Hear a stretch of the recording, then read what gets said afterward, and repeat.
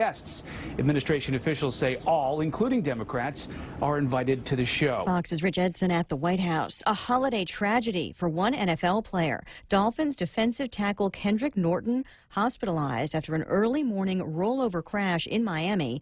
Doctors had to amputate one of his arms. No other details yet on his condition. This is Fox News. The summer of Jeep, Compass, Cherokee, Wrangler, Cars Plus in Mighty. Your new adventure starts now. Buy the 2019 Motor Trend SUV of the year and get a new Jeep Wrangler Sport for $268 per paycheck. Or get a new Jeep Compass Sport, only $167 per paycheck. Let them hear you coming in the new 2019 Jeep Cherokee. Buy for $205 per paycheck. And get financing as low as 1.99% on all Jeep models. Come see why you'll be kicking it at Cars Plus in Mighty. Driven by you. Hafaday, this is Congressman Nicholas. Our office is currently visiting our villages, providing contact information for our office and taking any inquiries we may be of service with. All vehicles and staff are appropriately identified for your safety. Please feel free to let our constituent outreach team know how we can be of service to you, and thank you for your kindness. This ad was paid for with official funds from the office of Congressman Michael F.Q. San Nicolas. President Trump says his administration is still working to include a citizenship question on the 2020 census, possibly by executive order, Axios is reporting. This prompting a reversal at the Justice and Commerce Departments, which had said printing without the question was proceeding. It's still not clear what's legally possible after last week's Supreme Court ruling sending the fight back to lower courts. Electronic eyes in the sky, part of the beefed up security for the annual Macy's fireworks display in New York. About 3 million people are expected to gather across 3 of New York City's boroughs to watch this show, which is happening along the East River, and that means thousands and thousands of police officers. While there are no credible threats against the festivities, law enforcement's taking no chances, inspecting bags, blocking traffic, and also using personal radiation detection equipment and canine officers trained to find explosives. This year, though, they're also using drones. Drones will fly 400 feet up, letting police monitor crowds and feed back that video to cell phones and command centers. They're also using sensors that will monitor for other drones that should not be flying. Fox's Jackie Heinrich. San Francisco will paint over a mural depicting George Washington's life that some have deemed insensitive. The mural was painted in the 1930s and depicts not only Washington's life as a soldier and statesman, but also contains images of the deaths of Native Americans and slaves working at Washington's Mount Vernon home. Some say racial and ethnic sensitivities of today are leading to the covering of this mural, and perhaps a similar fate for other depictions of the time. The mural, located at a high school named for Washington, was once considered innovative and educational. As legacies of founding fathers are re-examined, such depictions are also getting a second look. Fox's Gernal Scott. The city will spend up to $600,000 to cover the mural. And Lisa Brady. This is Fox News. Hey, welcome to this Subway ad for the new club collection. How do you want it? I'll take a book club. Absolutely. So, last week we sunk our teeth into Subway's meaty new release, the Steak Club. I didn't finish it yet. Oh, not again, Sandra. This week, it's the new Southwest Chicken Club, also by Subway. No spoilers, but there's a tasty twist. Jalapeno cheddar bread and guacamole? Sandra, get out. Subway, make it what you want. Good ending. Limited time only at participating restaurants. Let's go for a drive. Let's take a stroll. Let's gallivant. Let's go cruising. We all have different ways to describe how we get up and go in our cars. But whatever you may call it, you can do more of it when you save 6% off your fuel purchases at any Shell station when you use your eligible Bank of Guam Visa and MasterCard credit cards. So stop by any Guam or CNMI Shell station and start saving today. Visit bankofguam.com for more information. Terms and conditions apply. Bank of Guam, the People's Bank. Member FDIC. Get a half gallon of Minute Maid orange juice for only $1.99 when you fuel up on $35 or more of premium high performance fuel. Conditions apply. See stores for details. Circle K. Take it easy. Get a half gallon of Dairy Gold milk for only $1.99 when you fuel up on $35 or more of premium high performance fuel. Conditions apply. See stores for details. Circle K. Take it easy. Get a $7 meal for only $1.99 when you fuel up on $35 or more of premium high performance fuel. Conditions apply. See stores for details. Circle K. Take it easy.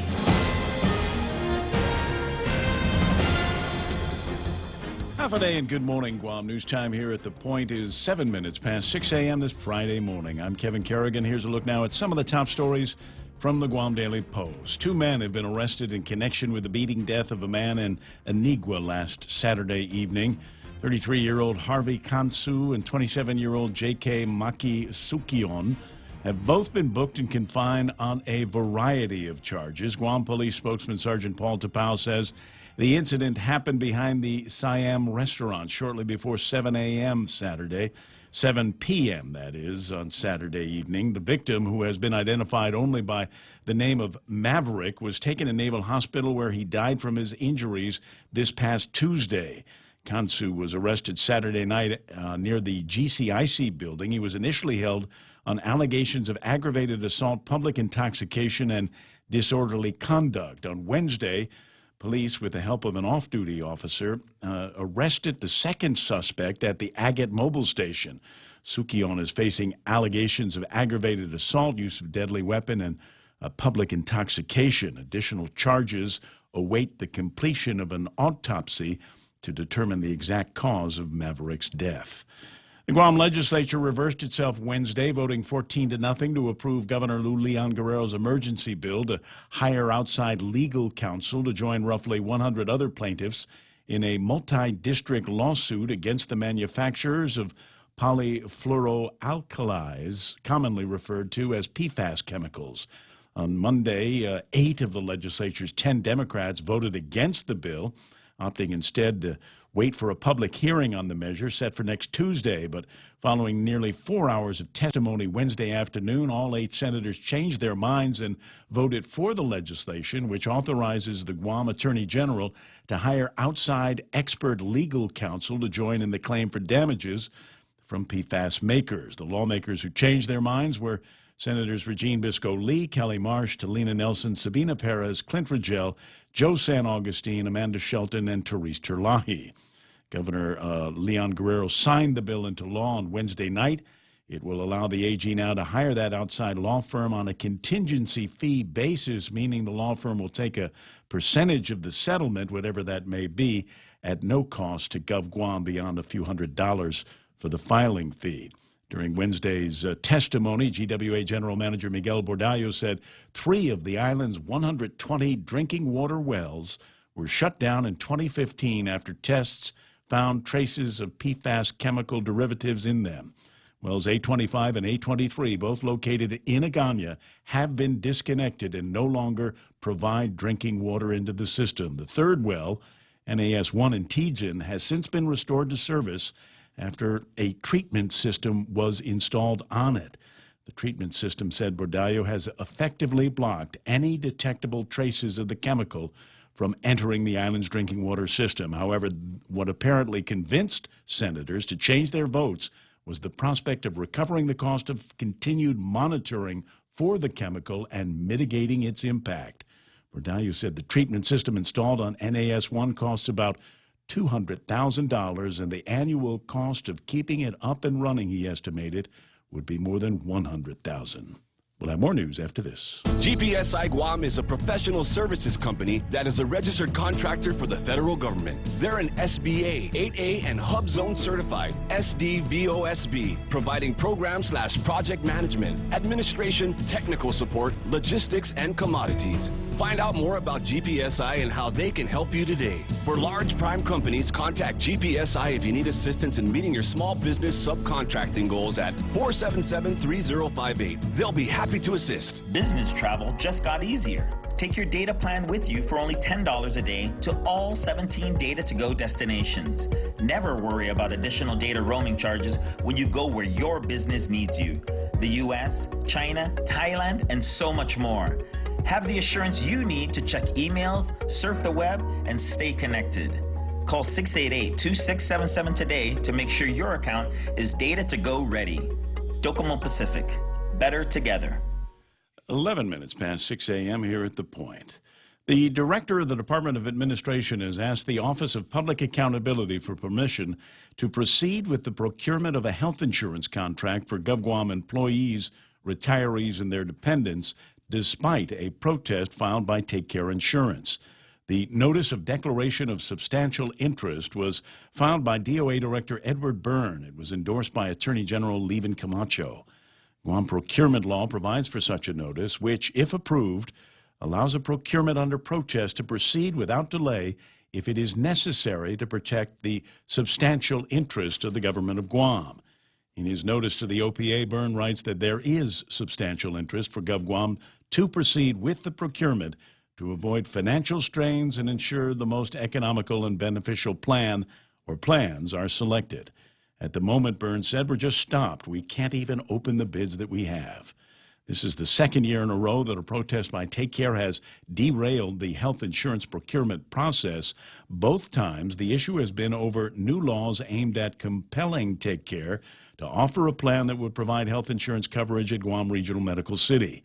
In response to the notice filed by Byrne, Take Care Wednesday issued a statement saying it is Take Care's position that its appeal of the GovGuam Health Insurance Plan should be heard by the Office of the Public Auditor. In Hawaii last week, Wagner Gurgis, the former president and managing director of Guam Resource Recovery Partners, was sentenced to 5 years in jail after being convicted of tax fraud. According to a Wednesday release from the Department of Justice on June 27th, Hawaii District Court Judge Helen Gilmore ordered Gurgis to serve 3 years of supervised release in addition to 5 years in jail, as well as pay $3.3 million in restitution to the IRS. Gurgis and co-conspirator Michael Higa, certified public accountant, were both found guilty last November in a scheme to divert funds from Gurgis's business entities for his own personal benefit and to avoid paying federal employment, corporate, and individual income taxes. Gurgis had a number of business interests in Hawaii, the FSM, as well as here on Guam, where for the past 20 years, GRRP has sought to construct a waste-to-energy plant in Guatale.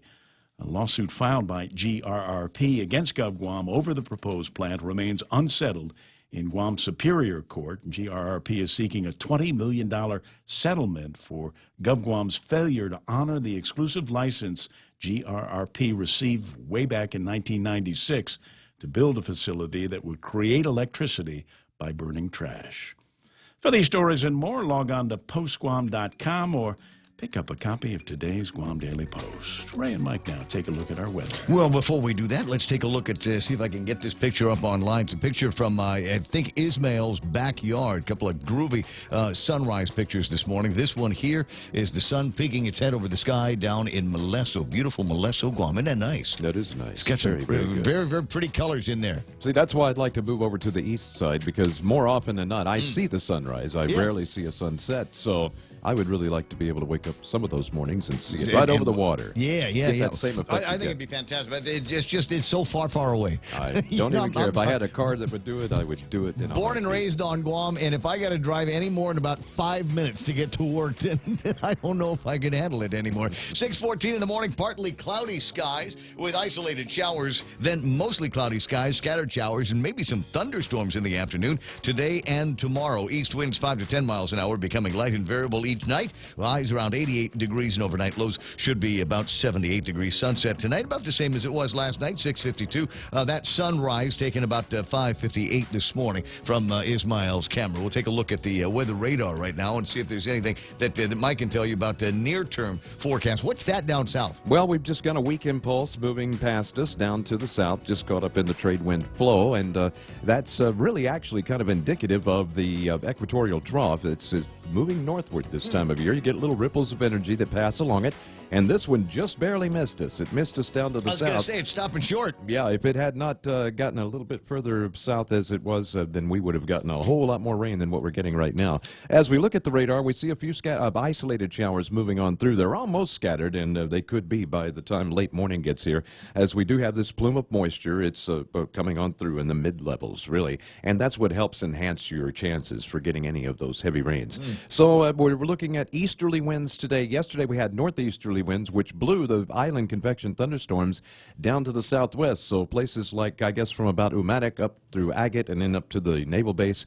they really got hammered hard yesterday, and they got a lot of rain. Today it looks like this I was will at shift. Gun Beach and watched it wash right over That's the right. central highlands of the island and said it's staying right over there. It was perfect. Yeah, it's going to be different today, though, because our winds now will shift to the east, and that means you're going to have more thunderstorms in central western Guam, so areas like, well, let's say Agana, Tamuning, Tuman, the populated areas, and then, of course, PT and some of those areas down west, maybe even the military base as well, because anything on the west side of the island today, all along the coast could stand a chance of seeing some of these thunderstorms as they pop up later on this afternoon, and could be some pretty heavy rain that comes along with them. So, Gotcha. Yeah, we see right there, no large-scale stuff. That blob down to the south, you can see we're right in the middle. That's that thing we were looking at on radar. Not a whole lot downstream, so just this moisture, these island thunderstorms, and they will decrease a bit as we go through each day of the weekend. All right. Chances of grill marks this weekend? There is a chance. In case you didn't get grill marks yesterday. Yeah, Sunday will be the best day, but Saturday looks okay, too. All right. Because, Saturday night we got the big Glock party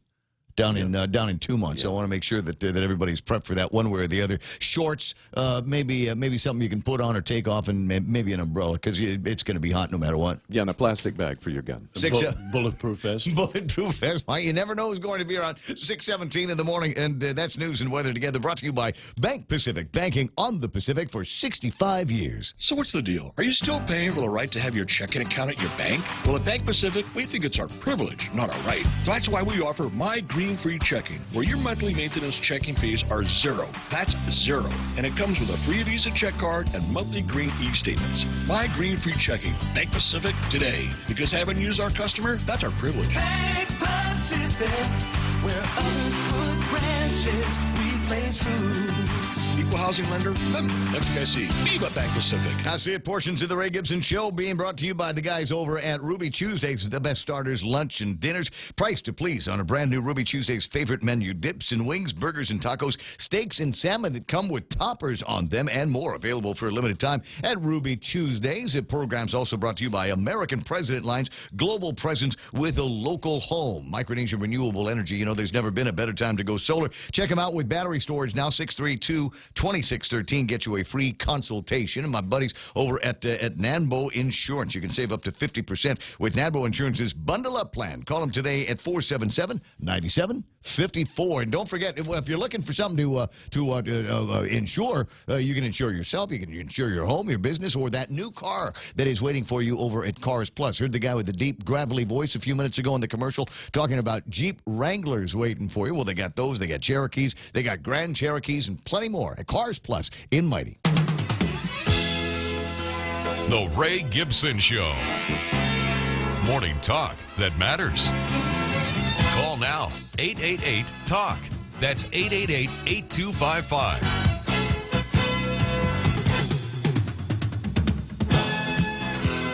Morning talk that matters. What, the day after the 4th of July holiday? You got to be kidding me. I'll admit it right now, I'm going to phone it in today. I'm gonna phone the show in today. That's not true. You know me. I'm always trying to be at the top of the game and bring you what I consider to be the most interesting stuff out there. And there are some really, really interesting things going on. And now that is not to say that it will all 100% be the most fascinating and tantalizing and provocative topics that we're going to be going after. I'll try. I'll do my best. But like I said, it's Friday after a Thursday holiday, moving into what is going to it's going to be a holiday weekend.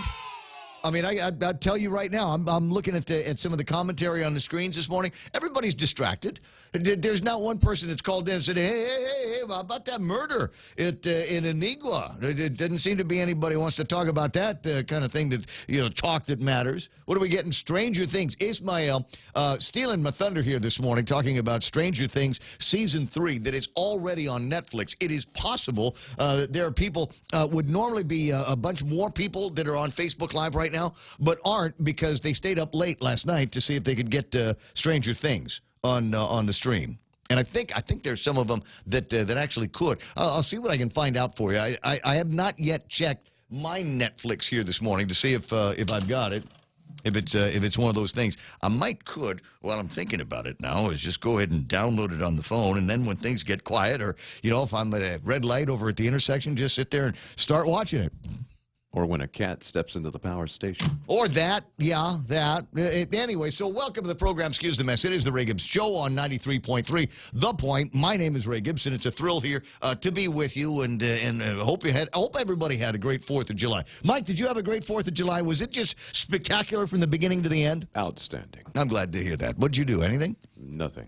Absolutely. Really? I ate guacamole. Nice. Oh, yeah. Oh, from the avocados that Ken brought over. Mm-hmm. Yeah, I walked over to Ocopelas, grabbed a tomato, and I've already had the salt and lemon juice, and so about noontime I got to prepping it. Whoa, it was a lot of guacamole, man. Nice, good for you. Good for you. I haven't even started on that stuff yet. I mean, I got about. Well, I'll tell you about my 4th of July here in a couple of minutes. Kevin Kerrigan, who said that his quest was going to be sleeping, caught up with that. Yep. Nice. Did you want me to tell you about my dreams? Yeah, tell me. What'd you get? I forgot.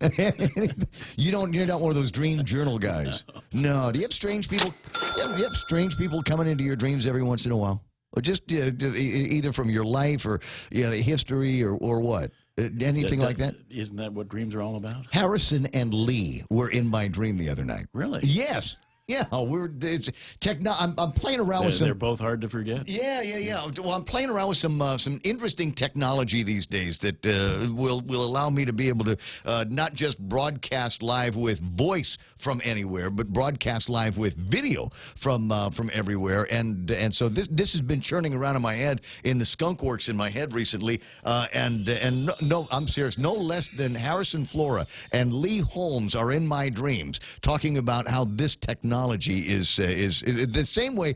I remember when it was several years ago, we were testing out cable modems. We were the first among the first people, and they brought out racks and racks and racks of these cable modems, which should have been easy to work with now because we've got glass fiber cable all over the place. And yeah, we were playing around with that new technology then as well. So there's reason for that kind of thing to be in my head. It's either that or I don't know. Maybe there was just something that's one of those Ebenezer Scrooge moments. Well, what did I have for dinner? Maybe an undigested mustard seed or something like that. Hey, we'll take care of all of the rest of the stuff that's floating around in my head. But first, we got to welcome everybody on Facebook Live.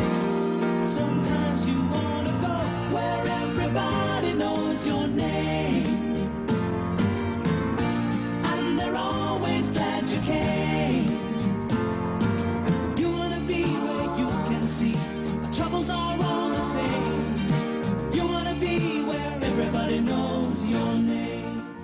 And let me see who's on first. John Ray came in first. There's John B. St. Nicholas, Landon Nadler, Ismail at number 4. But like I said, he gets extra credit for coming in with a pretty sunrise picture this morning. Cousin Tommy Barcinas online, Dennis Ben-Sur, Mark Mendiola, Lynn Vinceboro Polino, Evan Montville Cohen, and Eric McKinnon online with me this morning. Also, Patty Santiago, I see Nate Horn is there saying it's Friday. Hey, Jeanette Suzuki is online. That's cool. JD Taimenglu is there. I got Bill Cruz. Here's an interesting new name, AC Undo TF. I'm saying it undo, but it could be pronounced undo. Undo. Short for Udu? I don't know. I'm going to learn more about AC Undo TF. I see Charlene Marchessault is online, Evergreen, South Guam. Valerie Lynn Maiga, what are you doing awake this morning? Weren't you up late last night seeing all of the MWR Star Spangled 4th of July celebration down at Polaris Point? I was close. I was very, very, a lot going on yesterday in a bunch of different places that I had to be, and I was very, very close to trying to sort out whether I was going to either go to the one at Paseo or the one down at Polaris. And I got in the car, and I'm driving down in that direction, and my car pulled towards Route 8 so I could go home. I figured, okay, maybe it has been enough of a day, and what else am I going to learn about the 4th of July? And I figured, never mind. I woke up at 4 o'clock in the morning just yesterday anyway because it was a weekday, and started with a run. But I figured about 7 o'clock last night after the sunset over at the Flotilla. I figured, yeah, I'm going to go ahead and call it a day. Zaywert, Franco Julian is online. Tim Lahan, Simon Sanchez, Noreen Hanyu Blas Ada Tovis Phillips is online. I'm going to shorten that and just say good morning to Princess Rainey. Nice to see you online here this morning. Ryan St. Nicholas is there. Mark Cruz, who I believe is in Los Angeles right now, checking to see if he's safe from the earthquake. Jackie Cabrera is online. Zayward Franco Julian is there. Florence Cruz. And Mark says from waving from the Children's Hospital of Los Angeles. And I did tap you a message, so you might want to check. James Lester Lanzo's there. I got Jim Schmidt, John Regis, Bruce Johnson, who says there ought to be a law against middle-of-the-week holidays. I don't know. I don't know about that. There is that weird coming back from the day off only to prep yourself for another couple of days off. Yeah. And I can't really say that there's anything wrong with that. I don't know that it was any more difficult to get ready for things this morning than it is on any other weekday. I don't know. I agree with this. I hate middle of the week holidays. It throws me out of my rhythm. So I'd rather they just put it at the beginning or at the end. Or at the end. Yeah. Yeah. Okay. Is that something we should make, like an Organic Act thing? I think the legislature could make that happen. They seem to want to make everything else happen. Yeah. I guess, well, it's just, I'm trying to maybe they could pass a law to make Guam affordable. I'm trying to figure out how I want to suggest that there was for a moment a defiant legislature saying, yeah, we understand the urgency, but we've got transparency issues, and we want the people of Guam to have an opportunity to have a say in this new bill that we're talking about, and what with all the other spending that's going on, and yada yada. And then I don't know. Then there's, what do you call it? Uncle Carl Gutierrez is online. Uncle Carl, what do you call that thing that you put around in the Carabao's nose? So that you can put a rope on it, and then you can pull the Carabao pretty much anywhere you want because it's got a ring in the nose with a rope attached to it. What's the name of it? Does the legislature now have one of those on that has been installed by Adeloop in the last 48 hours? There's a name for it. It's a ring, but I don't know what the word for it is in Chamorro. Somebody help me out with that. Randy Kruger's there. As I said, former Governor Carl T.C. Gutierrez is online. Bob Komatsu is hanging out with us this morning. Mark says 3.4 shake here. Epicenter was in Death Valley. We're 6.4 there. And if you've got friends, relatives in the Las Vegas area, check on them because apparently it was felt there as well, according to the reports from Mark S. Cruz. Eunice Mendiola is hanging out with us. Bob Agagi from Seattle, Washington, where they are celebrating the 4th of July. What time is it in Seattle? Quick, no fast. I have no idea. None whatsoever. Yeah. We just know that it's yesterday our time, right? So if it's 6:28 in the morning, about 3 in the afternoon there? Would you get that? It's noon in Hawaii. Pick up another couple of hours, 2:33, something like that in the afternoon. I'm approximating it, of course, in my head. But the question is, Rob, did you already buy all the booze that you need? Because I remember being in Washington, in Seattle, Washington, on a 4th of July a few years ago, and there was a mad dash to make it to the liquor store before they were told, before state law says they have to stop selling beer and liquor and wine. About 1:30 in the afternoon. About 1:30 in the afternoon. So I think there might still be time for Rob to go out and hit the package store on if that is still a law. I mean, this was 20 years ago or something like that. The word you're looking for, and I know I'm going to butcher it because I do not speak Chamorro, Madok at Goya. Where'd you get that? Who told you that one? I looked it up. Oh, you did? Yeah, Chamorro to English translation here. Madok at Goya, pronunciation meaning hole in which a nose ring of a Carabao is inserted. So that's just the hole. But what's the name of the thing that goes in the hole? I guess that'd be the Madok. And I'm pretty sure you did butcher it. I'm born and raised here. I don't think I've ever actually heard words put together that way. But I'm not going to give you a hard time. I'm not going to do that because that's frankly what has held me back over a number of years from pursuing the studies of Chamorros. Right. Whenever I do try to say a word in Chamorro, it comes out wrong. Yeah. And it's not bad wrong. It's not like like Holly just came to Guam the other day and tried to pronounce a word wrong. It's like you should know better wrong. Yeah, I'm still working on my Filipino, so yeah. Can we play that Mike Sinico? How did the guy say it? Nicolas. We got to play that one again later on. George Rangel is online. I got Mingo Ree and who else is hanging around? I am going to Palau tonight for the weekend and will return next week. I will think of you when I stuff my face with friends' baby parrotfish for lunch and dinner and then some. I appreciate that. I'm trying to think if I want anything from Palau right right now. You got me thinking baby parrotfish. I don't know how well that would travel after it's already been cooked. So I don't know. Maybe some stuffed crab if you're going to swing by Janos on the way. Don't put yourself out, but you mentioned it. You started it. Pat and Norma Jean Flores, Pat Bomba, Valerie Maiga is there. Great celebration yesterday at Polaris, but on my way in this morning, trying to make it to work, Tina Gumatauta, Doris Mendiola, Melina Montanotnia, I got Janice Uggan, Rick Leon, Linda Gabriel, and Tommy Martinez Aguero, who was reporting in this morning from Port Orchard out in Washington. You and Bob Aggie got to be getting together and hit the liquor store. Teach them how to do a barbecue. I remember the 4th of July, that particular 4th of July. Stands out in my head for many reasons. But one of them was they said, she said, we're going to a barbecue. And I thought, oh, this is great. We're going to hang out. All the Chamorro kids in Washington State, we're all going to get together. We're going to have a terrific kind of Guam-style barbecue. And I got there, and it was hot dogs and buns. And condiments for hot dogs and hamburgers and that kind of thing. And I'm like, where's the chicken and the ribs and the red rice? And she looks at me and says, no, sorry. Wrong other kind of barbecue. The star-spangled red, white, and blue barbecue, not the one that we're used to on Guam. Hey, shucks. 6:32 in the morning and time for headlines from the Guam Daily Post. Here's Kevin Kerrigan. Half a day and good morning, Guam. In the headlines from the Guam Daily Post this morning, a man convicted of threatening to burn down a public middle school and blow up an elementary school has been sentenced to 10 years in prison. John Daniel Nago, convicted in April of terroristic conduct and attempted violation of a court order. However, his sentence also includes time for multiple other crimes, including auto theft and check forgery. During his trial, testimony revealed Nago made threatening calls to 2 schools in December of last year. In a phone call to Benavente Middle School, he demanded to speak with a teacher, threatened to burn down the school when he was told the teacher wasn't available. He also called Finnegadjian Elementary trying to reach a teacher there, and he told the staff, better watch your school because he was going to blow it up. After the court issued its sentence against Nago, prosecuting attorney Jeremiah Luther issued a statement saying the people of Guam are relieved that the court saw fit to impose a serious sentence in this case, and we believe the community will be safer in light of the sentence. A former Department of Corrections officer pleaded guilty to official misconduct as a misdemeanor in Superior Court on Wednesday. Jerry Hokog appeared before Judge Anita Sicola for his change of plea.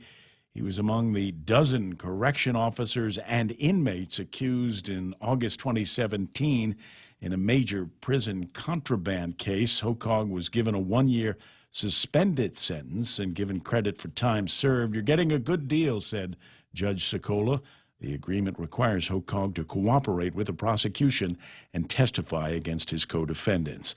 Guam Power Authority has received multiple reports from GPA customers, including island restaurants, of phone calls from an off-island number requesting customer payment over the phone or their power would be cut off.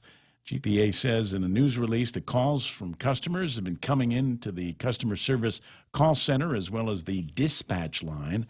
The utility advises the public that GPA employees do not initiate or make phone calls to customers to ask for immediate payment, nor do they threaten disconnection. GPA further warns that calls have been received from a Donald Roberts from GPA for an off-island telephone number. You're advised to contact a GPA if you receive such calls. For these stories and more, log on to postguam.com or pick up a copy of today's Guam Daily Post.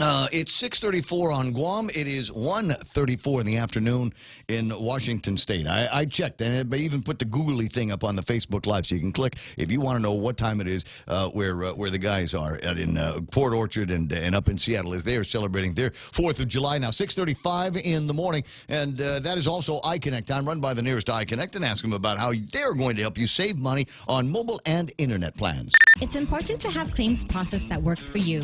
At Guahan Insurance Services, we make things simple and convenient. Same door you walk in to purchase your insurance is the same door you open to file your claim. We can't pretend that the car insurance claims process is fun, but we can promise a hassle-free and speedy recovery without any runarounds.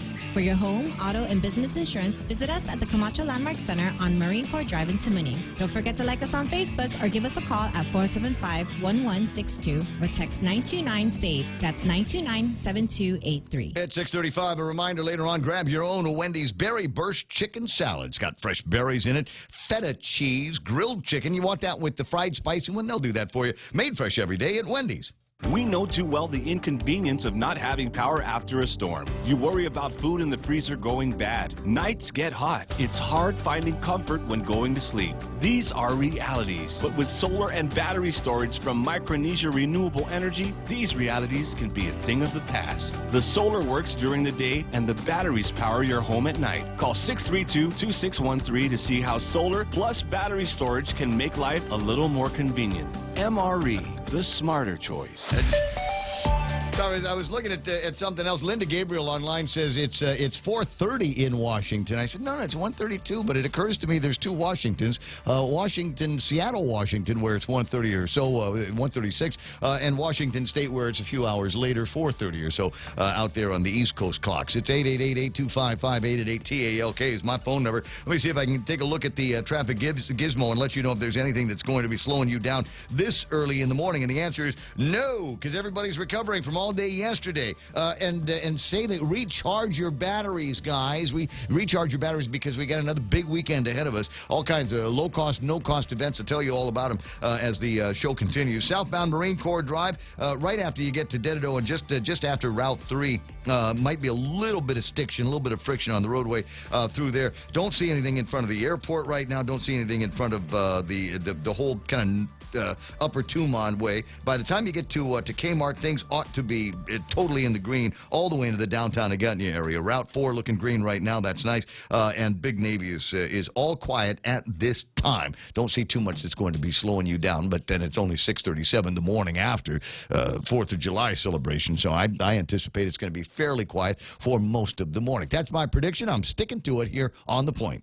Building a business is tough work. Big or small, Nanbo Insurance has your business covered. Nanbo takes the guesswork out of coverage to protect your investments. Over the years, Nanbo has worked with businesses of all sizes, from large hotels to small businesses. Nanbo Insurance will be your best asset. With Nanbo, you can also save big when you bundle up and insure your car, home, motorcycle, or business. Enjoy great savings, up to 50%. Visit nanbo.com or call 477-9754 for more details. It's the Ray Gibson Show. Morning talk that matters. Call now, 888-TALK. That's 888-8255.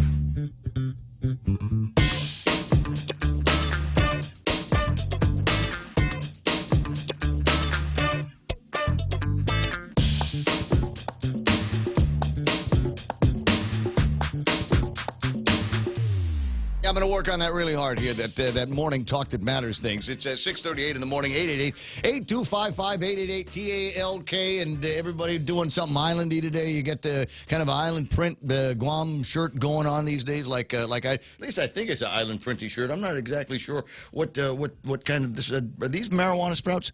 On the shirt? Yeah, they are. Okay, just check it. You never know anymore. Who cares, really? So where do we begin? Where shall we start today? What's Oh, it's always 420 somewhere, isn't it? I got you. I wonder, was wondering out loud with somebody whether that was going to be one of the aromas, one of the essences of the Red, White, and Boom party that was taking place over at Polaris Point. You know, the guys had them on the radio with me on Wednesday talking about the event and who was going to be coming, all the fun and activities. I said, will there be beer? And the guy said, yes, there will. I said, can I bring my own cooler? He says, no, you cannot bring your own cooler. We've got designated vendors for that kind of thing. And I thought, okay, I got you. I understand. And not a big problem. Just bring some folding money. We ought to be all right. And then I was wondering, you know, this would be the first of the 4th of Julys since there has been liberalization of recreational marijuana. And I was wondering, because it was a reggae band from Vegas, and I don't want to put, do too much by way of typecasting, but, generally you think about reggae bands and that whole kind of island vibe thing, that raga vibe, and generally you kind of associate that with marijuana. So I'm wondering if even on the normally sterile grounds of Polaris Point, whether or not there might have been some of that. Of course, I didn't go. I didn't make it all the way down there. Like I said, I figured that maybe it was time to call it a night. Right after sunset, and so went home to enjoy the rest of the 4th of July. Trying to catch up on Stranger Things. I put season 1 up on the television so I could get a little bit more of the essence of Stranger Things in my head before I watch it on the program on Netflix later on today. The season 3 should be up, and in fact, let me while I'm talking about it, go to the phone, the Netflix app on my phone, and see if it's got it. They've been promoting it for heavily on Netflix over the last bunch of days, so it's I'm sure it is. In fact, I know a couple of people that, like I said, celebrated the 4th of July, watched the fireworks, and then Netflix for season 3 of Stranger Things. Didn't it sound like it's apt for Guam? Doesn't that sound appropriate? Didn't it, like today's theme on the program on Facebook? It's Stranger Things, but you almost figure that it's Stranger Things on Guam pretty much all the time. We've got it kind of amazing what's going on and where priorities are. There it is, Netflix original Stranger Things, and it's got a play button underneath it, which means that I ought to be able to go and hit Stranger Things on my deal. All right, so see, now I'm going to be distracted all day long because I know it's on the phone now, and I know it's just right over there. I can pick it up and start looking at it any time. But there's more important things to do. I got Katie Baltazar Dodge is on, Kat Phillips Uggan, Therese Uggan Rigel, and Tom Tahadzi, Mary Park with a K, Carlos Barreto. Nice to see you there, buddy. Rut Rose and Heather Paris are online this morning, as is Linda Gabriel and a whole bunch of others on the Facebook Live. Great to have you here, and great to know even after a big 4th of July deal and staying up late to watch fireworks, you can still find the energy to start out with me today. So my 4th of July started rather early. I woke up at 4 and delighted that I didn't actually have to get up at 4. So I just kind of lounged into bed and picked up the phone and hit a couple of social media deals before I actually decided it was time to start moving, and that was about 5. And I needed to get moving because before 6 or so, I needed to be in the downtown Hagutnya area because that's where they lit off with the 47th running of the Spirit of 76 6.7-mile race. Now, I don't know that it is the longest annually held foot race event on Guam, but it seems to me it might be among them. I mean, Guam Running Club has been around for a long time. The Guam Marathon, the original Guam Marathon that we do, that Guam Running Club does here, actually predates the one in Honolulu. I want to say by a couple of years. So, you know, we've been heavy into the running scene here on Guam for a long, long time. So anyway, 47th running of the things, and I'd completely forgotten about the hills.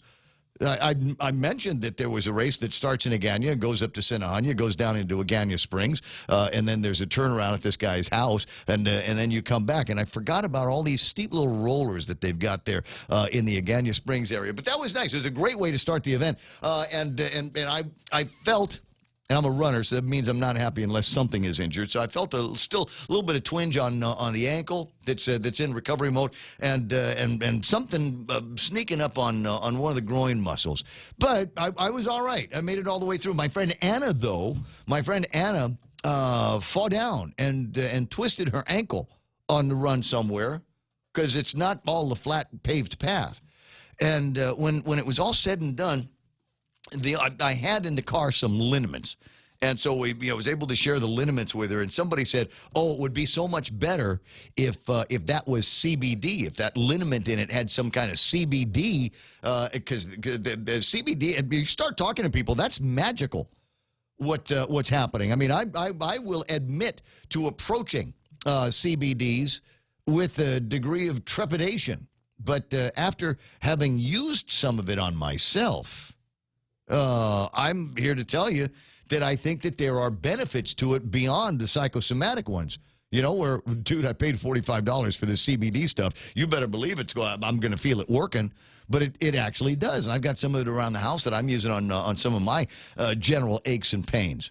But while we were there, somebody else, I'll tell you, her first name was Kathy.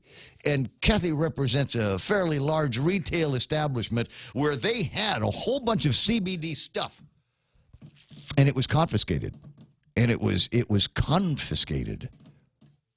Now, I don't know about you, but the CBD stuff that I've been using, I'm sprinkling it like on whatever I got happening, like people put Tabasco on everything that they've got. But I'm starting to be of the impression that maybe I better start rationing that stuff out. You know, I was always pretty generous with it. Somebody says, "Oh, my shoulder hurts." It says, "Hey, let me put some of this CBD stuff on it," and pretty soon the shoulder's not bothering him anymore. But now that they're talking about confiscation of CBD goodies all over the place, maybe I need to start rationing this, only using it for myself and only using it when I've got some serious pain going on. At least that's the thought in my head. Now I know some of you might be going, well, it's legal now.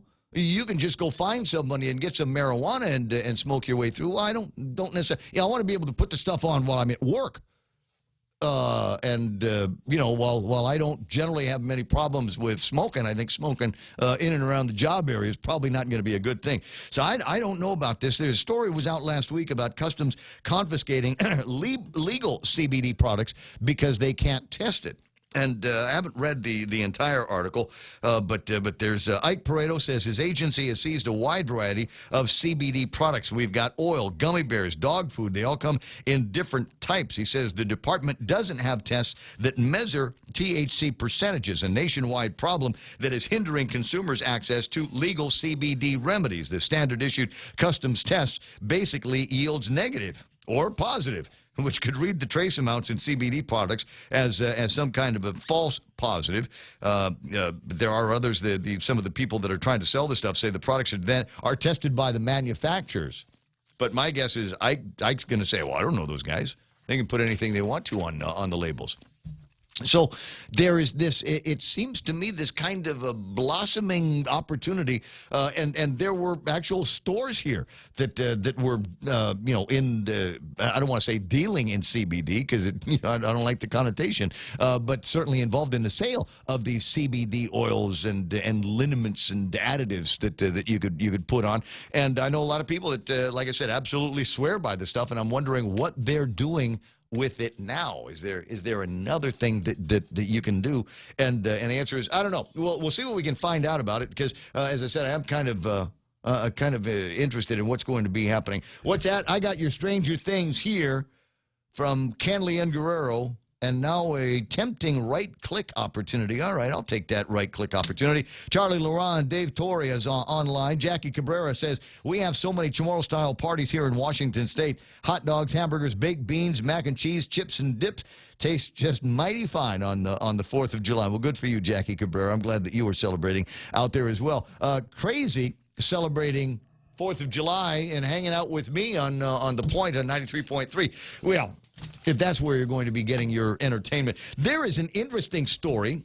Let me see if where did I stash it? It's in the I got a big pile of clippings today because there was a big pile of stuff in the news that was worth clipping out. And this one here, is this Los Angeles? San Francisco, California. A federal appeals court Wednesday upheld 2 city ordinances in Washington State, where Rob Agagi and Jackie and Tom Aguero are at, requiring bikini-clad baristas to wear more clothing. The unanimous decision by a 3-judge panel of the 9th Circuit Court of Appeals represented a victory for cities in their efforts to curb businesses that use scantily dressed female employees to attract customers. What kind of uptight towns are these? You'd figured San Francisco, Washington State, you'd think that there were people a little bit more hip with it, but apparently not. The ruling in the San Francisco-based court came in a case brought by Hillbilly Hotties, a bikini barista chain, and several female employees. They sued the city of Everett, Washington. Okay, Everett, yeah, that's uptight. Over 2 ordinances passed in 2017 requiring workers at coffee stands and similar establishments to cover up. A district judge blocked the laws on constitutional grounds, ruling that the ordinances were vague and violated free speech rights. In lifting the injunction Wednesday, the 9th Circuit Court said the dress code and lewd conduct laws were sufficiently clear and that any message of female empowerment the women intended intended to send would be lost on their customers. Bikini barista stands have operated in and around Everett since at least 2009. The women's attire is significantly more revealing than your typical bikini, the court noted, because some employees wear little more than pasties over their breasts and G-strings. Wouldn't that make the coffee taste better? After receiving nearly 40 complaints, Everett, north of Seattle, passed the ordinances which apply to coffee stands, fast food restaurants, delis, food trucks, coffee shops, and drive-through businesses. The baristas who challenged the law argued they were so vague that they would be difficult to enforce. I want this to go to the Supreme Court. I want this case to go all the way up to the Supreme Court. Is it possible that something like this could be happening here on Guam? Bikini-clad baristas, and if it were, this would be the perfect place to do it. I'm not saying that we need to have like stripper poles out there or anything like that. I'm just saying, a couple of pretty girls in bikinis and selling coffee. But there's nothing wrong with stripper poles. They're just poles. Don't discriminate. I hope that didn't come out with a discriminatory tone. Poor little poles. Sorry about that. But again, interesting story coming out of the Pacific Northwest, where friends are celebrating their 4th of July. In a more serious note here, the word was moving yesterday from the Guam Police Department about a body that was found out in Anigua near the Siam restaurant. And by and by, they picked up the unresponsive person, took him to the hospital where he died of his wounds. Right, happened last Saturday evening. Last Saturday? He died on Tuesday. Oh, I see. Okay, so that was the update on the story there, was that he had died. On Tuesday, yeah, he died. Okay, and now the police were able to they arrested make a couple of arrests? They arrested one guy on Saturday on aggravated assault charges, and the second guy on Wednesday. The charges of whatever murder or manslaughter are awaiting determination of the autopsy results. Right. Now that's a little bit concerning because we don't have an ME right now. We don't have a permanent one yet. Right. So in this case here, is there a clock that started on the arrests, or have they been formally charged with manslaughter or murder at this time? No, because they're awaiting the outcome of an autopsy, right? Yeah, that's right. So at which point does the clock start on a case that could bring them to trial? I guess what I'm worried about is we could bring them to trial on a murder charge, and they'd be able to say, well, you waited too long to charge us for this. I don't know. Good question. Huh. I know a lawyer. Maybe we can find a thought about that. I don't know about how much time he wants to spend talking about something like that on a Friday morning, but we'll see. That is, in my mind, kind of an interesting case. Also, one of them was picked up, and one of the original charges was a violation of a court order. I'm interested to find out what that is, primarily because there seem to be a whole lot of violations of court orders. Now, I'm wondering if there's anybody over at the court that is bothered by that. There's a story here about John Jr. Pangolinan. I started talking about this the other day. You can read up more on it in the last couple of days of Guam Daily Post. He violated a court order, broke into a home twice, and hit a woman. A 24-year-old man faces multiple charges after allegedly violating a court order to stay away from a woman, then breaking into her home, hurting her on 2 separate occasions. As we will be tell you at any given time, and for no reason, it's just a piece of paper. I'm just wondering, at what point are the judges who sit and clearly understand, they read the newspapers, they're listening to the radio, watching their TV. I don't know about that. At some point, when are they going to realize that the criminals do not respect the court at all? Why should they? None whatsoever. Go in, go out. It's a revolving door. On June 24th, a woman filed a report at the Agutnia precinct stating that the defendant showed up at her home and she was leaving. He followed her to her destination but eventually left. When she returned home, he was already inside waiting for her. As he walked in, he pushed her to the ground, trapped her there with his body, slapping her with one hand, put the other hand around her throat, and attempted to strangle her. The police were able to observe redness on her neck. So I'm just, when this guy goes back in front of the courts, I hope that he gets a judge. I'm hoping against hope because it just seems to me that everybody is down there as in let's make a deal mode, and maybe they can put him behind bars because clearly he doesn't care about the court order. He doesn't care that a judge already told him that he needed to stay away from this person. And he violated that. One of the guys involved in the murder in Anigua at the Siam violated that order as well. Interesting follow-up on the story. They're talking to employees at the Siam restaurant, and apparently this is something that they got to live with all the time. Is you got these guys, they're homeless, but they've got the means, not necessarily the means to find someplace to live, but they've got the means to be able to get their hands on some booze. So they're homeless and drunk, and because they spend all of their money on booze, they're hungry all the time, and so they'll apparently walk into the Siam asking, because it's a restaurant, saying, can we have some food? When the Siam people say no, they start harassing the customers. Wasn't that lovely? There you go. Friends, that's why whenever I'm in, if you see me in Anigua, I've got a pouch. Don't ask the contents. But that is just, it's ridiculous that people have got, these are things that we have got to stop getting used to. And these same people, I'm almost positive. I was looking at the perp pictures in a newspaper. I'm almost positive I've seen these guys among the zombie homeless that live and meander around the downtown Agutnia area. Got no job, got no place to go, just the resources to go bum some money from somewhere and go get themselves some booze and become a nuisance in the community. Many of them are migrant citizens, and suggestion that I've got, because apparently the ambassador is in town going to these meetings. You need to round them up. They are not here for the purposes that they said they were coming to Guam for, education, health care, or work. They need to be rounded up and sent back home until they've actually got something that feels like a plan. Anyway, 6:57 in the morning. We should not ought to have gotten used to things like that around here. The Department of Administration, another interesting story that is out there. Looks like they're going to proceed in place with whatever their plans are to get the procurement going. Well, they've asked the OPA for permission to do that. Well, we're waiting a decision, but that's what they want to do. Didn't they already get that from the Attorney General? No. Well, the Attorney General approved the request, but the appeal lies before the OPA, and the OPA has to decide. So okay, so once that happens, then they can start opening the bids that they've got. They don't want to redo the last one because they're not sure that the vendors are going to maintain the same prices for 2 years in a row. Yeah. Interesting case. 888-8255-888-TALK. Marquez on the line. Good morning, Lay. Hey, Hey,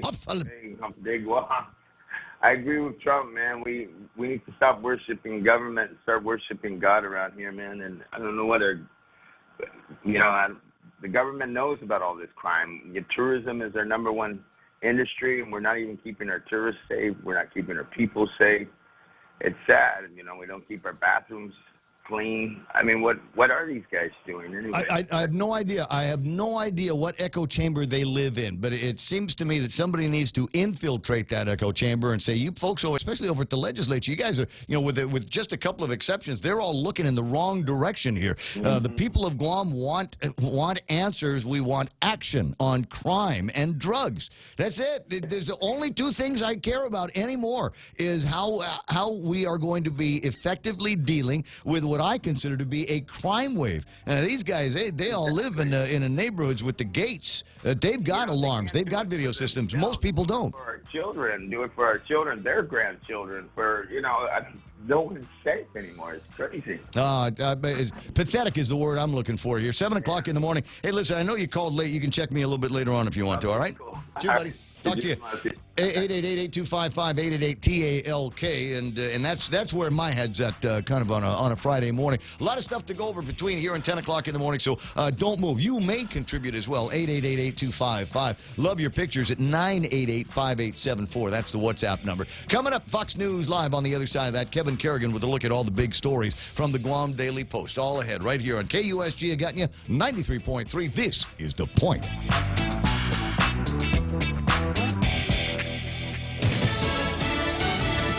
Dozens of aftershocks in Southern California. I'm Lisa Brady, Fox News. This after the largest quake in 20 years in Southern California, magnitude 6.4, centered near Ridgecrest, about 150 miles from L.A., and rattling residents from the Pacific all the way to Vegas. The last time we had an earthquake in Southern California above magnitude 6 was 1999.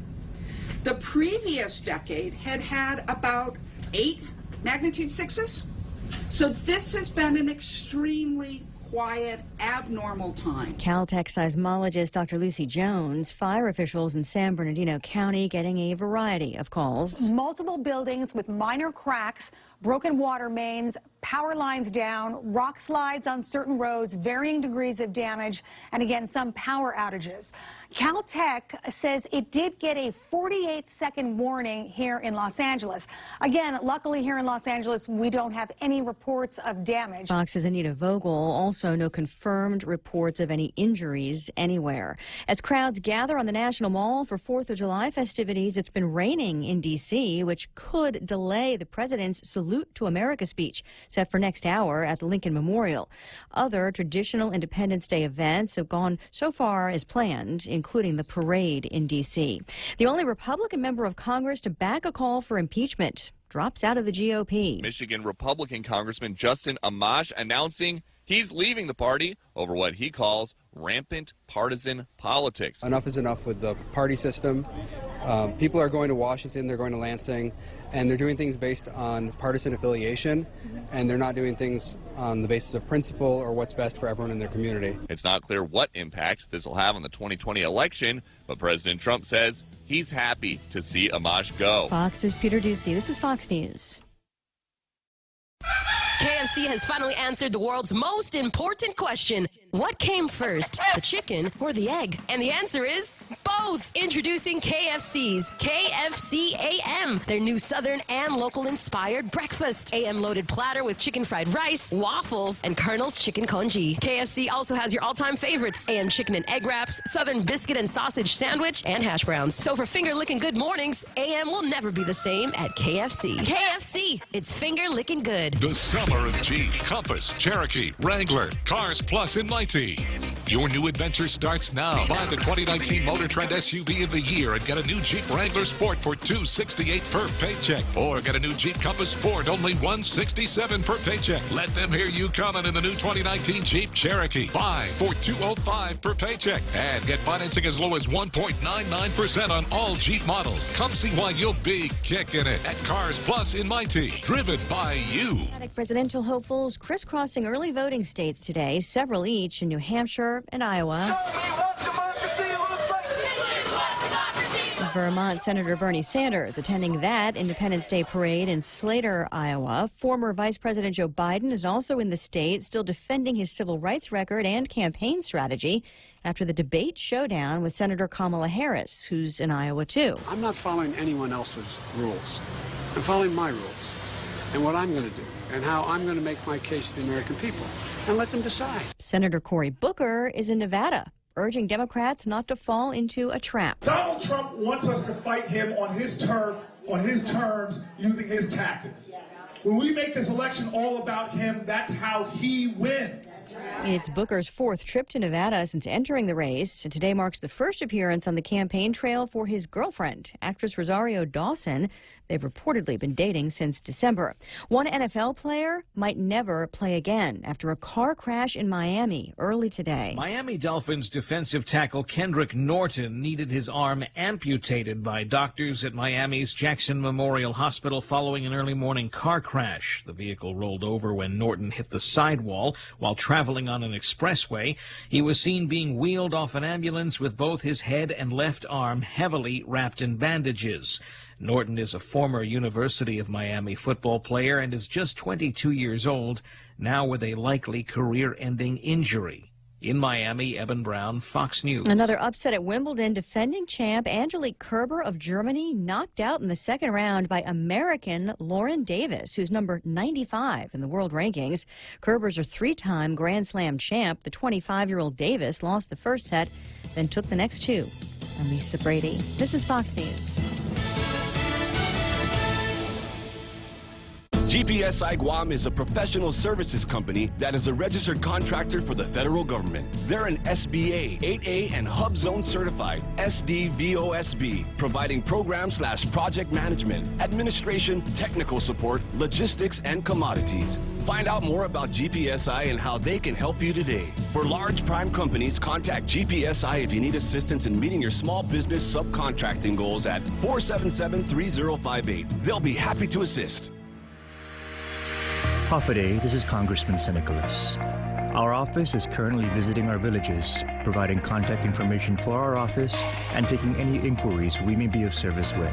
All vehicles and staff are appropriately identified for your safety. Please feel free to let our constituent outreach team know how we can be of service to you, and thank you for your kindness. This ad was paid for with official funds from the office of Congressman Michael F.Q. San Nicolas. Get 2 Pepsi 12-packs for only $8.99 when you fuel up on $35 or more of premium high-performance fuel. Conditions apply. See stores for details. Circle K. Take it easy. Get a Pepsi 12-pack for only $3.49 when you fuel up on $35 or more of premium high-performance fuel. Conditions apply. See store for details. Circle K. Take it easy. Get 2 Coke 12-packs for only $8.99 when you fuel up on $35 or more of premium high-performance fuel. Conditions apply. See stores for details. Circle K. Take it easy.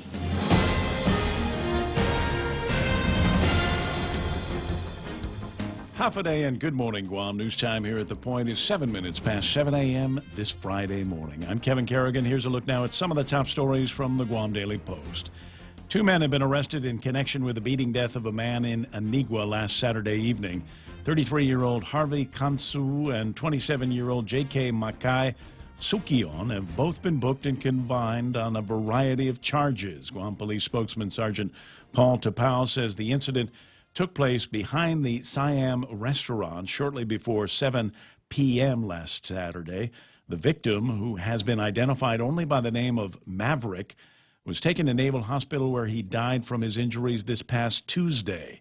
Kansu was arrested Saturday night near the GCIC building. He was initially held on allegations of aggravated assault, public intoxication, and disorderly conduct. On Wednesday, police, with the help of an off-duty officer, arrested the second suspect at the Agate Mobile Station. Sukion is facing allegations of aggravated assault, use of a deadly weapon, and public intoxication as well. Additional charges await the completion of an autopsy to determine the exact cause of Maverick's death. Guam legislature reversing itself Wednesday, voting 14-0 to approve Governor Lou Leon Guerrero's emergency bill to hire outside legal counsel to join roughly 100 other plaintiffs in a multi-district lawsuit against the manufacturers of polyfluoroalkyls, commonly referred to as PFAS chemicals. On Monday, 8 of the lawmakers voted against Bill 2-1-S, opting instead to hold a public hearing on the measure set for next Tuesday. However, following nearly 4 hours of testimony on Wednesday afternoon, all 8 senators changed their minds and voted for the legislation. The lawmakers who changed their minds were Senators Regine Biscoe-Lee, Kelly Marsh, Talina Nelson, Sabina Perez, Clint Rigel, Joe San Augustine, Amanda Shelton, and Therese Terlahi. Governor Leon Guerrero signed the bill into law Wednesday night. It'll allow the AG to hire an outside law firm on a contingency fee basis, meaning the law firm will take a percentage of the settlement, whatever that may be, at no cost to GovGuam, beyond a few $100s for the filing fee.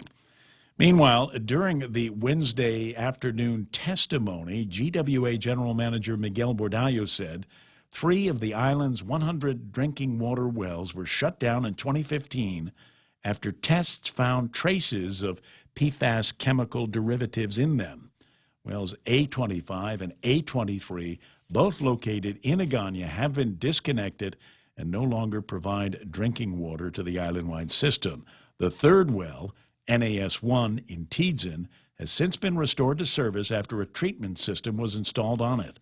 The treatment system, said Bordallo, has effectively blocked any detectable traces of the chemical from entering the island's drinking water system. However, what apparently convinced senators to change their votes Wednesday was the prospect of recovering the cost of the continued monitoring for the chemical and mitigating its impact. Bordallo said the treatment system installed on NAS-1 cost about $200,000, and the annual cost of keeping it up and running, he estimated, would be more than $100,000. We'll have more news after this. Let's go for a drive. Let's take a stroll. Let's gallivant. Let's go cruising. We all have different ways to describe how we get up and go in our cars. But whatever you may call it, you can do more of it when you save 6% off your fuel purchases at any Shell station when you use your eligible Bank of Guam Visa and MasterCard credit cards. So stop by any Guam or CNMI Shell station and start saving today. Visit bankofguam.com for more information. Terms and conditions apply. Bank of Guam, the People's Bank. Member FDIC. Hey, welcome to this Subway ad for the new club collection. How do you want it? I'll take a book club. Absolutely. So, last week we sunk our teeth into Subway's meaty new release, the Steak Club. I didn't finish it yet. Oh, not again, Sandra. This week, it's the new Southwest Chicken Club, also by Subway. No spoilers, but there's a tasty twist. Jalapeno cheddar bread and guacamole? Sandra, get out. Subway, make it what you want. Good ending. Limited time only at participating restaurants. 11 minutes past 7 a.m. here at The Point. A man convicted of threatening to burn down a public middle school and blow up an elementary school has been sentenced to 10 years in prison. John Daniel Nego was convicted in April of terroristic conduct and attempted violation of a court order. However, his sentence includes time for multiple crimes, including auto theft and check forgery. During his trial, testimony revealed Nego made threatening calls to two schools last December. In a phone call to Benavente Middle School, he demanded to speak with a teacher and threatened to burn down the school when he was told the teacher wasn't available to talk to him. He also called Finnegadgen Elementary, trying to reach the same teacher there, and he told the staff, "Better watch your school," because he was going to blow it up. After the court issued its sentence against Nego, prosecuting attorney Jeremiah Luther issued a statement saying, "The people of Guam are relieved that the court saw fit to impose a serious sentence in this case, and we believe that the community will be safer in light of the sentence." A former Department of Corrections officer pleading guilty to official misconduct as a misdemeanor in Superior Court on Wednesday. Jerry Hokog appeared before Judge Anita Sokola for his change of plea hearing. He was among the dozen corrections officers and inmates accused in a major prison contraband case initially filed back in August 2017. The agreement requires Hokog to cooperate with the prosecution and testify against his co-defendants. The additional charges against Hokog of conspiracy to promote major prison contraband and receiving bribes will be dismissed after he is sentenced, according to his plea agreement. Hokog will be given 1 year a suspended sentence, according to that plea agreement, with credit for time served. However, he won't be formally sentenced until a later date after the cases against his co-defendants have been completed. "You're getting a good deal," said Judge Sokola, who warned him if he does not cooperate with the AG's office, all the charges against him would be reinstated. For these stories and more, log on to postguam.com or pick up a copy of today's Guam Daily Post. Ray and Mike now take a look at our weekend weather. So, we're making deals over at the courthouse? That's not a deal, bro. That was the lottery. Oh, man. You want to talk about striking gold here. So they're going to be getting deals out of all of the rest of these guys. Isn't that what what they do down there? And the answer to the question is why we can't control crime is because we know that there's no punishment around here. Just get into the meth business. There's no penalty for being a meth head on Guam or meth dealer. I don't recall any of our judges' names being Monty Hall. Apparently, we ought to start naming them so. that, and the van is over at the AG's office. Partly cloudy today with isolated showers this morning, then mostly cloudy skies, scattered showers, and isolated thunderstorms in the afternoon today and tomorrow. East winds 5 to 10 miles an hour, becoming light and variable over the evenings. Highs around 88 degrees and overnight lows of about 78 degrees. 6:52 for sunset tonight. So let's talk about the calculus, the science behind how it's possible that it can be sunny on one side of the island, and you've got gray storm clouds moving over another part of the island, bringing thunderstorms and rain that some people didn't even see. Yeah, what happened is yesterday, as the situation developed in the afternoon, the winds shifted to the northeast. Keep in mind, as you're looking here at the map of Guam, you can see the radar, and Guam is kind of situated in a northeast to southwest line. Yeah. And so that was bringing the moisture over the length of the island, and so it was getting a lot of island heat to help build up and rise up into the atmosphere. So by the time it got down to the southwestern portions of the island, which, by the way, look like they're getting hit pretty good right now as well. It looks like there's a big rainstorm down south. Yeah, definitely there is. So they're getting some more right at this time. But that's what helped those showers get so big down there, but it kept it from happening up to the points north and east, because that's where the moisture starts to get over the land and start to lift. So, it's a crazy kind of phenomenon. I don't want to spend too much time on it. I'm looking at the radar right now, and we're watching that blobage that looked like it was stopping short. It looks like it might be drifting north a little bit. Some of it could be. Some of that energy could be coming up this way, so we'll have to keep an eye out for that, especially down south where they're getting a heavy shower now. Also note that winds have shifted to the east, so we'll get more of those island convection thunderstorms, but they will be affecting mostly the western shoreline of the island, but that could take place from Retidian all the way down to Umatic. So that's what we can look forward to right now. Rain chances, kind of hit and miss, but the good news is they go down each day going forward, and Sunday looks like it's going to be Sunday good for grill marks. All right, I'll keep that in mind. 7:16 and Sunday is Conquer. Sunday is Conquer. Right. There could be some grill markets of all kinds of. There could be other marks coming through, black and blue, as a matter of fact. Jerry Roberts in the studio. Hey, good morning. It's not time for you yet. Not time? No. I'll go back home then. No. We can get you. Oh. Well, that's easy. Well, what time is it? It's 7:16. Oh. So I just finished the weather. We just finished the news and the weather, and then we'll play some commercials, and I'll do a little bit of yak and then bring in. Cool. Same way we've been doing a year and a half. Good. All right, I didn't ask for that light to go on. I'm just standing there. Oh, okay. Well, because Mike wanted your mic to go on, I guess.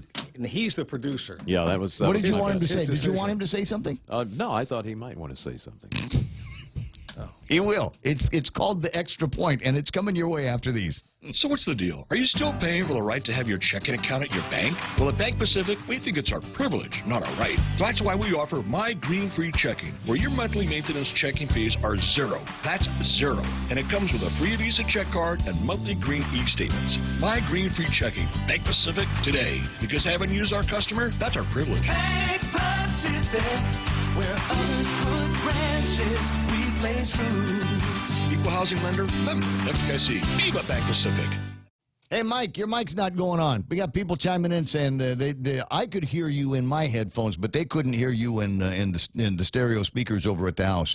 So something must have been punched out on your side. 7:17 in the morning. Portions of the Ray Gibson Show being brought to you by my pals over at Ruby Tuesdays. They've always got something big going on. You got to look forward to tomorrow. Not tomorrow, but next Tuesday, because they've got this thing that starts with 2 open and endless garden bars. That's fantastic. But anyway, for today, check out their starters, lunch and dinners, price to please on a brand new Ruby Tuesdays favorites menu. Dips and wings, burgers and tacos, steaks and salmon with toppers, and plenty more over at Ruby Tuesdays. Portions of the program also brought to you by American President Lines. APL has got a new logo phrase here, global presence with a local home. I kind of like that. Maybe one of these days I'll give Charlie a ring and get an idea from him on what exactly that means to you and the shipping business that you might be in. Micronesia Renewable Energy, never been a better time to go solar, because now they've got batteries that can save up the energy from the sun's rays. 632-2613 for your free consultation. And the guys,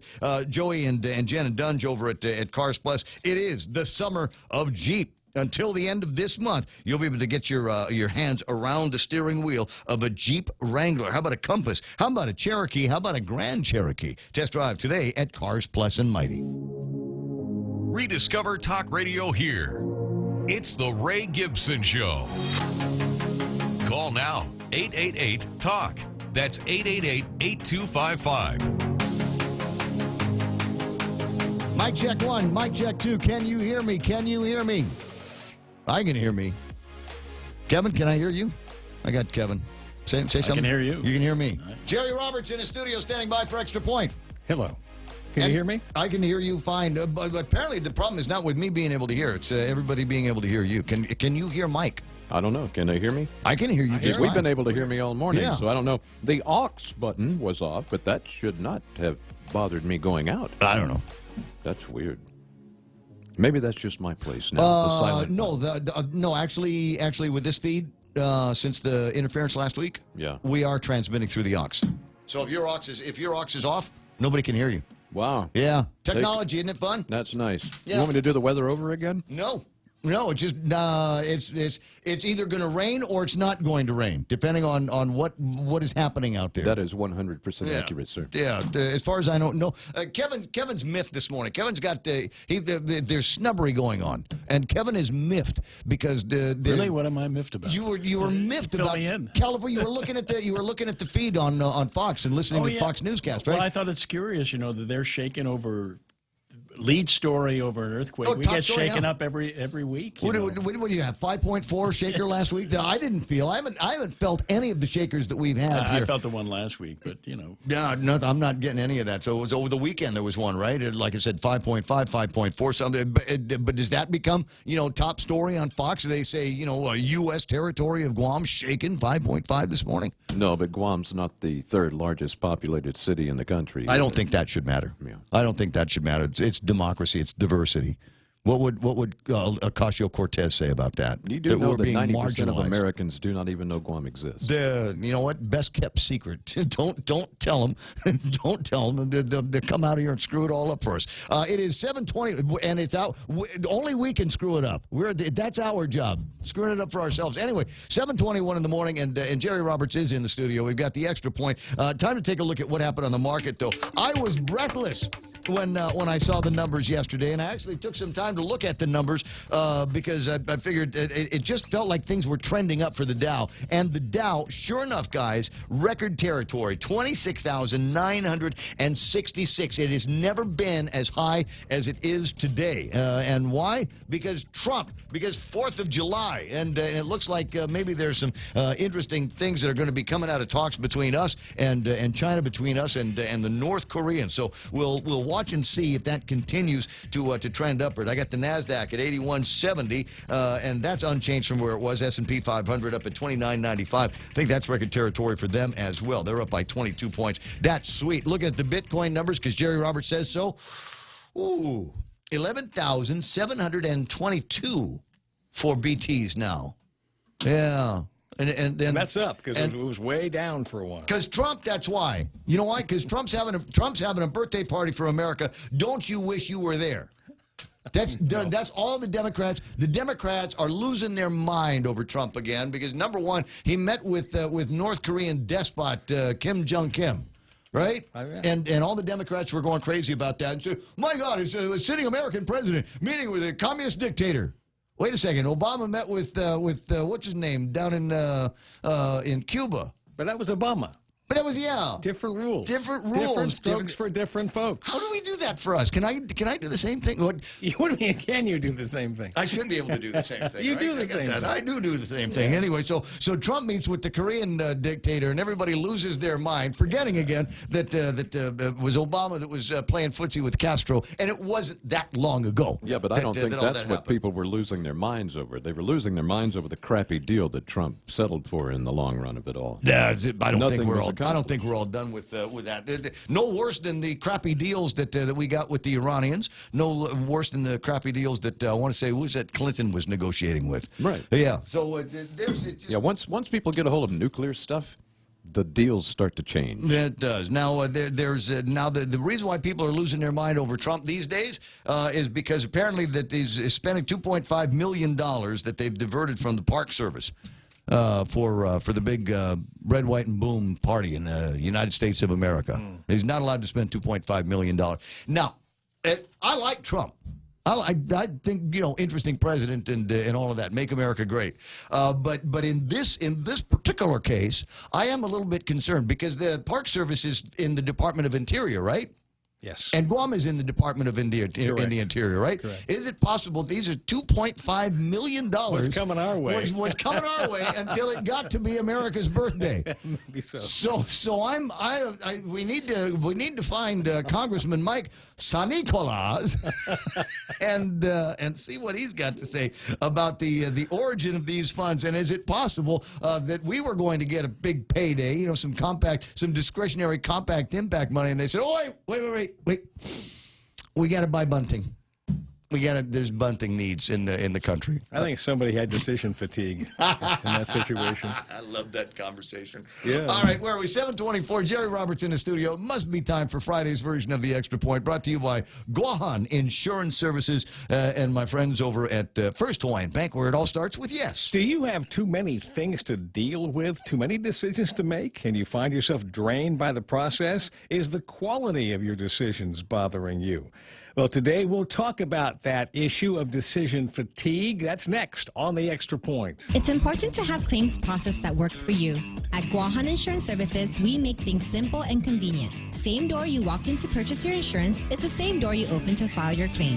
We can't pretend that the car insurance claims process is fun, but we can promise a hassle-free and speedy recovery without any runarounds.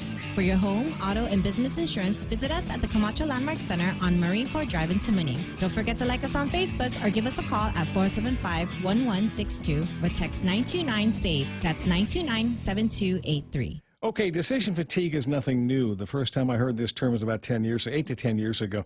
It's a term coined by social psychologist Roy Baumeister a number of years ago, that the ability to make good choices tends to deteriorate after we've been making decisions for an extended period.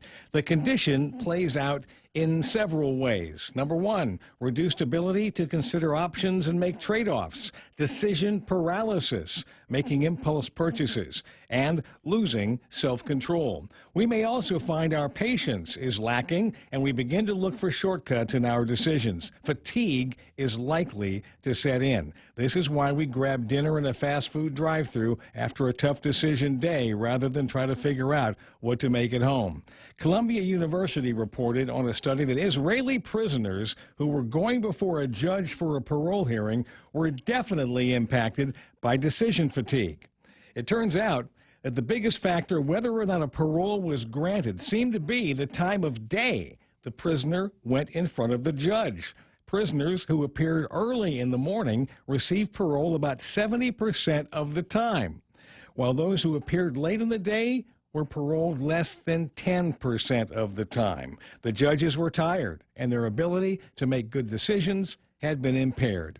Decision fatigue is a real issue, and I've got 9 ways to handle it. Number one, plan decisions the night before. Prioritize them. And number 2, delegate as many decisions as you can. If at work, who on the team can make the call? If at home, how about your spouse or your kids? Sharing the decision-making load can help. Number 3, for what's left, make the most important ones early in the morning when you're fresher. 4, for decisions later in the day, eat first. Don't make decisions when you're hungry. Number 5, maintain energy and focus. Take breaks as needed to get your head back together for what you need to do, or delay the decision until it is. 6, use the standard operating procedure model and develop checklists as reminders on how to do the little things throughout your day. Just following a checklist that you know works uses up less mental energy. Number 7, put a time limit on decisions. 8, go with your gut feelings. Most of the time, you're going to be right. Number 9, don't try to be perfect. Strive for that, but understand your limitations. Maybe you'll be better off letting somebody else look at the situation and add their comments while you move on to something else. Follow these 9 suggestions, and decision fatigue should be less of an issue for you. That's the Extra Point. Get out there and make something good happen today. For 93.3, The Ray Gibson Show, Guahan Insurance Services, and First Hawaiian Bank. I'm Jerry Roberts. No decisions on an empty stomach. No. Get some rest and put something in your gullet, and then make some tough decisions. And do them early. Well, I also like the other one that you've got there. Put a deadline on your decisions. So it's nice if you've got all these different choices. You examine all the options. You say, by Wednesday, I will decide on what I'm going to be doing. Yeah, I mean, if it's a big decision. Yeah. Some things come across our desk, during the day. We can just it's casual, just like that. You can make a decision. Go with your gut. It's done. Pass it on. Or there's something else that you can give to somebody else. Give it to them. Let them make it. Teach them how to make decisions. It helps. But the big ones set a deadline. So I was thinking, just the idea of eat first, and sometimes that you can get paralysis by analysis on that one as well. So you think about well, maybe not so much with you because you've got a restrictive diet. You've got that Jerry Roberts, there's only a handful of things that I really like to eat anyway diet. But for the rest of us, normal people, for the rest of us, no, I'm just thinking about this the other day. It is amazing, the explosion, if you will, of fine dining that we've got in this town. You remember when there were half a dozen places to eat, most of them in Agagna, Crow's Nest, or there was Sizzlers we'd go to every once in a while. But, I mean, just if you go to the Agagna Shopping Center, it's got to be like 15 places where you can get something to eat or drink at Agagna Shopping Center. You don't think about it that way, but there are. Yeah. You know, and so you think about all the different places. So when somebody says, hey, let's go get dinner, let's go get lunch, you know, I'm immediately overwhelmed. Somebody said, well, let's go. We ate over at Pochan, and I said, we got to do this again. And they said, okay, next time it's my treat. Where do you want to go? And I immediately began to cloud over. Do you know what I used to do when that happened? I called Ken Stewart. The Guam food guy. Right? That was it. I'm serious. I call him up, and I say, I want to go to lunch with somebody. Where do I go? What's new? What's happening? Right? He knew. The Guam food guy was the guy to call. So, and we produced a directory for him once. Yeah. Of all the places, might need another one. Call him up. We got his number, and I'm sure it's in there. I'm sure it's in there. Ken Stewart, Stewart, and find out where he's been going to lately. I mean, just kind of off the beaten path. He just knows. So now, and you got me thinking about it. I think I've used that Ken Stewart service before. It was one of those where I wanted to have a semi-private lunch. It was a deal that needed to get made. I didn't want it to be in like a cafeteria, but I wanted it to be someplace where it was almost strategic. I wanted people to see that I was meeting with somebody. Sure. Yeah, and I want to say I asked him on advice like that. You know, where do you go? It's like to be seen walking into the private room. That's right. If you know what I mean. Yeah. I think you and I have had a couple of lunches like that. Back in the day, I mean, if you want to get rumors going on Guam back in the middle of the 1980s, it didn't matter what business you were in, you went to Sizzler for lunch.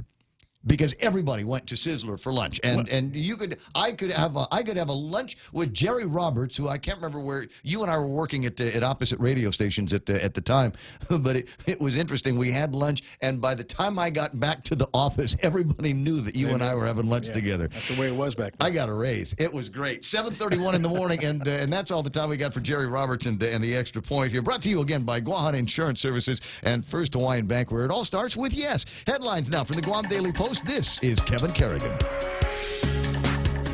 Half a day and good morning, Guam. In the headlines from the Guam Daily Post this morning, the director of the Department of Administration has asked the Office of Public Accountability for permission to proceed with the procurement of a health insurance contract for GovGuam employees, retirees, and their dependents, despite a protest filed by Take Care Insurance.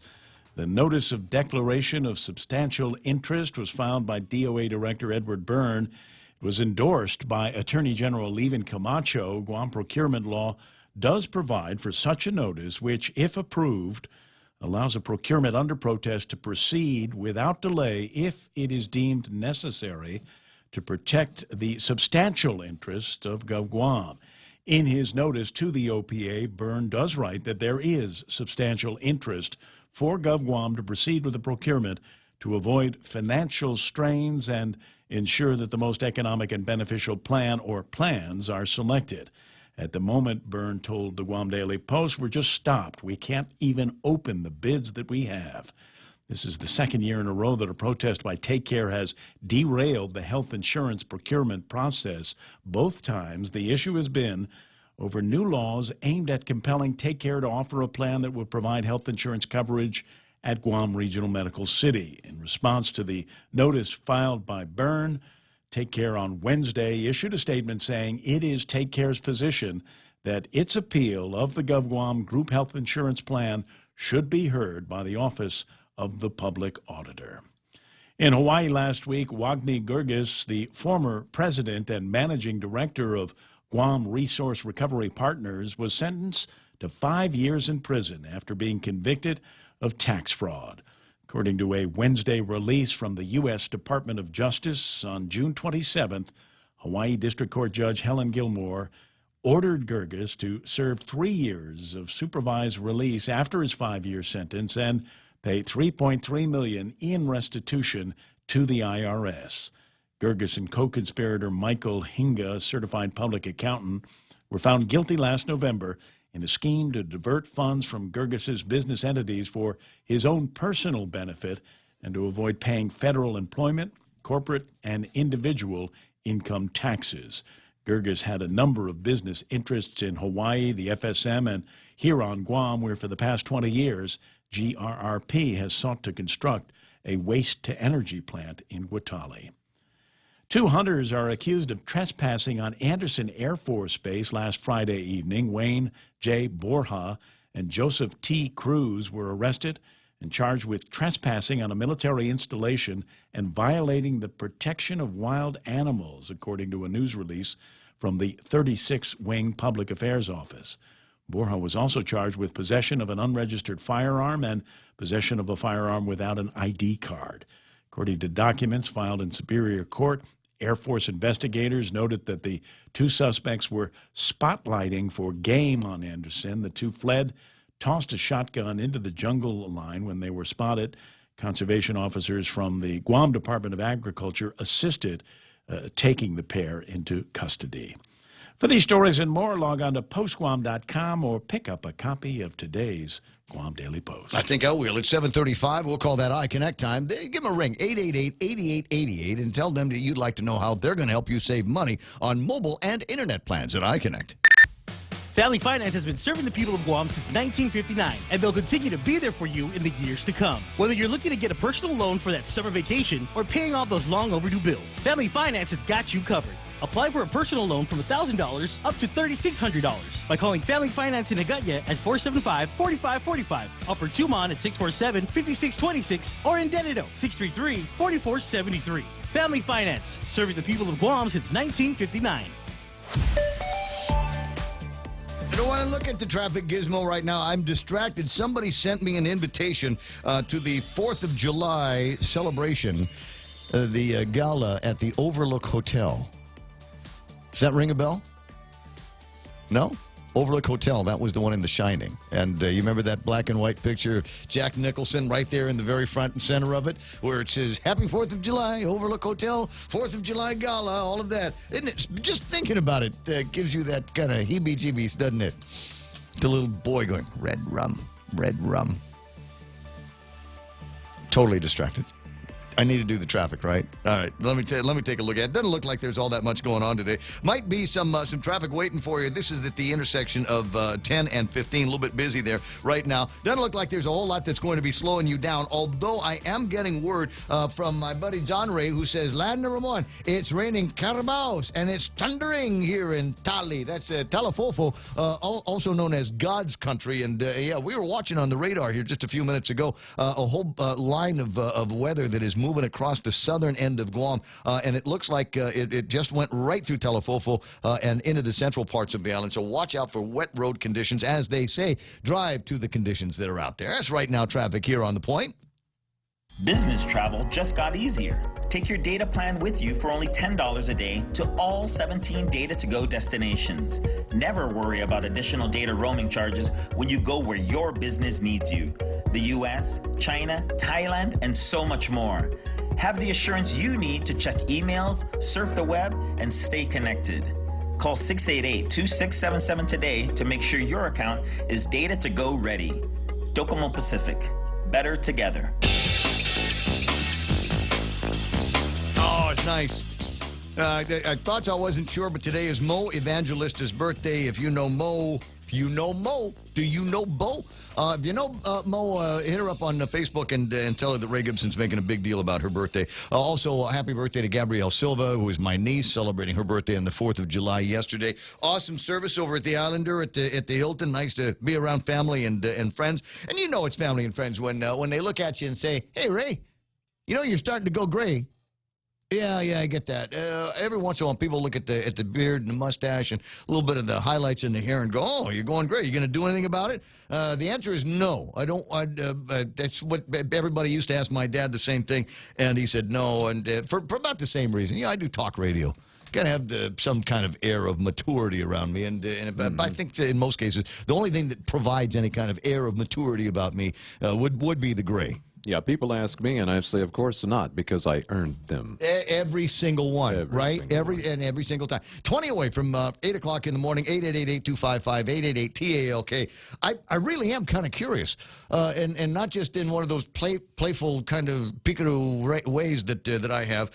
$2.5 million from the Park Service diverted to pay for the expanded 4th of July party that the president is throwing. Trump administration officials have consistently refused to say how much taxpayers will have to pay for the expanded celebration at the National Mall this year, which the president has dubbed the Salute to America. Now, I'm not suggesting in any way, shape, or form that the president should not have a 4th of July party for America's birthday at the mall in Washington, D.C. I think it's fitting. I think it's appropriate. As long as that money wasn't already earmarked for something here on Guam. Because, like I said, it's coming out of the Park Service. Parks is a part of the Department of Interior. And Guam is as well. We're seen to as insulars by the Department of Interior. I don't know why. It just is. It's probably one of those things that goes back. Klitsky will know. But I'm curious as to whether maybe this $2.5 million might have been in some discretionary pile. And I don't know that the Department of Interior has a lot of discretionary piles. You know who would know is Tony Babauta. Tony Babauta would know. I don't know if they've got a whole lot of discretionary piles to begin with. And then here comes the president saying, okay, I'm going to need a little bit more from you. We're throwing the party at the mall. That's yours. So you got to pony up a couple of $1 million more. And I'm wondering if somebody over at Interior said, well, you know what, we've got all this money we were going to send to Guam for compact impact, or I don't know. Maybe we'll go ahead and take that and send that over to Trump for the mall party. You know, $2.5 million worth of bunting, maybe fireworks. No, in fact, I know it's not fireworks. Rush made a big deal about this on his program yesterday. Is the money for the fireworks are actually being donated? There's a couple of huge fireworks companies in the States, and they wanted to provide some kind of a gift to the people of the United States of America, and that's their contribution is going to be that. 888-8255. 888-TALK is the telephone number. You get the phone going off, and that might be some interesting WhatsApps. 988-5874 is the WhatsApp number if you want to hook up with me that way. 988-5874. Videos, pictures, that kind of thing, and that's one of the fastest way for me to get things on the air. Ken Leon Guerrero, in a little bit ago, sent me a link, and it might have been in response to a story that I was talking about earlier, the so-called bikini baristas in Everett, Washington. Now, some of you are listening, and actually not too far away from Everett, Washington. You've got these girls at Hillbilly Hotties, a bikini barista chain, and several female employees took Everett to court because Everett said, no, you have to have dress codes. You got to have dress standards if you're going to be out there. You can't just be, in a bikini slinging hot coffee at people. My God, how dangerous is that? And so there is a case that has been brought, and it looks like a federal appeals court upheld the city ordinances in Washington state requiring bikini-clad baristas to wear more clothing. Maybe they are concerned with the baristas themselves. Hot coffee being hot and lack of clothing being what that is, it could team up to be a very unfortunate situation in the case of an accident. Yeah, I guess. I mean, one lady, sued McDonald's for like a bazillion dollars over something similar to that. Yeah, well, that's, I don't know. There's this litigious thing that we've got in this society that can sometimes be quite annoying. I mean, she spilled coffee in her lap, and went after McDonald's on all of that. Like she didn't know the coffee was supposed to be hot. No, I think you got to be careful with and McDonald's coffee, as anybody knows, comes out nuclear hot. Pretty much, yeah, like the sun. Yeah. So it's one of those coffees that you either learn to set aside or ask them, pretty please, nicely, can you put a few ice cubes in it? When I go to the coffee place, I always ask, because, this will take a whole lot of hot coffee, as you can imagine. This will hold 4 cups of coffee and 1 big fat ice cube from the ice tray in the refrigerator. And that begins the cooling process so that by the time I sit at my desk with this container of coffee, it's at what I consider to be the perfect drinking temperature. But I digress, as I usually do. Ken Leon Guerrero sends me a link on the Facebook live feed, and I need to put this up for you because it is something similar where you've got the state cracking down on individuals that are showing too much. But we're not talking about hot chicks in bikinis. We're talking about old men in China, where it is 96 degrees at night. Regine Bisco-Lee and I, once upon a time, and not together, we were part of a fam tour when she was working for the airlines. Her and Josie and me and some guys from KUAM, we all went out to Shanghai, city of the future. And they put us on a fam tour because they had just launched the service, Guam to Shanghai. And I have not been back since. I'd like to. I've got a 10-year visa, and I've got some time left on that visa, but I'd like to go. But I want to go when it's not, spring and summer, because China is like Guam around that time of year. In fact, there's a lot of places where they're complaining about how bloody hot things are, and it's hard to get out from under that in some places. In Manila, where they're complaining that it's hot, but on a hot day you go to MOA and hang out there. Don't have to buy anything; just go sit and use live off their Wi-Fi. And the same thing is true in Japan. The same thing is true a variety of other places. You get too hot outside, you go inside. But it's not like everybody can go inside all the time. So you get these guys walking around, and the outfit, if you're watching on Facebook Live, this is referred to as the Beijing bikini, where you got a guy, and it might be hot outside, so he rolls up, he cuffs up the shirt, and we'll cuff it up and leave it in a roll so his belly is exposed. Now, how sexy is that? So you can understand why the city fathers in Beijing are cracking down on that kind of thing. It has nothing to do with them being uptight or anything. It's just, it's hot. I don't know if we could get away with something like that here on Guam. Because it seems to me, around here, and I hate the term tank top, but I mean, some people refer to it as a wife beater. But I mean, that was common when I was growing up. You'd get guys, and they'd have a shirt, and they'd have a tank top underneath. And as the day got hotter, the shirt came off, and the tank top would be all that remained. And if the day got too hot, I remember uncles and cousins and things like that doing exactly that with their tank top. They rolling it up and cuffing it just under the guy susu. And that's how you cool off a little bit. Yeah, unfortunately, once you're down to a tank top, no, not much room to go there, huh? Taking much more up isn't going to help that. Yeah, I'm the same. I'm the guy. You'd think they were baristas, huh? Man crop tops is what Pam's calling it too. Well, where else are we going? Let me take a look over at the who's playing around with Facebook Live this morning, because there's a bunch of new names that have been added to the mix and a bunch of interesting conversations as well. I was talking about how in the last hour. Crime is one of those topics that's in my head because it's just everywhere. It's what everybody besides the legislature and the governor are talking about. But you talk about crime and one of the guys that was picked up on that murder behind Siam over the weekend, it apparently was also a violation of some kind of a court order. Now, I don't know exactly what the court order was that he was in violation of, but clearly he did not take the advice of the court when they let him out, or when they provided this order and then released him, that he wasn't going to go beating people after he'd been drinking all day. Because he still went and did that. But I don't know exactly what that court order was that was violated. And then there's another story in the Guam Daily Post about a guy, apparently known to this woman, who stalked her a little bit and then showed up at her house and beat her and strangled her.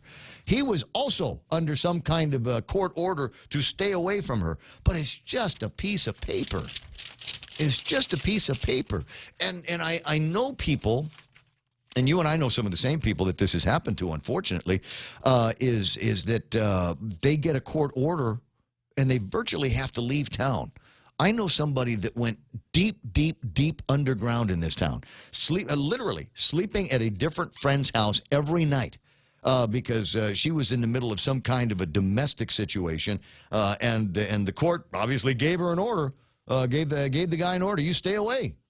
But she knew. This smart girl. She knew this is just a piece of paper, and it ain't going to protect me from this guy when he starts when he gets drunk again and starts coming around. So she just she couldn't leave town. So she did the next best thing, like I said, and went as underground as possible. Did the work thing, but when it came time to dinner and go home, she never went back to any of the same places twice. Amazing. So it's that lack of respect for the authority that is the judicial system. And it is kind of spooky and something that we've got to figure out a way to get to work on. I was looking at the news here this morning. I can't remember if it's today's paper or one of the other papers. Former DOC officer pleads guilty to misconduct. You know why? Because the last guy that pled guilty for being a screw-up over at the Department of Corrections, the last guy was given a year's sentence. It was essentially dealing drugs in the prison. And because he was so cooperative, they gave him a break, gave him a year's sentence, and then suspended it. So my guess is that everybody else that got in trouble at about the same time is up to the same thing, going, oh, that's all right. I'll plead guilty too. Because that I'll make it easy on the prosecuting attorney. I'll just go ahead and plead guilty, and then I'm going to go see the lady over at the court. And I'll say, talk about how cooperative I am and what a good boy I am because I'm just pleading guilty. I recognize, yes, I screwed up. And can I get a break like that as well? We've got a story where Anita Sokola actually tells the guy, you are getting a good deal. Your Honor, stop making deals. Stop making deals. So at which point are we, the community, to feel safe with all those deals going on? At which point are we supposed to feel safe that if somebody gets arrested and by some kind of a miracle they actually get convicted and have to serve time at the Department of Corrections, especially on a drug charge, that they will not be exposed to drugs anymore? Because in looking the other way and giving these guys great deals as we are, we're just making it that much easier for them to get drugs in prison. And wasn't it Manny Chong from the police department just the other day? And I know he's gotten a little bit of criticism for this from some folks in the community for saying there may be guys that want to go inside because it's easier inside. You got 3 hots and a cot, medical care when you need it, an actual flushing toilet, he said. So you mean Manny's going to get grief because he told the truth? Yes, that happens here every once in a while. That is nuts. I know it's nuts, and access to just as many drugs as you might get on the outside. More and cheaper. It might be. It might be. So I'm sitting in my head going, where's the lesson here? Where is the justice? If it is just as easy to get drugs in prison because we've had guys on the inside wearing a uniform, lubricating that process, then you would think that there would be some kind of, I don't know, a heightened sense of punishment. Because of the taint that they put on the badge. And I want to say at least one of the judges even mentioned that in the last case. As they were handing down that slap on the wrist sentence, you've tainted the badge. You've smeared the badge. And I hope you have a good time sitting around the house all year with your emails and your Netflix and your Hulus. Yeah, concerning this deal, you know, the judge should have looked at the evidence against him and said, yeah, well, let's see, you pleaded guilty and we've got enough evidence here to convict you in any regard, so no deal for you because you're guilty. I'm kind of waiting for somebody to do one of the judges that just says, "Wow, it's nice they got one of those attorneys who wants to plea out, get an easy guilty verdict on you. That's great." No, I'm not taking the plea agreement. This crime is worthy of 10 years in prison, and guess what? You're going to jail for 10 years. Da, da, da, da, da, da, da. And we'd have some music playing off in the background, and we'd have bikini baristas coming out and coffee for everybody because he's got 10 years. They did actually sentence somebody to 10 years. So I guess this is what I refer to every once in a while as the pendulum of morality. Where you might got guys that are lucky and on this side of the pendulum of morality are getting the judge to look the other way on the punishment. And then you got this guy, John Nagel. 10 years for bomb threats and other crimes. And I'm kind of digging this story. He's going to go to jail for 10 years because he threatened to blow up a school or something like that. You probably shouldn't be making those kinds of threats. I don't know that that's healthy for anybody. But that's what he did. He threatened to bomb the school. Prosecuting attorney Christine Tenorio stated bomb threats are taken extremely seriously by the AG's office. When these threats are made to our schools, it puts our children's safety at risk. It is disruptive to their education. Court orders are also taken extremely seriously to ensure the safety of the persons named in the order. Oh, really? Didn't I just read you 2 stories about guys that had court orders against them? Bet you those are the first things that get thrown out. He also faced a case in 2014 after he called in threats to bomb another school where the teacher used to work. He pled guilty to violating the order to stay away from the teacher in July of 2018, and now everybody's mad at him. And now he's got to go in for 10 years. How about that? Well, that's that. At least one guy is getting what feels like justice.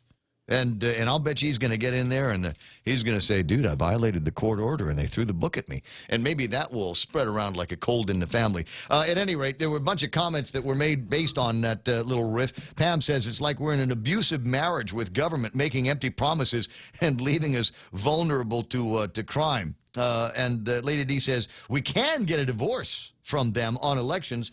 And if they want reconciliations, they have to prove it. I wish it were that way, but I don't hold my breath when it comes time to retaining the questions of whether or not judges ought to get retained, because that would almost require somebody to campaign against them.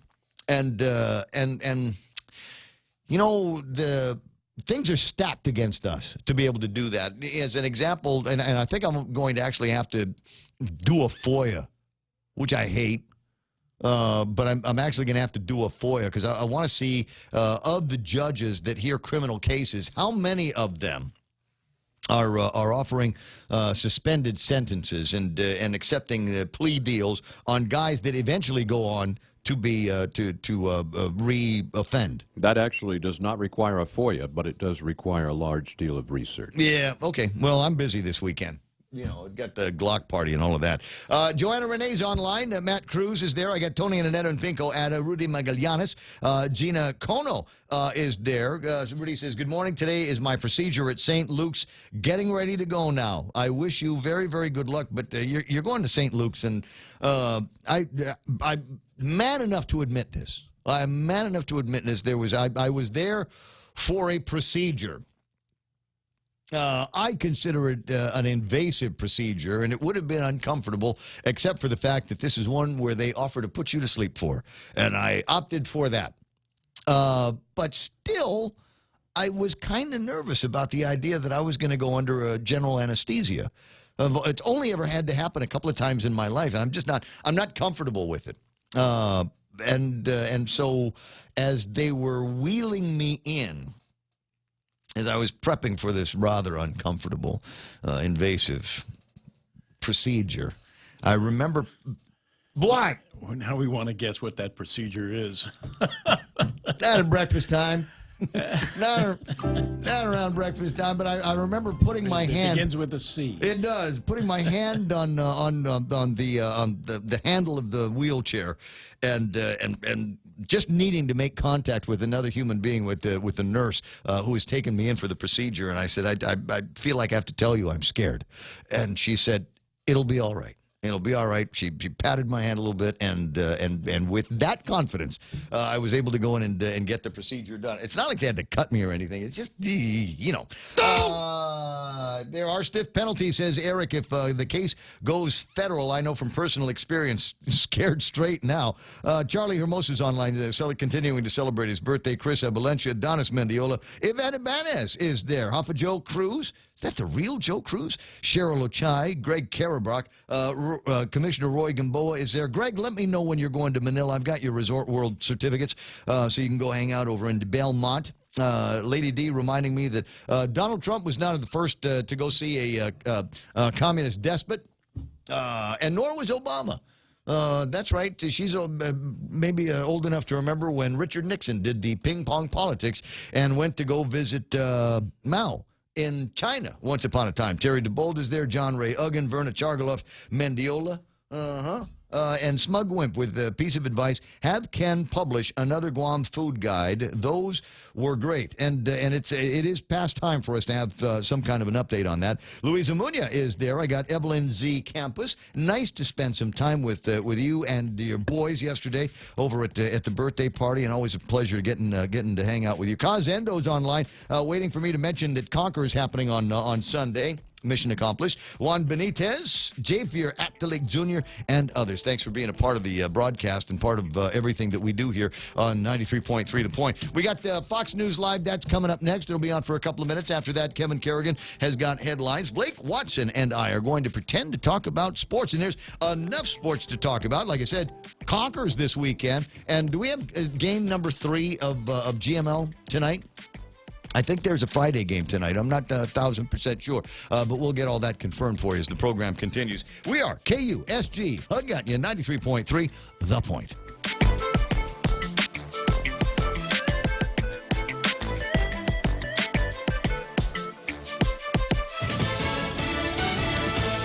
Rolling thunder on the 4th of July. I'm Del Walters, Fox News. A 6.4 earthquake in Ridgecrest, California, described as a rolling quake, biggest in 20 years. 5 fires reported near the epicenter. That's about 150 miles northeast of L.A.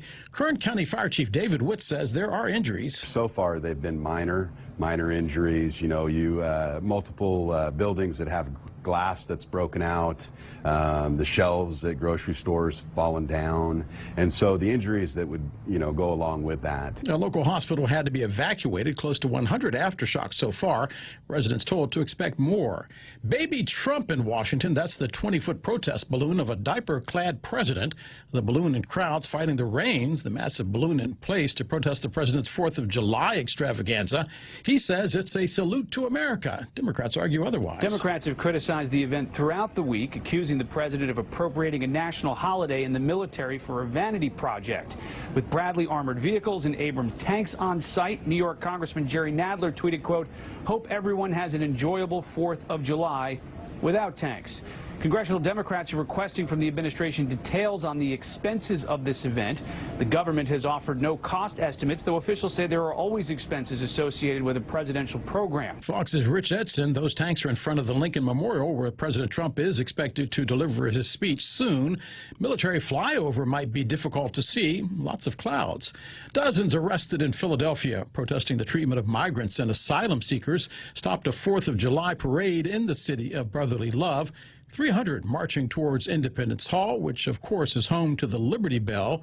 No injuries or damage to any property, but the parade was delayed for quite some time. This is Fox News.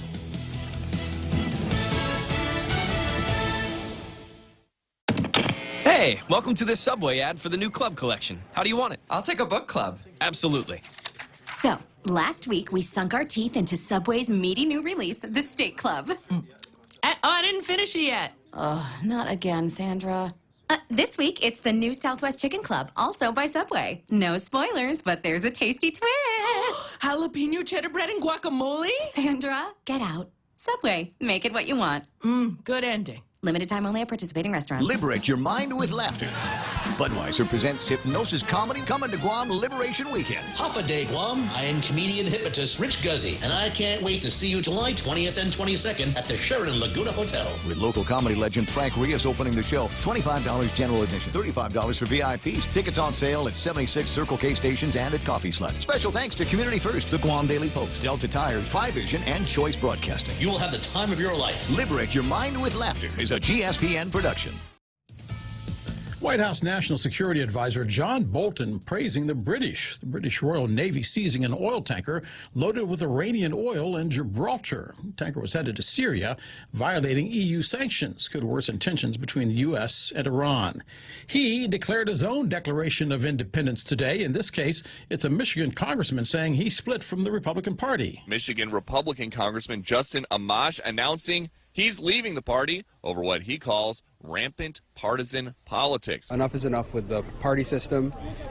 People are going to Washington, they're going to Lansing, and they're doing things based on partisan affiliation, and they're not doing things on the basis of principle or what's best for everyone in their community. It's not clear what impact this will have on the 2020 election, but President Trump says he's happy to see Amash go. Fox's Peter Ducey reporting. The state of Oklahoma seeking more money from the makers of opioids. Attorney General Mike Hunter already secured $355 million in settlements from 2 drug companies and is pressing on with his claim against Johnson & Johnson in the state's first opioid case to go to trial. Hunter accusing the company of misleading consumers by overstating the effectiveness of opioids and downplaying the risks of abuse. Johnson & Johnson argues its opioids represent a fraction of the painkillers used in Oklahoma and blames illegal activities such as theft and fraud for the nation's opioid crisis. Some fellow Republicans criticizing Hunter for his go-it-alone strategy, while 1,500 similar lawsuits have been consolidated by a federal judge. Steve Rappaport, Fox News. Let's face it, wouldn't be the 4th without him. Joey Chestnut downing 71 hot dogs, 12th title at the Nathan's Hot Dog Eating Contest. Miki Sudo winning the women's prize. She chomped down 31 afterwards. She said she felt wonderful. Men's record is 74, held by Joey Chestnut. Markets closed today because of the 4th of July holiday. I'm Del Walters. This is Fox News. Hafaday, this is Congressman Nicholas. Our office is currently visiting our villages, providing contact information for our office and taking any inquiries we may be of service with. All vehicles and staff are appropriately identified for your safety. Please feel free to let our constituent outreach team know how we can be of service to you, and thank you for your kindness. This ad was paid for with official funds from the office of Congressman Michael F.Q. San Nicolas. GPSI Guam is a professional services company that is a registered contractor for the federal government. They're an SBA, 8A, and Hub Zone certified SDVOSB, providing program/project management, administration, technical support, logistics, and commodities. Find out more about GPSI and how they can help you today. For large prime companies, contact GPSI if you need assistance in meeting your small business subcontracting goals at 477-3058. They'll be happy to assist. Let's go for a drive. Let's take a stroll. Let's gallivant. Let's go cruising. We all have different ways to describe how we get up and go in our cars. But whatever you may call it, you can do more of it when you save 6% off your fuel purchases at any Shell station when you use your eligible Bank of Guam Visa and MasterCard credit cards. So stop by any Guam or CNMI Shell station and start saving today. Visit bankofguam.com for more information. Terms and conditions apply. Bank of Guam, the People's Bank. Member FDIC.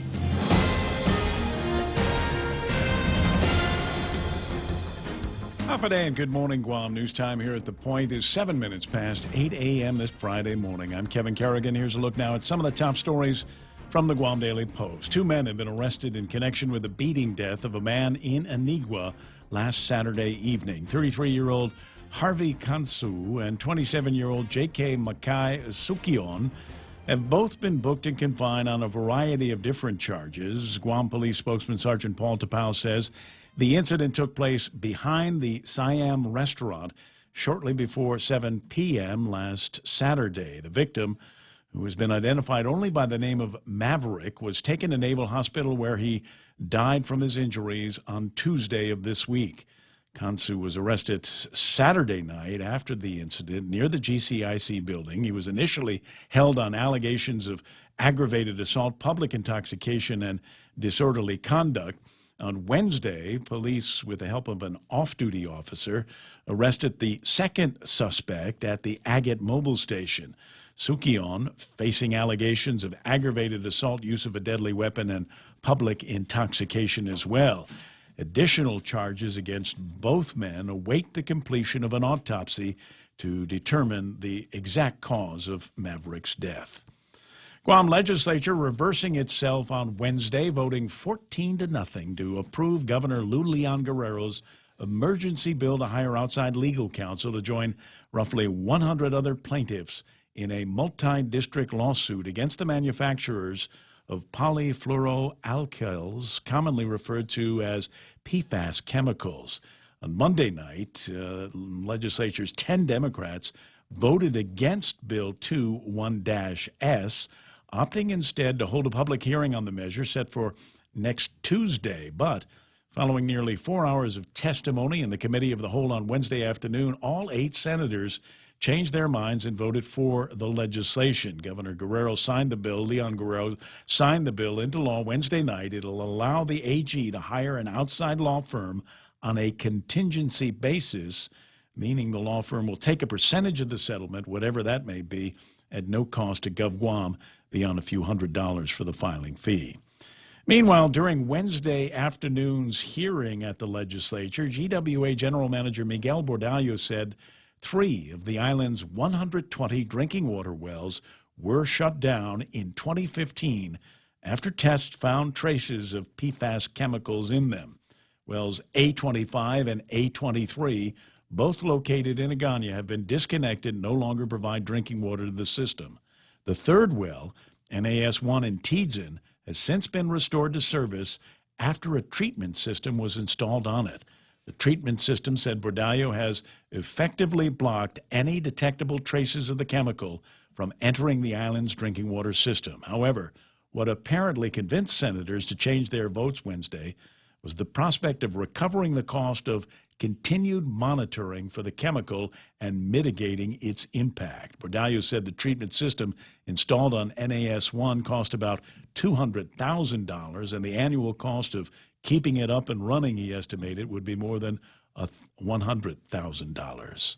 We'll have more news after this. The summer of Jeep, Compass, Cherokee, Wrangler, Cars Plus, and Mighty.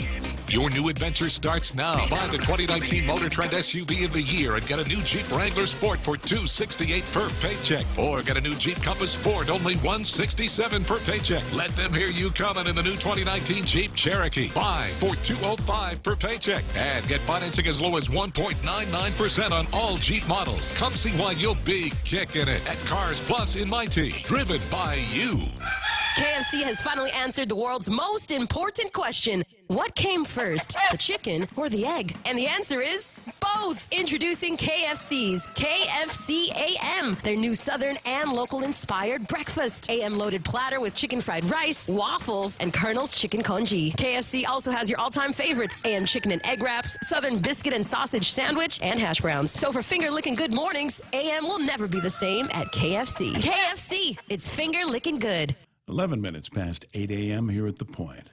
The director of the Department of Administration has asked the Office of Public Accountability for permission to proceed with the procurement of a health insurance contract for GovGuam employees, retirees, and their dependents, despite a protest filed by Take Care Insurance.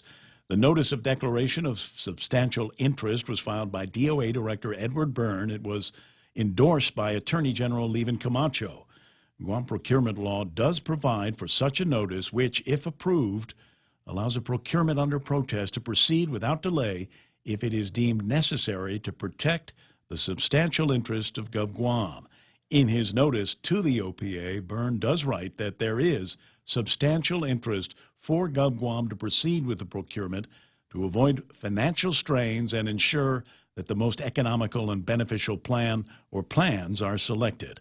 At the moment, said Byrne, we're just stopped. We can't even open the bids that we have. This is the second year in a row that a protest by Take Care has derailed the health insurance procurement process. Both times, the issue has been over new laws aimed at compelling Take Care to offer a plan that would provide health insurance coverage at Guam Regional Medical City. In response to the notice filed by Byrne, Take Care on Wednesday issued a statement saying it is Take Care's position that its appeal of the GovGuam Group health insurance plan should be heard by the Office of the Public Auditor. In Hawaii last week, Wagner Gurgis, the former president and managing director of Guam Resource Recovery Partners, was sentenced to 5 years in prison after being convicted of tax fraud. According to a Wednesday release from the Department of Justice on June 27th, Hawaii District Court Judge Helen Gilmore ordered Gurgis to serve 3 years of supervised release as well as 5 years in prison and then to pay $3.3 million in restitution to the IRS. Gurgis and co-conspirator Michael Higa, a certified public accountant, were found guilty last November in a scheme to divert funds from Gurgis's business entities for his own personal benefit and to avoid paying federal employment, corporate, and individual income taxes. Gurgis had a number of business interests in Hawaii, the FSM, and here on Guam, where for the past 20 years, GRRP has sought to construct a waste-to-energy plant in Guatale. A lawsuit filed by GRRP against GovGuam over the proposed plant remains unsettled, and said the Superior Court of Guam. GRP is asking for a $20 million settlement for GovGuam's failure to honor the exclusive license GRP got in 1996 to build a facility that would create electricity by burning trash.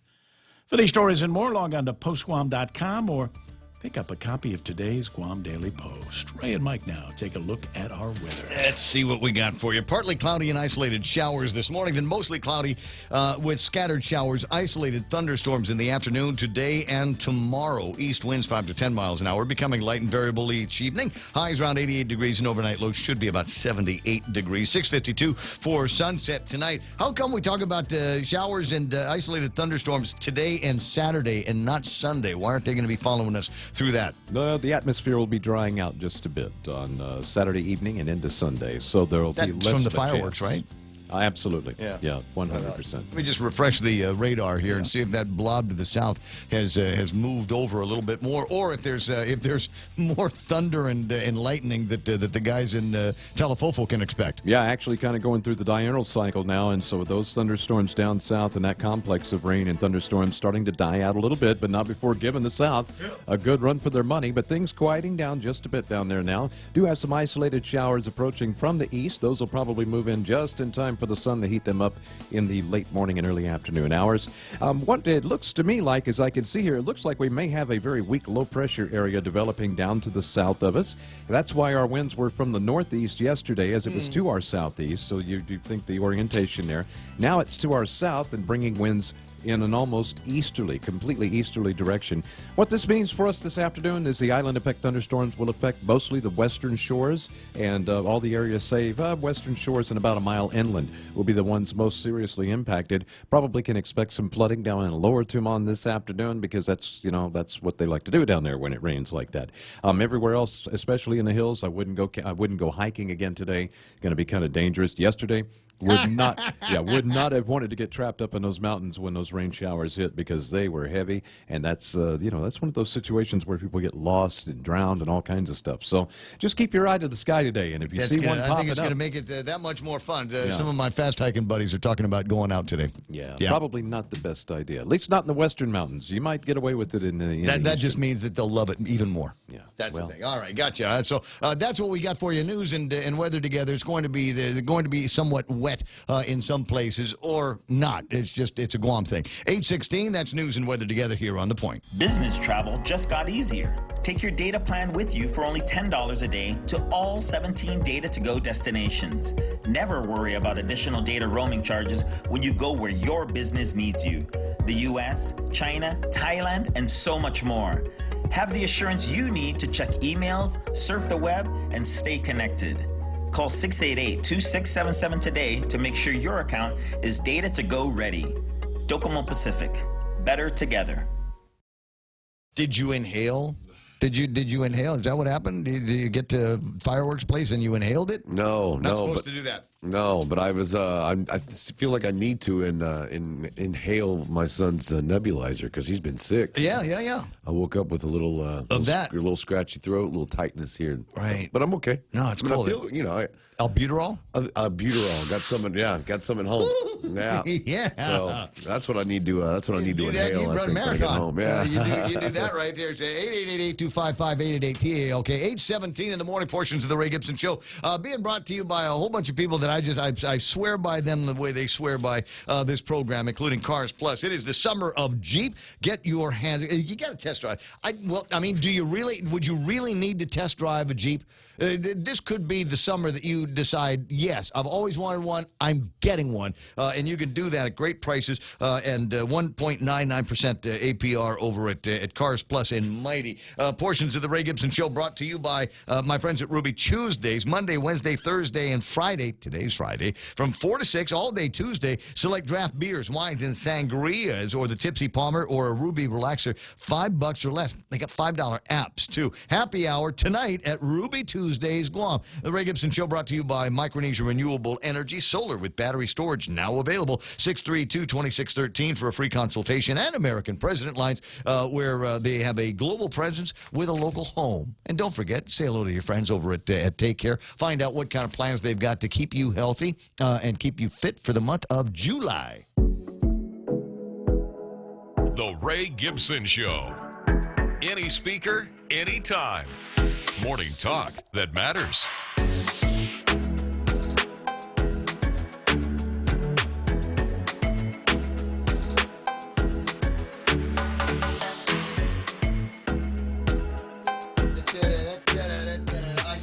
I see that. Deanna Palmer online, and Deanna's been railing against the increase in the price of electricity these days. I got my my July bill, and it's about $350.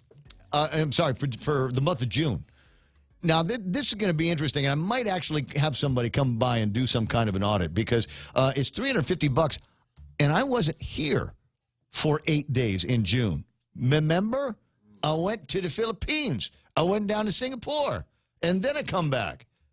So in this whole ratings period, I'm trying to figure out how I was able to average 43 kilowatt hours a day, even though for at least a third of the time, maybe a quarter of the time, I was off island for that. So you got a leak. I got a leak. I got a leak in your my electricity. So I don't know. Get up! It's Jesus Day. Don't touch that anymore. Deanna says, I was gone for 3 weeks, and the bill says I used more power according to the daily rate. Not possible. GPA announcement in the newspaper, they need to be investigated. Smart meters, they must have done a program update, because everybody seems to be paying extreme power bills these days. I'm with you. I'm with you. I mean, there's a part of me that says it's going to go up naturally. I've got the air conditioner set to 74, but with the heat in the house and the heat everywhere, it takes a little bit longer, and it'll get to 74, but the compressor's going to stay on trying to keep it there. I don't pay that much anyway, but my bill actually was down this month, the one I just paid, down from the 3 previous months. You know why? Because I'm paying more. That's right. That's it. I mean, maybe it's an exercise in socialism. It must have there. been that letter I wrote. So we want to make things easy for Mike. So we're going to take some from Ray and Deanna. Now that's what I sent him a letter. She's in a real estate game. She can afford it. Yeah, I sent him a letter and told him I work for Ray Gibson. You got to do something about this power There bill. you go. And then, there you go. I'm sure that's exactly how it worked out. You know, I used to know a guy. His name was Tom, and Kevin knew Tom. Tom's power bill was always very, very low. Tom was the resident manager for an apartment building, and he was also a certified electrician. Master electrician. And so what he did was, it's one of my favorite Tom stories, he was able to pull electricity from his neighbors. And you know, it's like you know, taking money off of just the penny increments in a bank account or something like that. So he was able to siphon off some extra electricity from his neighbors. So I don't know that his power bill was any more than about $10 or $15 a month at any given time. And but it wasn't enough of siphoning from his neighbors that they noticed that there was this huge increase in their electric bill. It felt about right. And I want to say it passed away when they found out what had happened there. 8:22 in the morning. Hey, look who's here. Blake Watson's in the studio. How you doing here, buddy? I'm good. Aside from the little extra stuff in the throat. Yeah, other than that, no. I mean, even with that, I'm good. It's Friday, just coming off a holiday. Feels like Friday all over again. That's fine. Today. There's nothing wrong with that. Yeah, I'm absolutely. I'm looking at the clock here, going, okay, 8:22. The second part of my 4th of July weekend starts in about 90 minutes. Right. So I'm looking long, forward to that. Not long. So and there's oh my God, there's just a ton of stuff to do. But I mean, let's recap. What'd you do? What'd you end up doing yesterday? Yesterday, just hung out with the fam and tried to lay low. I think we're going to like you, maybe spend these next couple days of full days of freedom. I don't know, maybe get down to the beach or just do something. Oh, there was so much beaching yesterday. It's not even funny. Oh, so not much even of funny. it, yeah. So we did. I went to.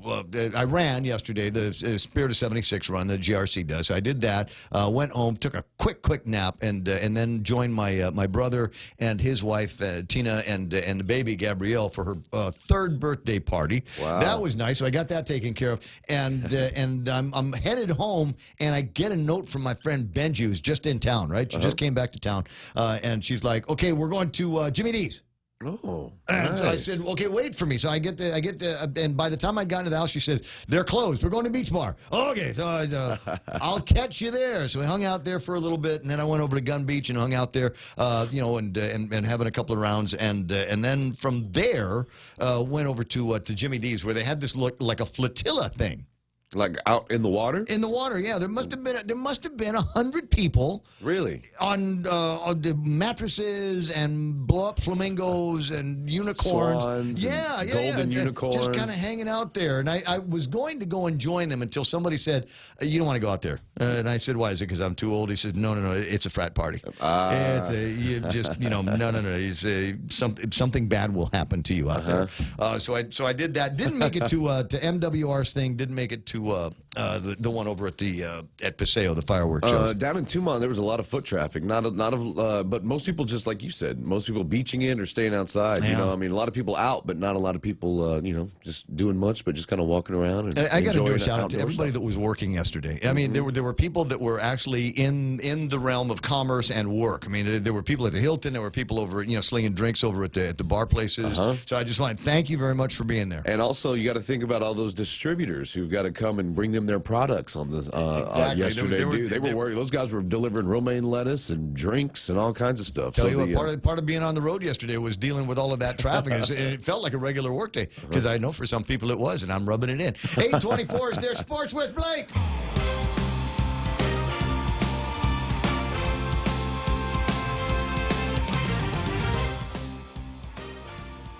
Okay, dip the music. One of us has to start talking. I got a little weirdness in my ears, so I can't really tell if the music dipped or not. I can't hear much over here.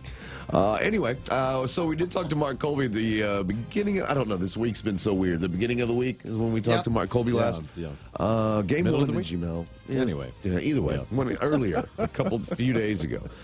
We talked about game one of the GML Championship Series. Just to recap that. The Raves, they beat the Expos. This is a best of 5. It was 5-2 in game one.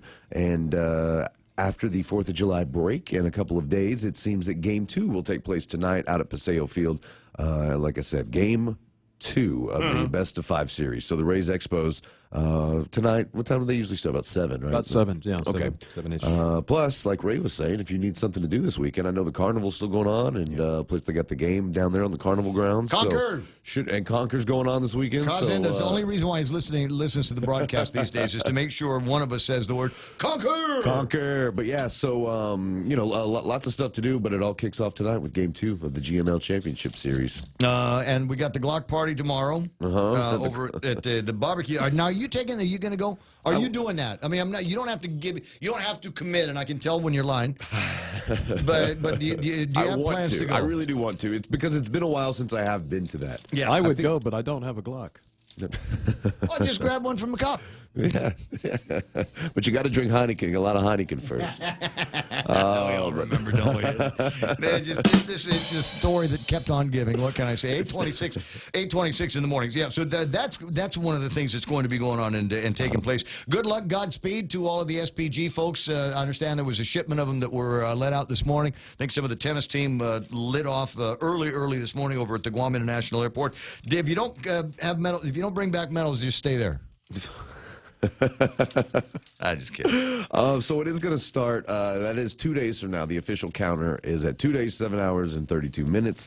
And I guess the official time here is July 7th at 4 p.m. is when the games are going to go kick off over in Samoa. Is there anybody that is either going to be providing live coverage, or will there be some place where we can go for the medal count? Is there like an SPG website? There is. I was. You know what? I knew you were going to ask me that. It is Samoa2019.ws. Okay, and there we ought to be able to keep track of how the Guam kids are doing. The Guam kids, all of it. Yeah, they're because it's the official website, so they give you everything. They'll tell you what's happening, where it's going to happen, who's playing what. If you go there now to that Samoa2019.ws, just peruse it before things start kicking off, and you go up to sports. The little sports tab, and then you go down and you see the sports. It'll actually tell you which by flag. It'll tell you which athletes from which countries are playing in which sport. So if, like with golf, you'll see a little scene of my flag, American Samoa flag, Fiji flag, Guam flag. Oh, so easy to keep track of. That's nice. Right. Yeah. So and it's all there again. Samoa2019.ws. So that's where the coverage will be. It's not sports, but Kenny Williams is online. And Ken, you need to get back up to the to Guam so I can have you come by the house and do some varmint killing. But Kenny says it's not sports, but it's still important. Guam Territory Band performing at the Sydney Opera House today. Ooh. Going to be doing that later on this morning. Really? Yeah. That's a big deal. It is a big deal. Are the Adelettes out there? I believe, yes. Landon yes. and Brandon? In fact, I know they are because Shirley has posted pictures of corn on the cob tree.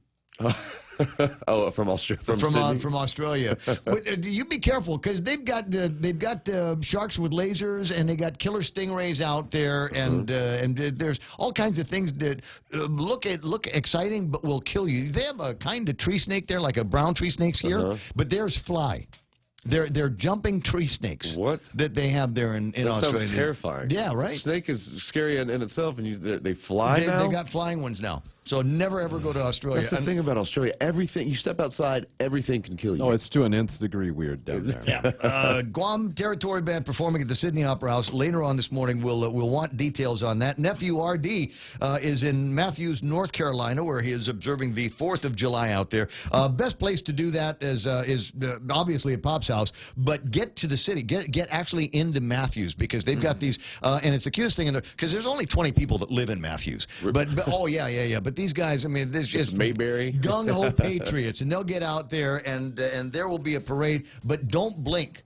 Because number one, it's not a long street that they go down. I mean, this is a little town in North Carolina, but they've got this little street that they go down, and there might, like I said, be only about 10 or 15 people in it, and they kind of look for volunteers, and it will end up at a park. The parade will end up at the park where they've got the rest of the 4th of July celebrations, and there's food trucks and there's things like that, but not a drop of alcohol.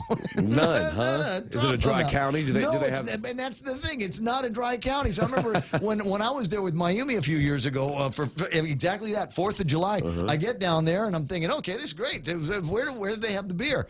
And the guy is the sports bar has beer. And I said, no, where's the cheap beer for, people celebrating the 4th of July? And the guy says, if it's not cheap enough for you at the sports bar, go over there to the beer tavern. I forget the name of it. It's the Beer Temple is the name. The Beer Temple. Beer Temple is the name of it. It's a craft beer place that they've got there, and it's absolutely fun place to hang out with. And I like going there because I'm not the oldest guy. Right. That's the beauty of being in Matthews, North Carolina. I can be 57 years old, and the oldest guy everywhere I go here. Matthews, forget it. I'm middle aged. Right. Yeah. It's great. Yeah. Anyway, so that's where Nephew RD is. 8:31 in the morning, and I think that will do it for at least my end of the sports. There's a 5K tomorrow. It's going to be the Garden Reserve 5K. This is going to be at GPO. The annual Tautamona 5K run walk tomorrow, beginning and ending at the Guam Premier Outlets in Tamuni. Showtime 5. Steel Athletics will be doing the warm-up at about 5:45, and everybody's going to hit the road at 6 o'clock. There is a stroller division, by the way. Is that going to take the usual GPO track down Marine Corps Drive, then Hospital Road, back up Fair and Holt, and then up Challenge? So you can go out there and offer people cold drinks and iced M&Ms? I'll be here. Oh, you're going to be here at the radio station. On the radio. That's where they're going with that one. They're registered now at the National Guard Readiness Center in Barragata, or just show up. With a stroller division. There's a stroller division. Nice. $10 ad, $40 for a family of 5. Race day registration is $15 for everybody. No deals like you can get over at the court. But it's a good race. It's a good race, if for no other reason, so you get really intimate with the uphill. That is the area from Wild Bill's up to the church. Very cool. Okay. Everybody knows where that is. And then finally, because that wasn't the last thing. Last thing is $34 million in the Thursday bingo drawing that they did last night. $34 million was the jackpot. Somebody win? I don't know. I don't know, but in the ad, they said that in last week's drawing, there were 776 winners from Guam. Huh. 700. Oh, just 700. Yeah, because they got increments of stages. I forget how they stage it out. Okay. I mean, if you get 3 numbers out of the 6 right or something like that. I mean, they've got these prizes, but the jackpot itself is up to $34 million, and there were 776 winners from Guam last week. And so my question is, who? Yeah, I don't see any of these winners. Right? I mean, I'm not seeing between them. you and I, we know at least 776 people. You would think that if there were 707, I'm not saying they're lying. I'm just saying if there were 776 people, somebody would have posted it up on Facebook. One of us would have seen it. But like, what if are they counting anything for like if you I win have like a 5,000 keychain? people following me, and I follow a heck of a bunch of people. You know what? I'm going to go out even farther. I don't know anybody that plays bingo, and I know a lot of people. Do you know anybody that plays bingo? Like the game bingo, like Right. go to the lottery? Yeah, what we're talking about. Like, this one. Yeah, this one. Like as many people that you say won, and as popular as it seems to be, I don't even. We have a mutual friend named Carlo. Right. Okay. And he plays. Yeah, he said he plays. Okay. Every once in a while, but I don't know that he's But playing. between me and you, we only have one friend that plays. Right? So I'm just asking, where are guys. these So people? 300. Where are the 776? If you are somebody that won, Yeah. If you're one of the 776 people that won, my number is 888-8255, or send me a WhatsApp 988-5874 and show me the receipt from your winning. You know, I get to the grocery store and it's like, okay, I can spend this money on a lottery ticket, Yep. or I can spend this money on a beer. Which one's going to give me that payback? I'm going with beer, brother. Decisions. Immediate gratification quick is an one. important thing. All right, buddy. Listen, that's all the time that we got for sports. Blake Watson's going to go next door and kill another 90 minutes before the end of morning show, so he can start his the other 4th of July weekend. Part Kevin two. Kerrigan. Yeah, part 2. Kevin Kerrigan. I didn't do it right yesterday. I got to do it again. I got 2 days to get it right. Kevin Kerrigan's got headlines coming up next. Get a half gallon of Minute Maid orange juice for only $1.99 when you fuel up on $35 or more of premium high-performance fuel. Conditions apply. See stores for details. Circle K. Take it easy. Get a half gallon of Dairy Gold milk for only $1.99 when you fuel up on $35 or more of premium high-performance fuel. Conditions apply. See stores for details. Circle K. Take it easy. Get a $7 meal for only $1.99 when you fuel up on $35 or more of premium high-performance fuel. Conditions apply. See stores for details. Circle K. Take it easy.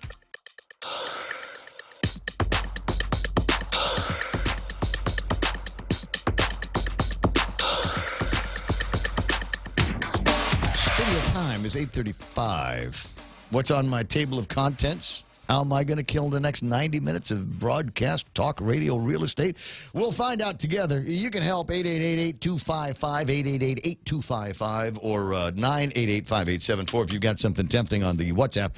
Happy to get that from you. Right, but just to know, you send me something on the WhatsApp, and it's provocative, and it's clever, and it's a cool breaking news story, I immediately share it with Kevin Kerrigan from the Guam Daily Post. So whenever you see the words listener contributed, viewer contributed, or fan contributed, that might have been something that you sent me. Speaking of Kevin, it's time for our last look at headlines this week from the Guam Daily Post. Kevin Kerrigan.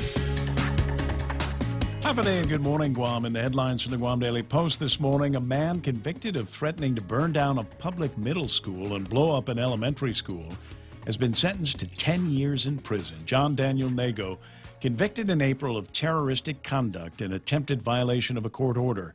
However, his sentence includes times for multiple crimes, including auto theft and check forgery. During his trial, testimony revealed Nago made threatening calls to 2 schools last December. In a phone call to Benavente Middle School, he demanded to speak with a teacher and threatened to burn down the school when he was told the teacher wasn't available to speak with him.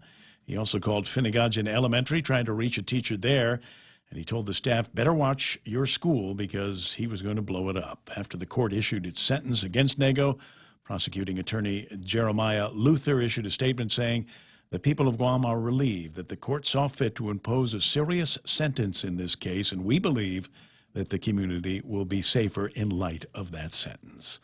A former Department of Corrections officer pleaded guilty to official misconduct as a misdemeanor in Superior Court on Wednesday. Jerry Hokog, appearing before Judge Anita Sokola for his change of plea hearing. He was among the dozen or so correction officers and inmates who were accused in a major prison contraband case filed in August 2017. The agreement requires Hokog to cooperate with the prosecution and testify against his co-defendants. Additional charges against Hokog of conspiracy to promote major prison contraband and receiving bribes will be dismissed after he is sentenced. According to his plea agreement, Hokog will be given a 1-year suspended sentence with credit for time served, but he won't be formally sentenced until a later date after the cases against his co-defendants have been completed. Two hunters are accused of trespassing on Anderson Air Force Base last Friday evening. Wayne J. Borja and Joseph T. Cruz were arrested and charged with trespassing on a military installation and violating the protection of wild animals. According to a news release from the 36th Wing Public Affairs Office, Borja was also charged with possession of an unregistered firearm and possession of a firearm without an ID card. According to documents filed in Superior Court, Air Force investigators noted that the two suspects were spotlighting for game. The two fled, tossed a shotgun into the jungle line when they were seen. Conservation officers from the Guam Department of Agriculture also assisted with taking the pair into custody. For these stories and more, log on to postguam.com or pick up a copy of today's Guam Daily Post. Did they use any high-tech stuff to catch these guys? I don't know. Because it's military property, right? I mean, they had to cut through the fence to get in. That's what I understand. So maybe that's what triggered it. Yeah, but I mean, what did it? I mean, it's military. They can fly over there with helicopters that you can't see or hear, and shoot infrared and see if they can pick up some the traces of body heat and things like that. Probably knew where these guys were the entire time they were there. Could well be. Now, how much trouble could they be in? Because it doesn't look like they're going to go to in front of a slap on the wrist judge. This all looks like it's all federal stuff, right? No, it's in Superior Court. Ah, really? Yeah, the Guam Department of Agriculture conservation officers were called in, and they. But is there going to be a penalty for them because they trespassed on federal property, and are there federal gun charges that can be brought? I mean, there's one of them is an unregistered gun, and the other guy didn't have a license. So I mean, I'm wondering just as the charges pile up. Huh. We'll find out. Yeah, we'll see what happens. Oh, so it's in Superior Court. These guys will be hunting down at Big Navy in a couple of weeks. It's 8:40 in the morning, and that's all the time we've got for news and headlines. Kevin's going to go and find himself a 4th of July weekend, 5th of July weekend, and probably sleep his way through it. We'll catch up with you on Monday, buddy. In the meantime, iConnect time is 20 away from 9. Swing by the nearest iConnect and learn what you can about how they're going to help you save money on mobile and internet plans. Family Finance has been serving the people of Guam since 1959, and they'll continue to be there for you in the years to come. Whether you're looking to get a personal loan for that summer vacation or paying off those long overdue bills, Family Finance has got you covered. Apply for a personal loan from $1,000 up to $3,600 by calling Family Finance in Agutya at 475-4545, Upper Tumon at 647-5626, or in Dededo, 633-4473. Family Finance, serving the people of Guam since 1959. Roger that. These guys have been serving us for a long time, serving us food. Grab your own Wendy's Berry Burst Chicken Salad with fresh berries, feta, and grilled cheese. I've got friends that vegans, vegetarians, etc. They just absolutely love this. Try it with the grilled chicken, why don't you? Made fresh every day at Wendy's. It's important to have claims process that works for you. At Guahan Insurance Services, we make things simple and convenient. Same door you walk in to purchase your insurance is the same door you open to file your claim.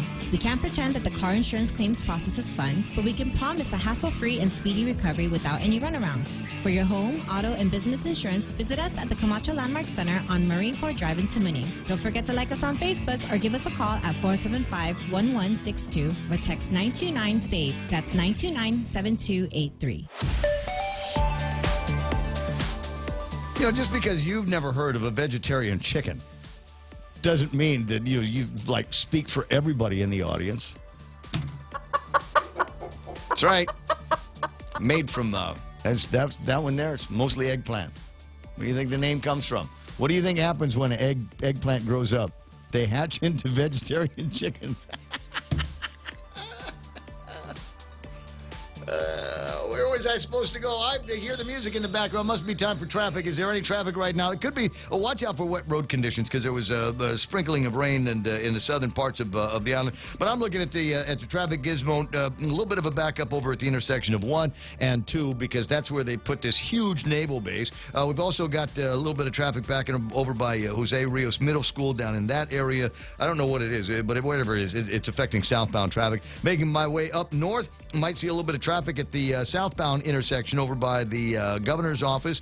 Don't know why. A little bit of traffic leading up to and getting in front of Navy Hospital up in Tutuan. And wow, ugly traffic trying to get into the down by the Agana Shopping Center. You know why? Because there's a McDonald's on one side and a Wendy's on the other. Watch out for those intersections, moving a little bit slower than normal here today. Route 8's looking good. The rest of Route 4 is nice. Marine Corps Drive, a little bit busy over by the intersections. They should all clear up by the time you pass St. John's. But then, you know that already. It's 8:43. That's right now traffic on the point. We know too well the inconvenience of not having power after a storm. You worry about food in the freezer going bad. Nights get hot. It's hard finding comfort when going to sleep. These are realities. But with solar and battery storage from Micronesia Renewable Energy, these realities can be a thing of the past. The solar works during the day and the batteries power your home at night. Call 632-2613 to see how solar plus battery storage can make life a little more convenient. MRE, the smarter choice.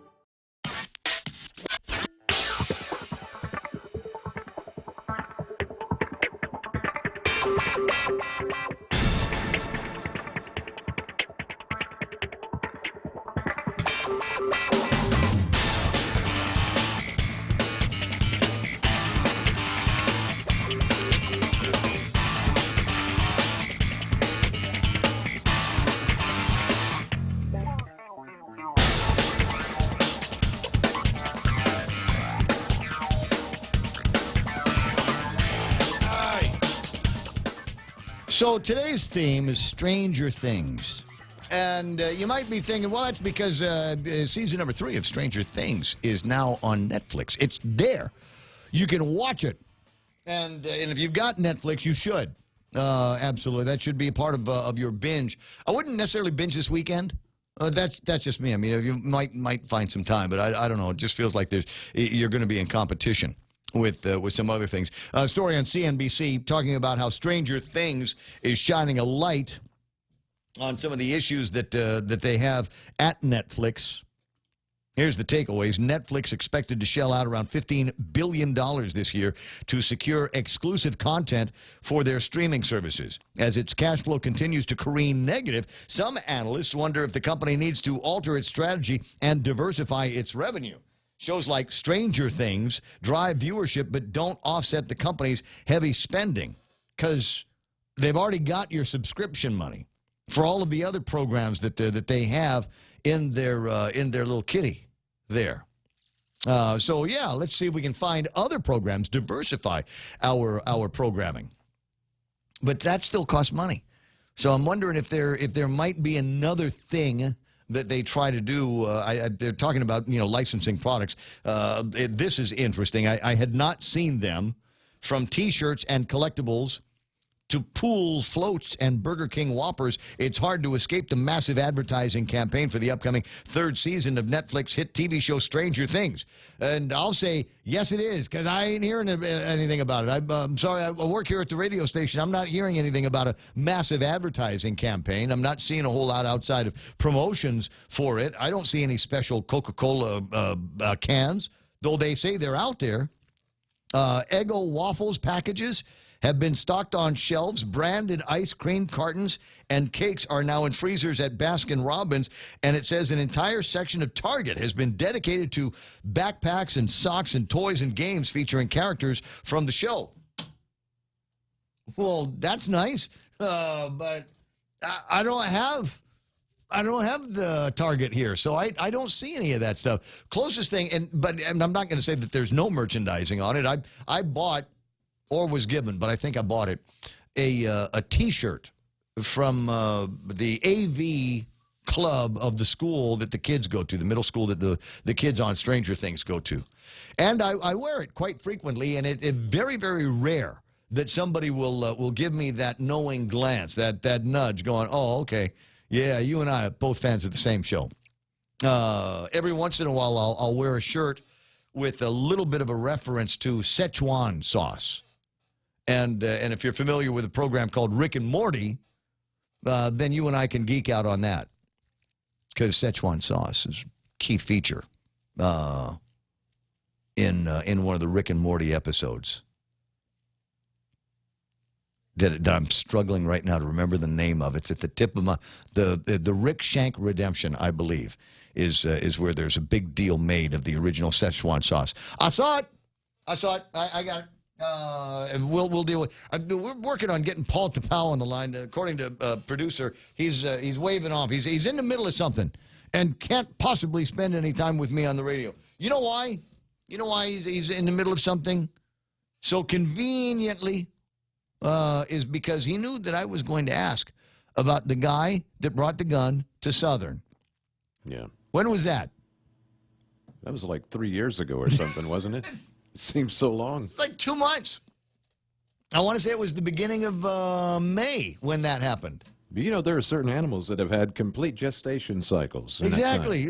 Elephants have been born and raised and gone extinct in the time that it's taken for them to get that done. No, I did want to ask him about a couple of things. One of them was, what's the takeaway from now they have had a number of these town hall meetings. In fact, my brother showed up at the town hall for Day-to-Do.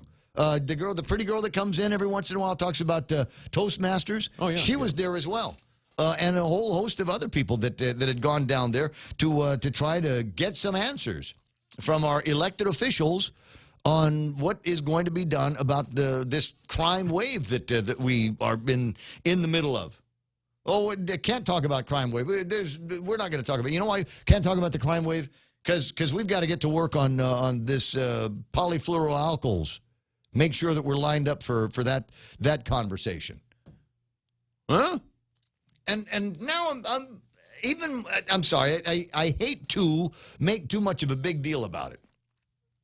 But originally, you know, the legislature said we're not moving forward on this because it hasn't had a public hearing. And Adelup knocked on the door again, and they said, okay, we'll go ahead and we'll make this a law. And I'm sitting there going, well, is there a massive appropriation that needed to be done from the government of Guam? What's the big deal? I mean, just telling the Attorney General's office that he can go out there and hire somebody on a contingency plan. We're not even spending money on a lawyer yet. It's just a contingency plan here that the lawyers are going to be compensated for. So now it comes down to just a few $100s to get us, to get us as part of that class action. And I'm going, we needed to go through a week's worth of legislative drama for that, for a few $100s? We got to scratch that up anywhere we wanted to. I don't know. 10 away from the top of the hour. 888-8255-888-TALK. My very close, very dear personal friend, Patty Diego, is online from the Guam Power Authority. Hey, Patty. Good morning, Ray. Good morning, Guam. What now? What? Not complaining, but why is it you? Where did Art go? Art went and came back, and now he's gone again. Yeah, lucky him, huh?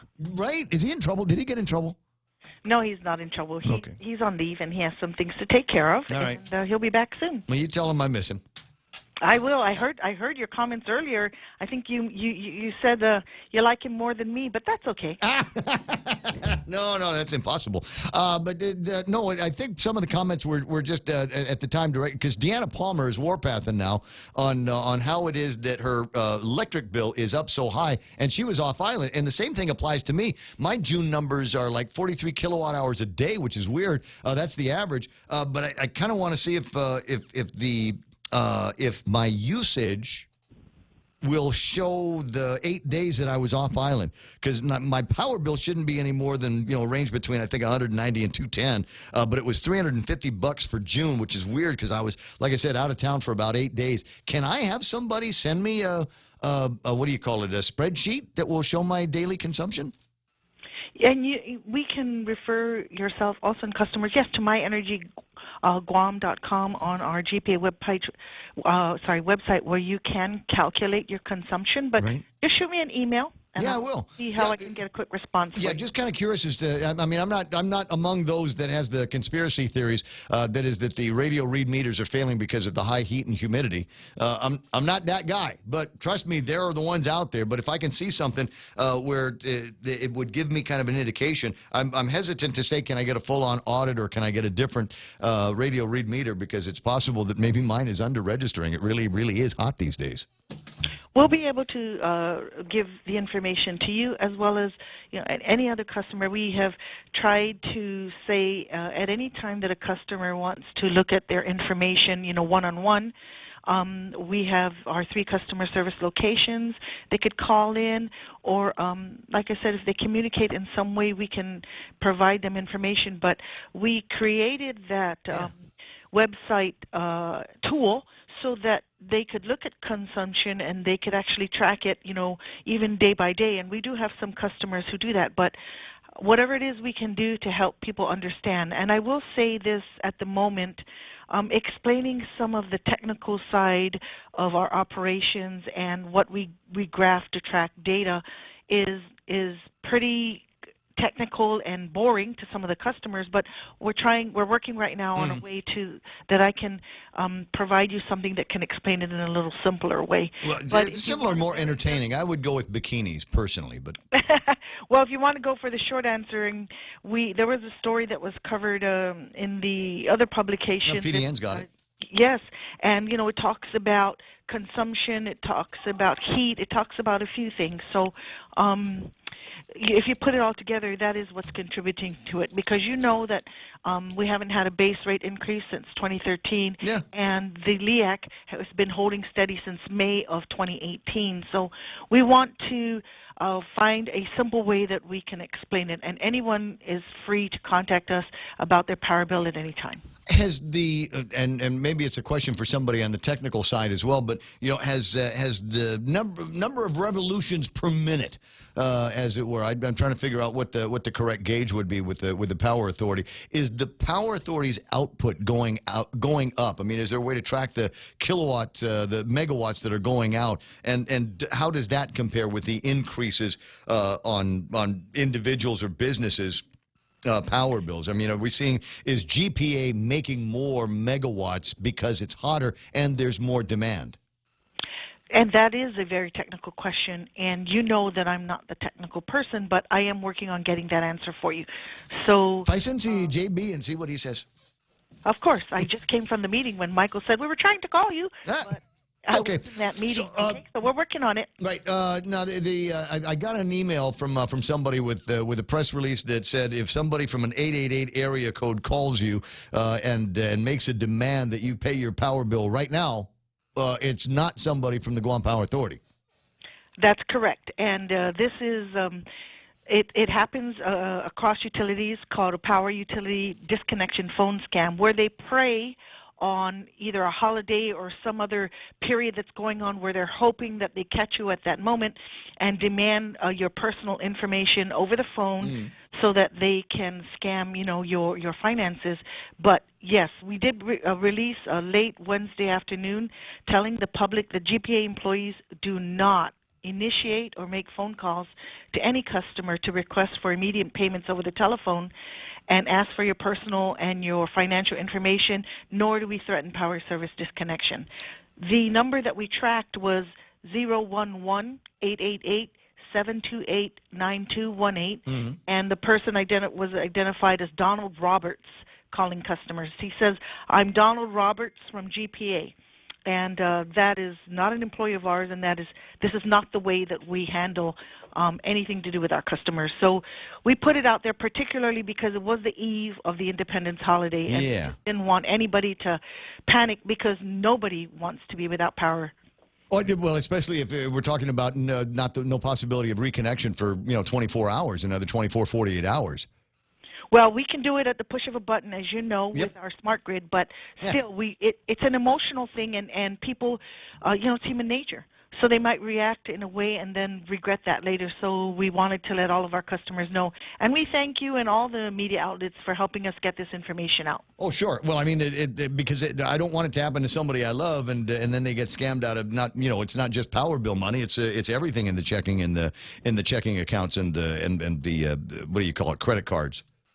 Right, and it's very similar to what everybody cautions at higher levels and various entities, businesses, or agencies to say never give your personal information over the phone like that. Yeah, and again, GPA will not call you up and say, "Hey, listen, you're behind in your July, so we're going to cut you off just before the 4th of July holiday if you don't pay me right now." But your power will just go out. That's how it works. And we generally don't, as I recall, do disconnect days just prior to the holiday. We have all of those on various schedules and cycles, and the way we were able to realize what was going on is because with the technology we have in house and at our GPA trouble dispatch, we do have recordings, and so we're able to capture this strange kind of phenomena and then, work it through in-house, and that's why we put out the notice to the public. Mm-hmm. Well, I appreciate you spending some time with me on the radio. But, yeah, if you could do me a favor, just swing by at, what's his name, JB's office, and just ask. I mean, if the power rates, if the amount of collectibles from all of the consumers of the Guam Power Authority is going up because we've got all of this additional, draw against the Power Authority, what kind of megawatt hours are we talking about from the power company? Is your demand rising as well? I just came from that short meeting, and we are working on something to simplify, or maybe I have to give you one of his 101-page PowerPoint strategy if you want, right? No. So we're going to make it simple, Ray, and we're going to answer the questions, and I thank you for that. Okay, sweetie. I'll talk to you pretty soon. Happy 4th of July. Happy 5th of July. Yes, have a good weekend, too. Thank you. That's the plan. That is it. And I'm careening toward that as fast as I possibly can. Minute or so in front of the top of the hour, and I've gotten another user-contributed video of another sad park facility that we've got here on Guam. I think it's Tagatsing Beach, which has seen better days, but now it looks like another place where people are just going. They got squatters down there. They got all kinds of people hanging out over at Tagatsing and just absolutely trashing the place. I've got I'll play the video for you. Just a warning. You remember that movie about the Blair Witch? And everything was handheld and fast-moving, and you got nauseous. It's the same kind of video, but I'll play it for you so you can get an idea of the nature of the problem at the Tagatsing area. 9 o'clock in the morning, the radio station is KUSG Aganya. Stand by now for Fox News Live.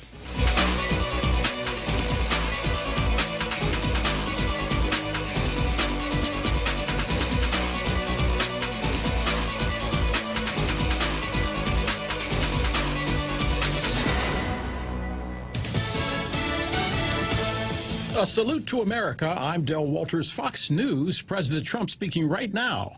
Cloudy skies in the nation's capital welcome the president for his 4th of July extravaganza. Today we come together as one nation with this very special salute to America. We celebrate our history, our people, and the heroes who proudly defend our flag, the brave men and women of the United States military. Flyover was difficult to see because of the cloud cover. Air Force One, though, did fly over the mall just prior to the president's speech. Those gathered in ponchos, some with umbrellas, some without. Traditional Capitol 4th concert on the other side of the mall at the Capitol building. Baby Trump also on hand to greet the president. That's the 20-foot protest balloon of a diaper-clad President Trump. A Republican congressman choosing Independence Day to do just that, declares independence from the Republican Party. The timing of Representative Justin Amash's announcement to leave the GOP is no coincidence. As we approached Independence Day, I thought, well, this is a great day to do it, to stand up and say that enough is enough with the party system. The Michigan lawmaker at a 4th of July celebration in East Grand Rapids saying he feels a weight has been lifted off his shoulders. I'm happy.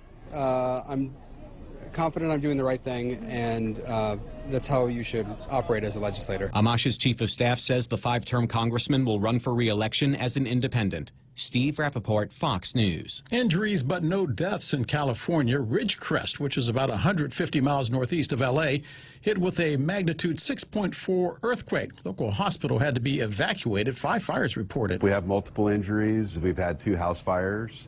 We've had small vegetation fires, power lines down, gas leaks, the associated events that... Fire Chief David Witt, largest quake in 20 years. This is Fox News.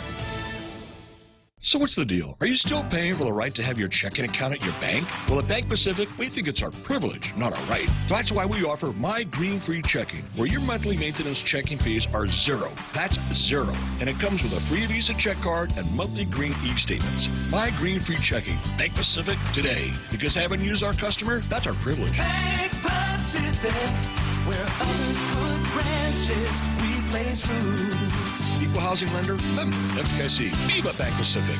Building a business is tough work. Big or small, Nanbo Insurance has your business covered. Nanbo takes the guesswork out of coverage to protect your investments. Over the years, Nanbo has worked with businesses of all sizes, from large hotels to small businesses. Nanbo Insurance will be your best asset. With Nanbo, you can also save big when you bundle up and insure your car, home, motorcycle, or business. Enjoy great savings, up to 50%. Visit nanbo.com or call 477-9754 for more details.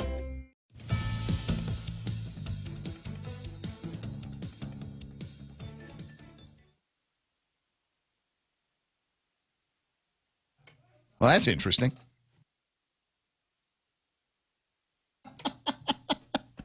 Wow, 4th of July over at Fox. How about that? He forgot to do the second half of the news. Isn't that interesting? Well, every once in a while, it goes along with the nobody's perfect line, and my liberal friends are listening going, yeah, you better believe it, nobody's perfect, especially faux news. In almost 30 years of radio, this has never happened. I've never. Oh, you're no, kidding? Never. No, at least not when I'm working. With me. Yeah, it's happened before with me over at CBS News. It's crap still, out earlier. It's still nothing. I've got it potted up. That's just great. That's just awesome. All right, so where are we? 3 after 9, something like that. Do I need to finish up? I mean, I'm more than happy to finish up that newscast if you like. I mean, I don't know how newsworthy it is, but I was searching for, because I love looking around on the internet while I'm working. I was looking earlier, Googling something, and I don't remember exactly what I was looking for at the time. But I mean, this is one of the things, one of the beauties of the internet is you never know what you're going to find when you're not looking for it. And so I was looking, like I said, don't know what I was looking for, but I hit something. Yeah, somebody's asking for you to play the bong sound and the bong sound effect and dedicate that to the guys over at Fox News. Literally hundreds of radio stations across the country. Somebody like me is doing this. Imagine the ones that are on automation and have nobody in the room. It's 4th of July, man. Everybody's out. There's a little dead air in the radio station. Anyway, so I was looking for something and found this on the subject of nose piercing. Oh. And I will tell you here and now that I am not a candidate for nose piercing. You remember last week I was telling you about my friend Catherine inviting me to this thing at the end of the month where it's stand-up paddling and yoga at the same time. Mm-hmm. And I said I am the least qualified to participate in that event. Mm-hmm. Therefore, and along the same lines, I'm the least qualified guy to talk about nose piercing. Yeah. I don't have one. Me either. None of the women in my family have one. None. But I see people with nose rings. I mean, nose piercings, and ask the same question as the lady in that movie where L.A. gets with the volcano. Is when you sneeze, does the snot go shooting out of the little hole in your? Inquiring minds want to know. Right? It's there. There's a hole. You know, you take the thing out and you just happen to sneeze because you're messing around with your nose. Does not shoot out that little hole. Or when you laugh and the milk shoots out. Same difference. Same difference. Anyway, so I got this story. This is somebody writing into Health Unlocked. This is very random, but I read somewhere that getting your nose pierced helps with period pain and endometriosis. You remember we had Catherine and Hannah in the studio once upon a time talking about endometriosis, and it's a disease women might have, and they might have it just forever. And it affects their diet, affects their mood, and they've got frequent pains, especially associated with that time of the month. Not sure if a specific side works better than the other, though I did read that some tribes have the left side for this reason, but the other reports didn't specify. Just wondered if anybody has tried it. And the idea is you get your nose pierced on the left side, and it will help you with all kinds of pains that are associated with having your period and endometriosis. Of course, a lot of those would fall back into the Chinese and Asian predominantly, the pressure points and acupuncture and other things like that. And so there might be something to it. So you asked the question, and there's actually a ton of replies. It looks like it's kind of a mixed bag of replies from some women saying, no, it had absolutely no effect. Some saying, well, it might have been placebo effect. And some people saying, no, this is actually working for me, is getting the thing done. It's like I said, you just never know where stories can go. And so I think that's going to be the last story for Fox News on 93.3 The Point. We'll be right back. If I ever decide I want something that looks like a booger on the outside of my nose, I'll get a piercing. Okay. Business travel just got easier. Take your data plan with you for only $10 a day to all 17 data-to-go destinations. Never worry about additional data roaming charges when you go where your business needs you. The US, China, Thailand, and so much more. Have the assurance you need to check emails, surf the web, and stay connected. Call 688-2677 today to make sure your account is data-to-go ready. Docomo Pacific. Better together. 8 after 9, right? Yes, for details on that, check out the Guam Endo Movement. Like I said, I sent the link to Catherine, who is the boss of that, her and Hannah. And so maybe there might be something where other women might want to try it. I mean, it's not like, doesn't sound like a high-risk procedure, right? Where you just go to some place and they'll numb it up a little bit and then they'll. I was at one of those little stores where they have they take these tweeners. I forget the name of it with the big malls in the States. Oh, like Claire's? Yes. Yeah. You can get your ears pierced at Claire's. I got mine done there. No way. Yeah. Really? Yeah. Okay. You have way more man than me. I couldn't do it. I couldn't. I was in there, and there was a girl. She couldn't have been 11, about the same age as my daughter at the time, and she was going in to get her ear pierced. Yeah. And I could see the fear and trepidation and the uncertainty in her eyes. Yeah. And I felt it deep inside me. Yeah. I internalized everything she was going through. I internalized that. Now the difference between the two of us, she actually went through with it. But my palms are getting sweaty just thinking about it. The idea that somebody's going to take some kind of mechanism and they're going to put a thing and it's going to go right through this patch of skin here out to the back patch. Yeah. See, the first time you get it done, that's what happens. You get kind of freaked out, but then they wipe it and it happens so fast you don't even feel it. And so for the second one, You're I lying had to me. no problem. No, it's yes, easy. you are. Your lips are Man, moving. it goes so fast. No way. But here's the thing. See, when you're going into the nose, you're not just punching skin, you're punching cartilage. And that requires, it hurts a little bit more, requires a little more oomph. It also requires a great deal more care because if you don't care for it properly, it can get infected. Boogers there. Yeah, that's pretty much. Yeah. Not the cleanest part of your body. Basically, part of the body's waste process is through the nose. So okay. Yeah. Happy conversation. What's for breakfast today? Something at Ruby Tuesday. Yeah, I think maybe I'll start with... never been a better time to go solar. We'll save the restaurant one for the end of the break. It'll give people time to forget. Now I can't stop touching my nose. Solar with battery storage is now available to Guam homeowners. The number is 632-2613 to get you a free consultation. It's the summer of Jeep. Piercings not required. What's the old line? It's I got it done now while it's still optional because I got a feeling the way things are going, piercings are going to be mandatory soon. But anyway, summer of Jeep at Cars Plus. Take a test drive of the Compass, the Cherokee, the Grand Cherokee. They're all Jeep. They've all got the word Jeep in their name. But in my mind, the word Jeep I associate with the Wrangler. Yeah, and they got plenty of those, lots and lots of great color. In fact, I saw a Wrangler yesterday, and I'd never seen that color before. It was, and my daughter and I had a great time riffing on what the colors were. It was like lime green, and so she's like, "No, that's forest green." I said, "No, that's Green Lantern green." She said, "No, that's Irish Spring green." And just went through the whole gamut of the range of that particular color Jeep that we saw over at the mall the other day. Hey, that's the thing about Jeeps is you can hack those. I mean, that becomes your personal ride. Sorry, there's others that I got to give a lot of love to. The guys over at APL, American President Lines, where they're shipping the future. Global presence with a local home is the new tag that they've got there. And Ruby Tuesdays, because now we're far enough away from the booger conversation. I said, read this one every day except Tuesday. All right. Why? What's the big deal? Oh, this one here. $5 appetizers, Ruby Relaxers, Tipsy Palmers, $5 or less. Monday, Wednesday, Thursday, and Friday from 4 to 6, and all day Tuesday. It's happy hours at Ruby Tuesdays. It's the Ray Gibson Show. Call now, 888-TALK. That's 888-8255.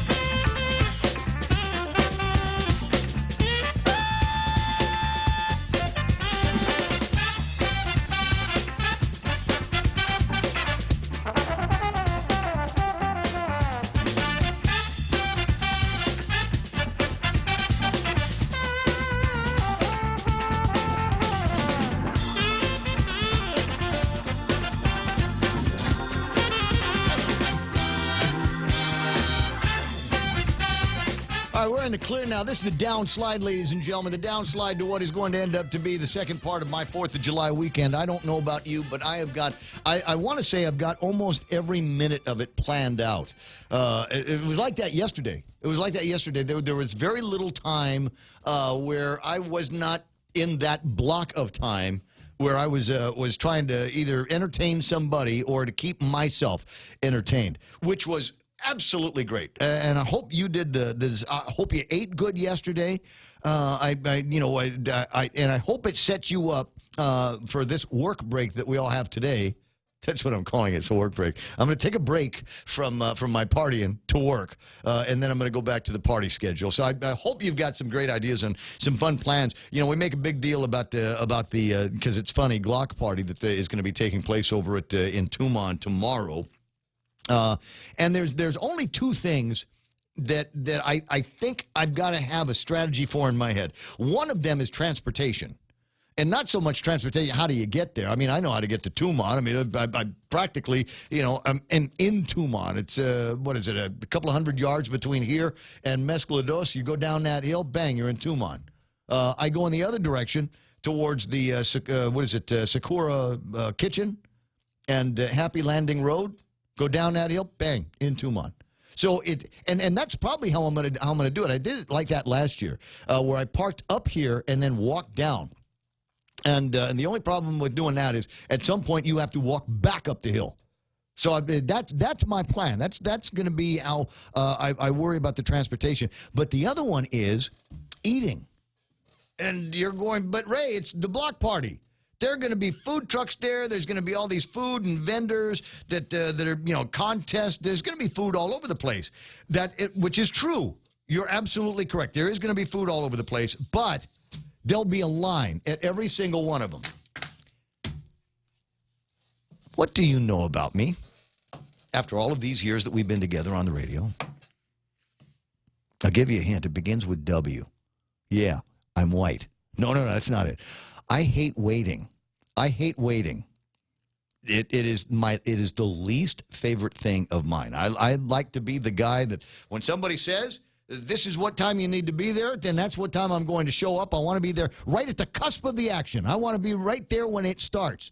So when I take the time, when I do what I consider to be the right thing, and somebody says you need to be there at 7 o'clock, and I get there at 6:50, and the thing is supposed to start at 7, but then it doesn't start at 7:30. That's when you can see when my cheeks will go hard because I'm chewing on my mouth. Because I hate waiting. I'm like, I did my part. I got here on time, and now you're making me wait. You suck. So I hate waiting. And so I'm going to get down there. I'm going to smell the food. I will be able to smell it while I'm still walking down Happy Landing Road. I'll be able to smell all the barbecue and all of the. But when I get to the place, there's going to be a line in front of all of the places that I want to go to, and it makes me crazy. Was talking to my daughter about it, and she had a similar plan not that long ago. Was it my daughter? Yeah. And so what'd you do? Well, there's McDonald's. You just go past everything, and make your way out to Mickey D's up there. You know you're going to be able to get fed. That'll be all right. But if you're all right with it, and I know some of you. Well, if I got to wait to get to Asu Smokehouse, it'll be worth it. If I got to wait to get to the Dusitani guys, the Mescla guys, GCC, Team Duckness, the Guam Barbecue Company, Sea Grill, and I'm saving the best for last because Renee is back from her whirlwind European trip. But the Outrigger Guam Beach Resort is going to have representation there as well. So if I'm going to stand in line, I think maybe that's the line that I'm going to be standing in. Fun starts when you get there and doesn't end until you leave. Watch out for it. It is called the Block Party. We've renamed it the Glock Party. That doesn't mean that you can bring your Glock with you. I'll have mine, though. 888-8255. Marquez, Matt, Migo. Hey, hey, Greg. That's all right. It's you be hooked, be addicted to this program. It's a form of habit, bro.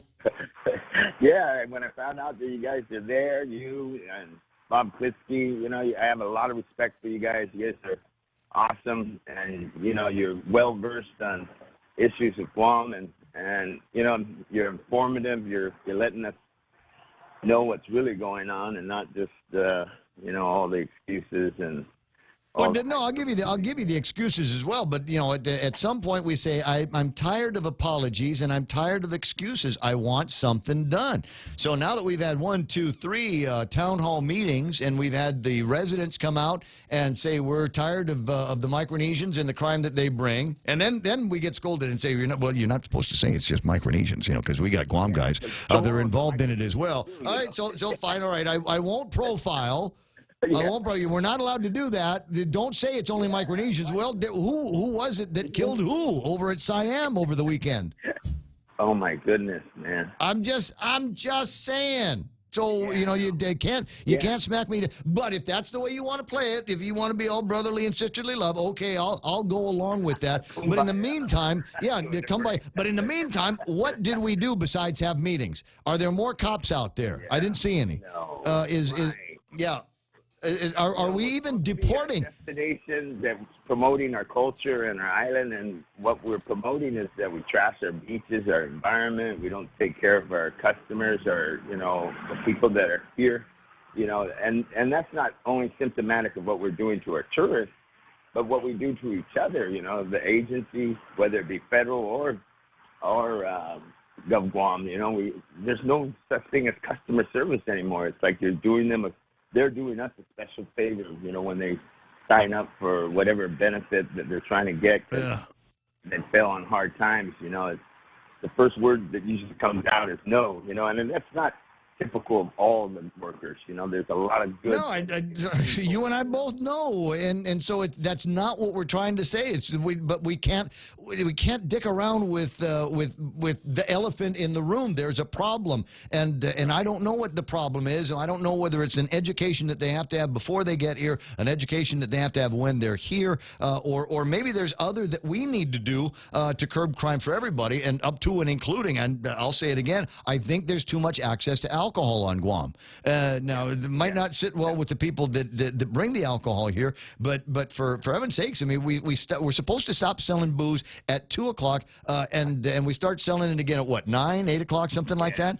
So virtually all of our day, alcohol is available, and it's available. If I don't sell it to you in my store, you just need to walk down the street 50 feet. There's another store, and they will. And there's places this gas station won't sell it to you. Go across the street. I used to drink a little bit myself. I'm trying to quit completely in cigarettes. I'm down a lot from what I used to do. That's good. And, as a veteran, with issues, sometimes, you're self-medicating. No, I totally get it. I totally get it. I'm not saying I'm not. Hey, anybody knows me knows I love my beer. But if somebody tells me that I need to that I can't buy beer after 10 o'clock at night, no problem. I'm going to go to the bar, and that's all right because that's supervised. And it will cost more, so I can't generally buy more while I'm at the bar. We need to rethink the alcohol density and availability in this town. Hey, dude, I got the lady from, where's she at? Gita on the line, so I need to talk to her, coincidentally, about a beer place. So I'll check you later. Yes, sir. All right, bro. But before I get to Mel, and to Marquez's point, I want to play this video. I don't know what the audio sounds like, so we'll go ahead and keep the audio down on this one. But it's that video of Tagatsing Beach, which is one of my favorite spots. We got the pools over in Inarahan. That's the jewel there. I think on the Zotnya side, it's Tagatsing. And the place needs attention. As you can see, there's somebody zooming in on their phone. There's a pile of trash there and video all the way across. There's another pile of trash leading on the way to the bathrooms. And I don't know that the bathrooms are open or closed there on an ongoing basis. Oh, it's Faye's birthday. Isn't that nice? Just creeped up while I was playing the important video. Thank you very much. Okay, there's more birthday pictures. Let me put the thing back on me before something incriminating pops up there. But it's Tagatsing, for heaven's sakes. And I could be here and rail against how lousy the system is that we've got. But, I did that last week on the Inarahan pools, or the weekend before on the Inarahan pools, and then passed by there on Saturday and saw that doesn't look like anybody cares at all. There's just the trash is still there from before, and if somebody went and cleaned it up, they allowed somebody else to come in and trash the place again. So I can do this every day. Every day there can be a someplace on Guam has been trashed video, and I don't know that anybody that's supposed to be paying attention is paying attention. Anyway, 9:22 in the morning, 888-8255-888-TALK. You have to listen fast because the topics flip around real fast on this program. Was talking about alcohol density.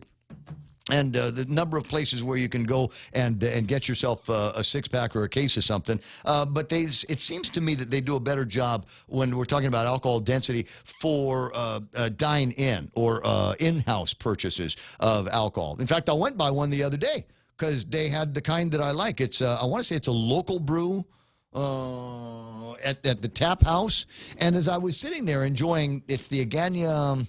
God, it's the weedy one. I can't remember the name of it. But as I'm sitting there enjoying the drink, it occurred to me that the people that own the Tap House are also talking to the people over at Gita about a qualifying certificate. So I thought that might be interesting. So I spent some time last week with Jay Merrill, and I thought maybe this week I'll see if I can find Mel Mendiola. Good morning, Melanie. Morning. How are you? You know what? I'm doing great. How was your 4th of July? I was working. Because, we have some visitors from a couple federal agencies, the Administration for Native Americans, the Substance and Mental Health Awareness, or Substance and Mental Health, and a couple other federal, just basically like 4 or 5, someone from the Department of Interior. Wow. Anyways, they were all on island. And, did they leave any checks laying around? I know that was the whole point. Right. Administration for Native Americans gave Farm to Table our big grant back in 2013. Yeah. And so the lieutenant governor said, "You need to come on this. You need to come with us and take them around the island and convince them to give us more money." And I said, "That's what I'm going to do." Yeah. So bring them by the radio station. Are they still here? I think they are doing today. They're doing a kind of an open table with a number of our leaders from our various government of Guam agencies and don't call them leaders. Don't call them leaders. You know how I am. there are representatives. Representatives. Yes, I'm their leader. I'm what? What are you, my old brother? I'm their leader. You're the boss, Ray. You're the boss. Okay, so I know I'm the spoiled one, right? Mel knows me. I'm the spoiled one. So my friends over at Tap House and another company that they're associated with are going to Gita to get themselves a qualifying certificate for this apparently larger style brewing thing that they want to do. Yeah. They recently submitted their letter to that they intended to apply for a QC, or they've started the process of applying for a QC. So it's exciting. I mean, it's a new venture. It's still a fairly new it's a new market here in Guam. It's or rather a new service, I suppose you could say. And we're very excited. I'm just a personal note. I'm excited to see what they have to do. I love these kinds of businesses. They had mentioned wanting to factor in they wanted to do some seasonal ales and things, and they could utilize farmers' produce. So I always love that kind of stuff. So yeah. Well, they've got a drink down there that it refers to manzanita. I don't think they actually use manzanita in there, but you've got, when you drink it, there is a hint of that berry. Oh, fun. Yeah. Cool. Oh, yeah. Oh, you've not been there? No, I haven't. My friend Corey is the bartender though, and JR is they're my classmates from when we were kids. JR is I think he's the manager there. Yeah, well, the guy that's running the kitchens, Duenas guy, is a Father Duenas graduate. So they got really good. Now it sounds like a commercial. I don't mean it to. It just they've got good food. I like the presentation, very Seattle, and the drinks are pretty tasty, and the service I've found has always been pretty good. So I'm kind of excited that they've got this opportunity in front of them for them to have a brewery where they can manufacture products initially, and my understanding is exclusively exclusively for Tap House, but there will be other versions of the beers that they will create that will go out. I guess the question is, and you know, Cesar Cabot's one of the principals here, so I imagine that they've gone through the chapter and verse. I didn't realize that there were that you could just, you know, on kind of a non-hotel, non-insurance company, non-worm farm thing, just go out and apply for a qualifying certificate. You can. There's any number of industries. If you go to our website, investguam.com, you can find any number of industries can apply for a qualifying certificate. In fact, the charges are different depending on the industry that you're in.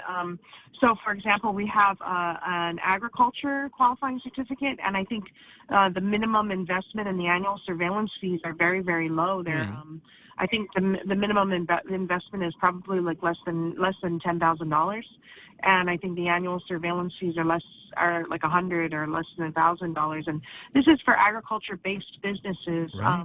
Now, our farmers are already subject to BPT exemptions, but some of these QCs offer income tax rebates, dividend tax rebates, so they certainly become helpful when a farmer is starting to scale up his business and doing pretty well. So yeah, it's not just small hotels. I mean, that's definitely one thing that I think Gita is interested. Well, we're trying to do a better job at, and that's getting out there and sharing about our qualifying certificates. Not all qualifying certificates are tax breaks for big insurance companies and for hotels, right? Our qualifying certificates are meant.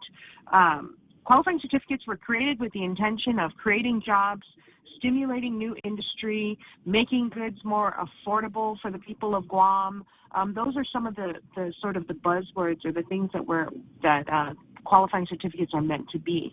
And so I think for Guam Brewery, they're a very interesting case because what you have are a number of shareholders who, and I was having a conversation with with someone else. I said, you have a number of shareholders like Cesar Cabot or Jay Merrill who, instead of putting their money in the stock market or buying a piece of property elsewhere, they're putting it in a kind of a homegrown small business. I love it.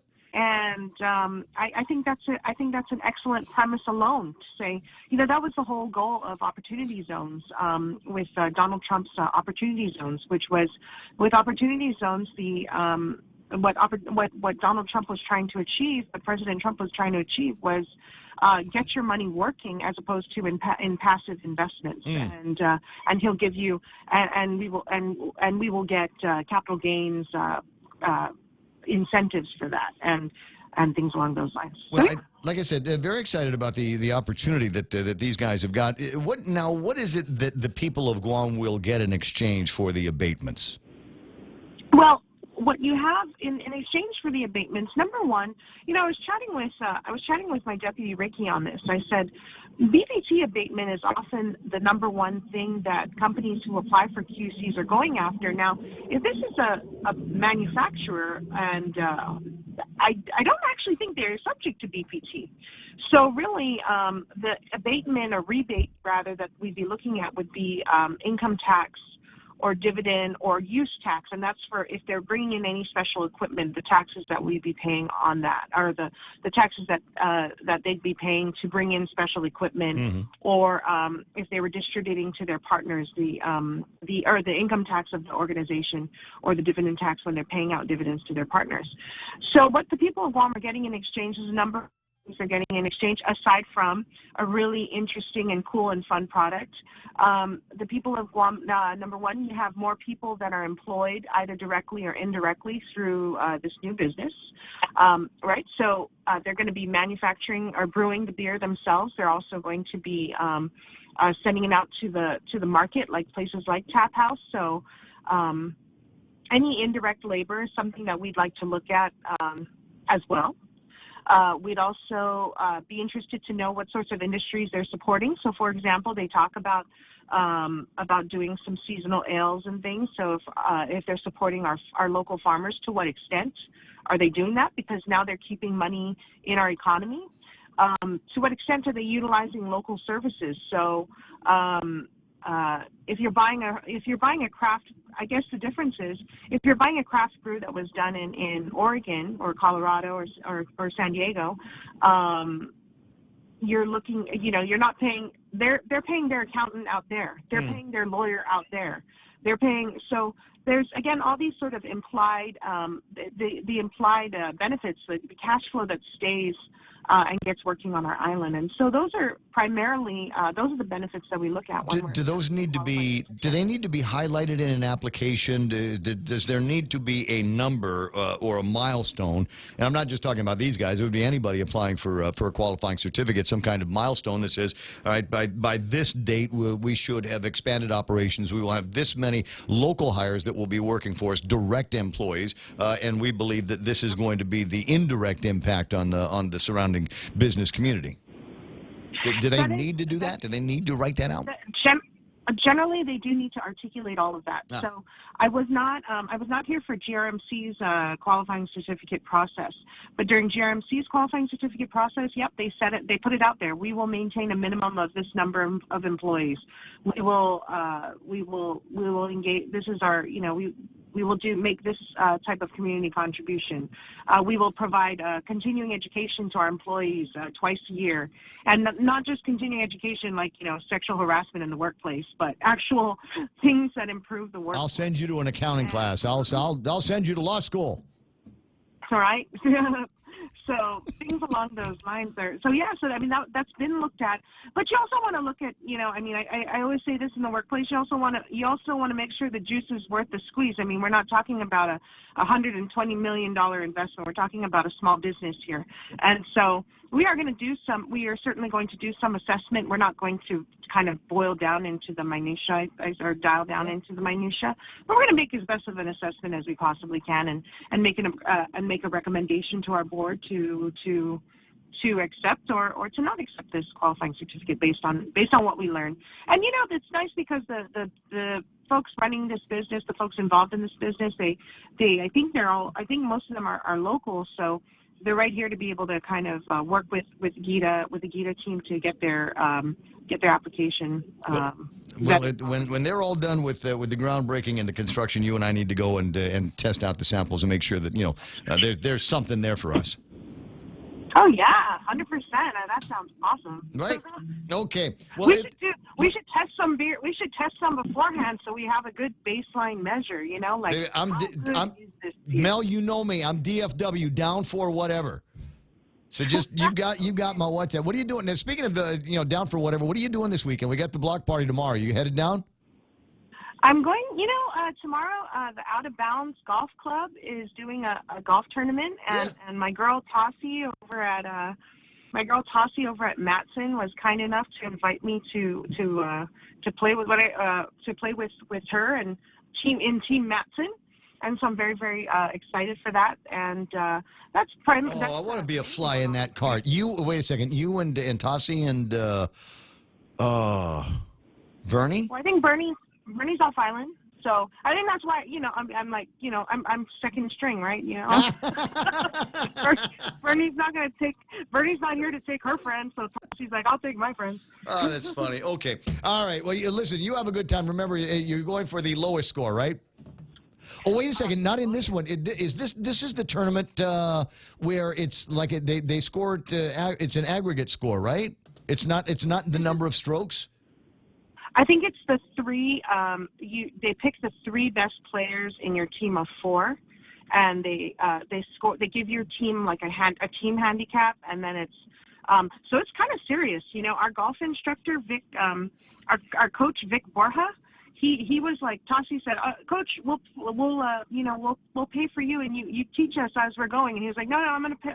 Can you pay for me? But I'll play with the serious golfers. And we're, oh, okay. Wait, no. The way it was explained to me is like each hole, you get a number score based on the number of strokes going into the hole. So like if you bogey, never mind, you don't get anything. If you get par, you get X number of points for that hole. If you got a bogey, if you get an eagle, you get.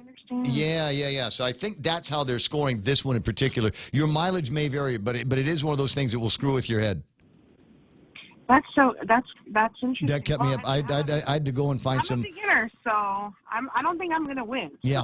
So let's I'm just going out there for beer. It's a day out in the sunshine with your friends and cold beer. That's the win. All right, listen, it's always fun talking with you. We'll get together in the next couple of days, and then you can spoil me some more. All right, thanks. Okay, looking forward to it. Mel Mendiola, she was over at the Guam Economic Development Authority. Ring her back when the break is playing. She said, if you don't mind, ring her back real quick and tell her I'm serious. If I can get some radio time with some of those off-island people from the districts and yeah, but you mentioned it. She mentioned it because look, next week is coming up. I'm gonna have to kill 20 hours of broadcast airtime next week too. So we'll work on that. It's 9:37 already. And let's call that iConnect time. Swing by the nearest iConnect and say, I'm spending too much on my mobile and internet. Save me from myself. And they will at iConnect. It's important to have claims process that works for you.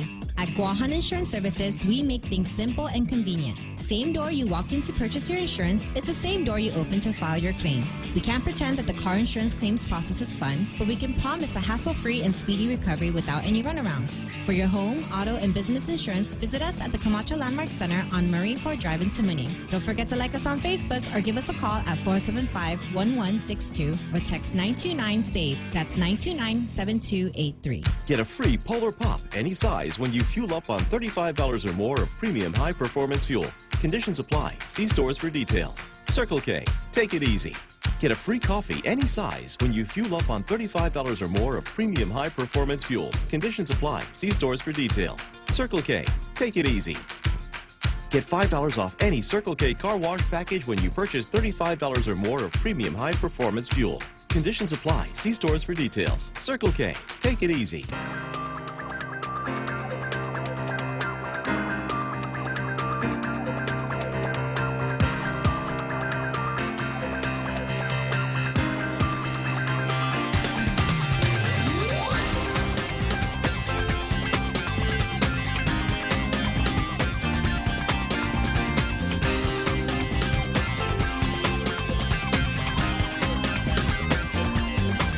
Veronica Jean Lahan is there. Have a Renee. Renee Lau is there. Have a Renee. Ken LG, Carl TC. Got a bunch of my favorite people got the Facebook live feed working this morning. Thank you very much. I'm here, and I'm really glad you're there. I don't say that as often as I should, but it's true. There are a lot of other places where you could be going to get your information, entertainment, your brand of, I don't know, political gossip and smart aleck comments. But most of the time, it's here with me on the point, and I just want to say thank you very much. It really does mean a lot to me. Even more so, my favorite ones are when somebody like you will come up to me, like at a party, and say, oh, man, I remember what you said about the administration. Dude, you are spot on. I like how polite you are, though. I am the most polite person that you know. Yeah, because you didn't mention the fact that they come here to listen because the other places are just really boring. No, it's not. It's okay, that's why I said it. You know, takes you off the hook. Thanks, appreciate it. That's my job as a producer, man. Take the bullet for you, bro. But I like that you recognize that I'm a polite guy, because I always try to be, and it's one of those things. The last thing I ever want to happen was, oh yeah, that Ray Gibson guy, yeah, he does an interesting radio show, but you know, he came into my restaurant the other day and he's just a jerk, right? You know, he's hollering at people, sending food back, you know, stiffed us on a tip, something like that. So when I am out, restaurants, bars, whatever, right, I try to be the best, most politest, most courteous version of myself for exactly that reason. I'm not perfect, you know, but and every once in a while I might have to get shirty with somebody, but it's still, it's there. I don't know. It's something I read a long time ago. I will not judge you on your political background, sexual orientation, color of your skin, race, religion, creed, any of that stuff. I will, however, judge you on how you treat wait people, how you treat servers. Yes. Absolutely. Yeah. And if I ever hear you utter the phrase, oh, God, I hate my parents. Oh, what? No way, because I will judge you on that as well. I will judge you on the caliber and the quality of the nature of your relationship with the people that born and bred you. Oh, yeah, but yeah, I'll get somebody, well, my dad was an alcoholic. Mom was never around. I hate my parents. But, fine. What'd you do about it? Maybe he was drinking because of you. Has that occurred to you? Maybe your mom was out all the time because she couldn't stand the idea of being home with you.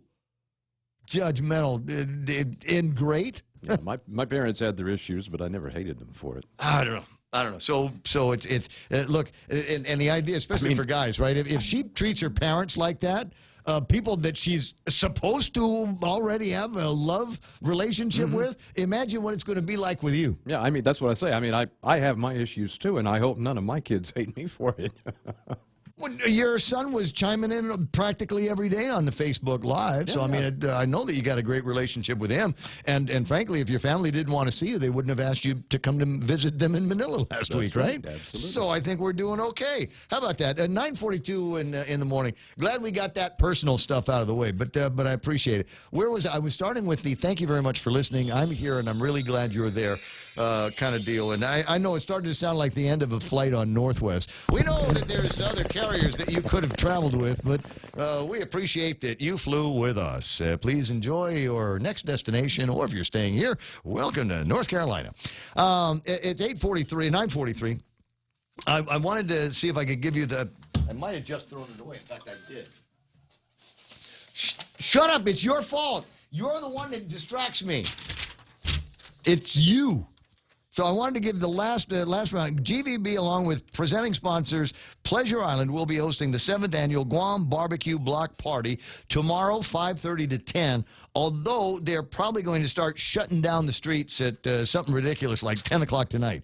Have you seen the signs down there? I know that they're going to be shutting things down at both ends of Pleasure Island before too much longer. So factor that into your plans tonight. If you are going to be kind of down there in that area, I've got a feeling that I will be down there in that area tonight as well. But it, I think I'm where we are going to be is going to be far enough away from the prep over at Pleasure Island. I don't know that it'll make that much of a difference to us.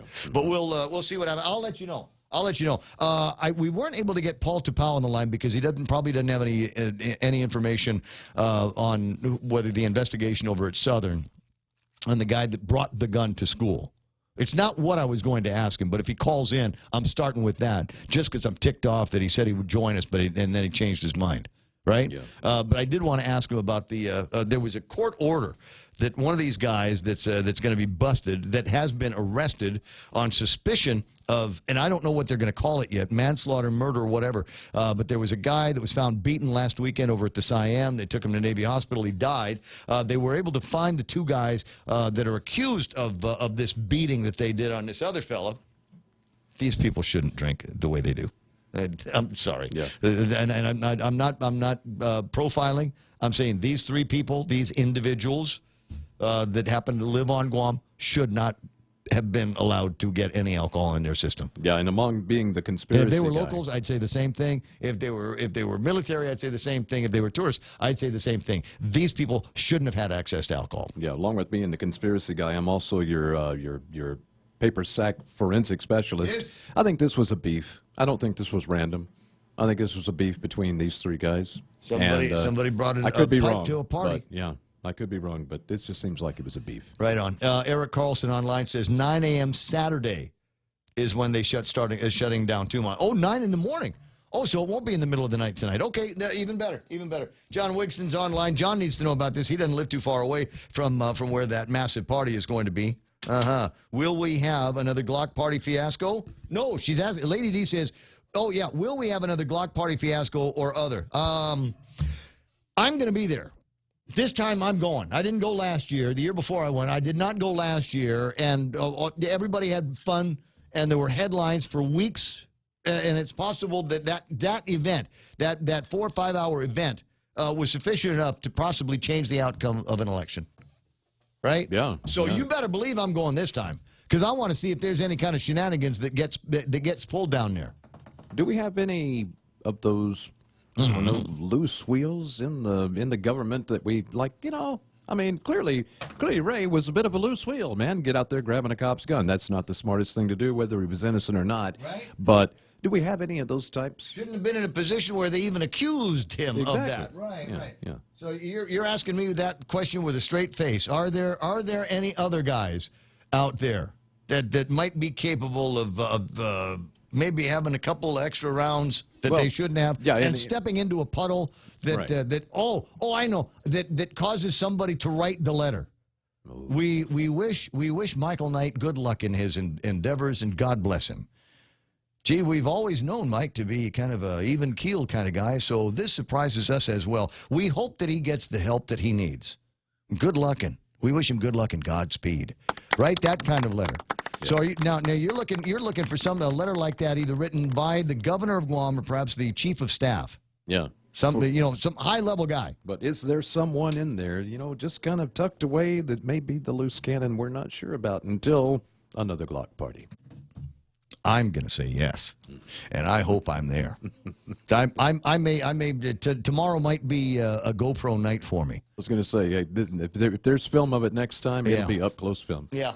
I'm thinking that this might be that it's charged. I've got a brand new memory chip inside. It's like 32 gigs or something like that. And I've got the, what do they call them? It's a thing you put the GoPro on, and it's got like these little motors in it to keep it absolutely straight platform. So, guys in the advertising agency, they know exactly what I'm talking about. But yes, I will be there. And so if you see me stabilizer? walking, but that's what it does. Yes, it's like that. Yeah. I'm not going to remember it. Yeah. You know what? I'll remember at 10:01.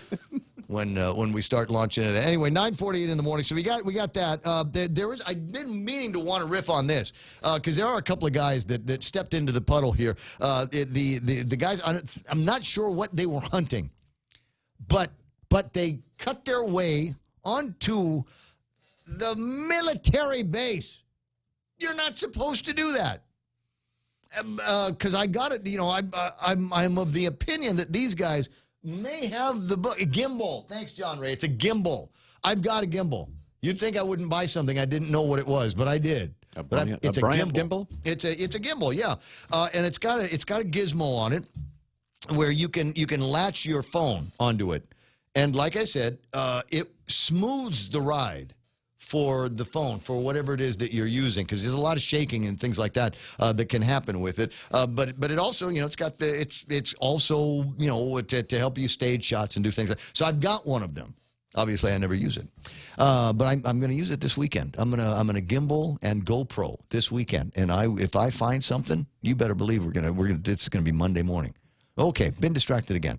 So these two guys go and decide that we're going to catch deer and pig on the base, because apparently it tastes better if it comes from the base. That's the only explanation that I can give you, because I'm telling you, go down south. There's plenty of pigs. There's shiggy trails all over the place down south. Yeah, but those up there, they're drinking the recently treated water. Yeah, and they can eat birds, because there's still birds up there, because there's no brown tree snakes, because the Fed killed them up there, but not here. But I don't know what it is. They must taste better, because that was all these guys needed to go out there and figure out a way to get on base with guns that were illegal and unregistered. So it is possible. Although I don't know, because it's at Superior Court now. But it is possible that these guys could get a couple of books thrown at them for this, to send out a message. And if I was the admiral and general, I'd be making some phone calls. Say, listen, you guys, I don't care what you guys do on your side of the fence, but if we got guys that are busted on for drifting into our side, we need some severe penalties. We just can't have people, Tom, Dick, and Harry walking in and around our side of the fence.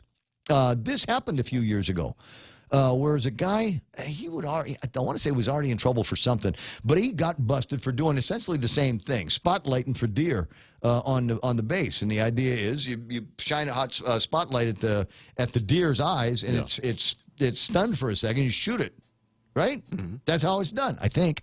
But you don't need to go on the base for that. There's pretty much anywhere there's boonies, I think you'll be able to find some of that. You walk around deep enough, you can smell it.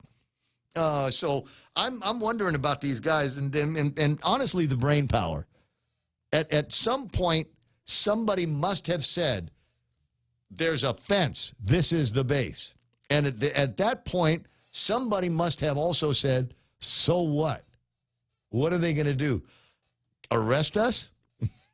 And they did.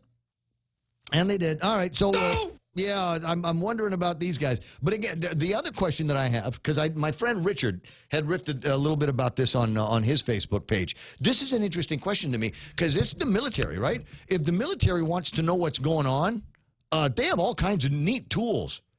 They've probably got this over-the-horizon, forward-looking infrared radar where, they can tell it's supposed to be boonies here. And we can make out what looks like humans moving in random patterns around there. I think we got some guys. So you break out your guys, right? And they go out there with their SWAT gear, their urban infiltration stuff, their own forward-looking infrared radar. What do they call that? That looks at body heat, right? I need one of those, by the way. So if you're at Kmart and they have that, can you buy it for me and then I'll pay you back? Just saying. If they have that on base, can you get it for me, sisters? The FLIR system? Well, it's not forward-looking infrared. That's different. I want to say that's fighter pilot stuff, and in the very least helicopter stuff. Yeah. But there's the stuff that will read your body heat. Yeah. Right? You've seen that in every Tom Clancy movie there ever was. Yeah. I want to say it's just, basic infrared, but probably it's not that simple. Yeah, tuned to that frequency. I don't know what it is, but like I said, I need one. I think firefighters have those, right? Because when they go in someplace where you can't see because of the smoke, they can still make out body heat, that there's a human being in there or something in the shape of a human being. So anyway, I'm wondering how much of that technology was used when they busted these guys, and how much the guys that were wearing them were laughing out loud in their masks, right? Because they know. I know exactly where you are. I know exactly what you're doing. I know exactly what kind of gun you have. And frankly, I can sneak up on you in the dark and you would never know. Right? I just do this military stuff that I was trained for in school. This would be awesome. Do we get to use our hand signals?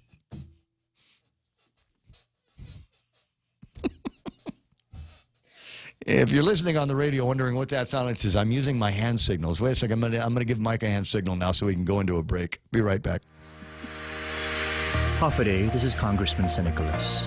Our office is currently visiting our villages, providing contact information for our office, and taking any inquiries we may be of service with. All vehicles and staff are appropriately identified for your safety. Please feel free to let our constituent outreach team know how we can be of service to you, and thank you for your kindness.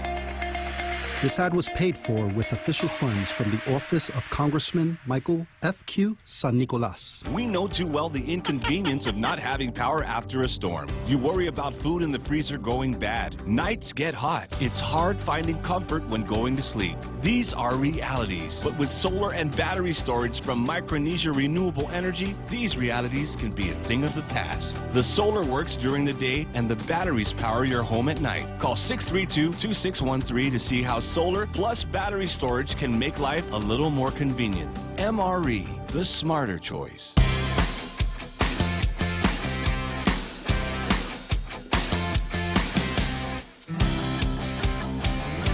Let me just see if I can make somebody's head explode here, because when I was reaching for the term, technical term for the device that I can put my phone or my GoPro on, which will provide it stability in a platform.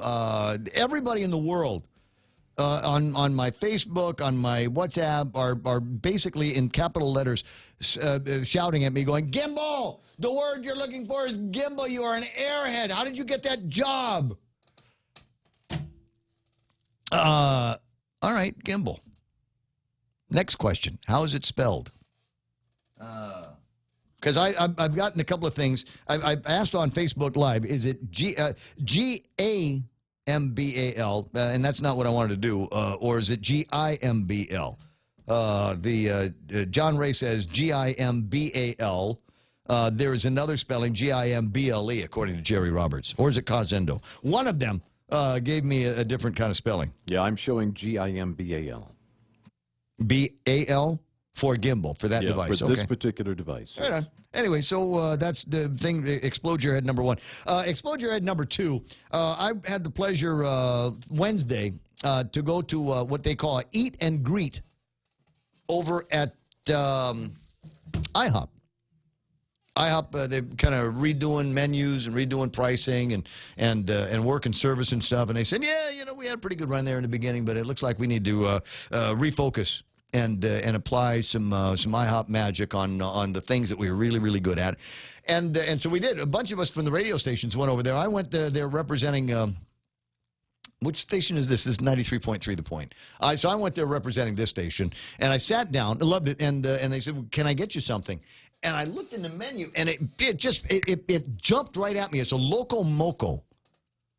And now the first time I ever had a Loco Moco, I don't know, 2011, 2012, in Hawaii. Right.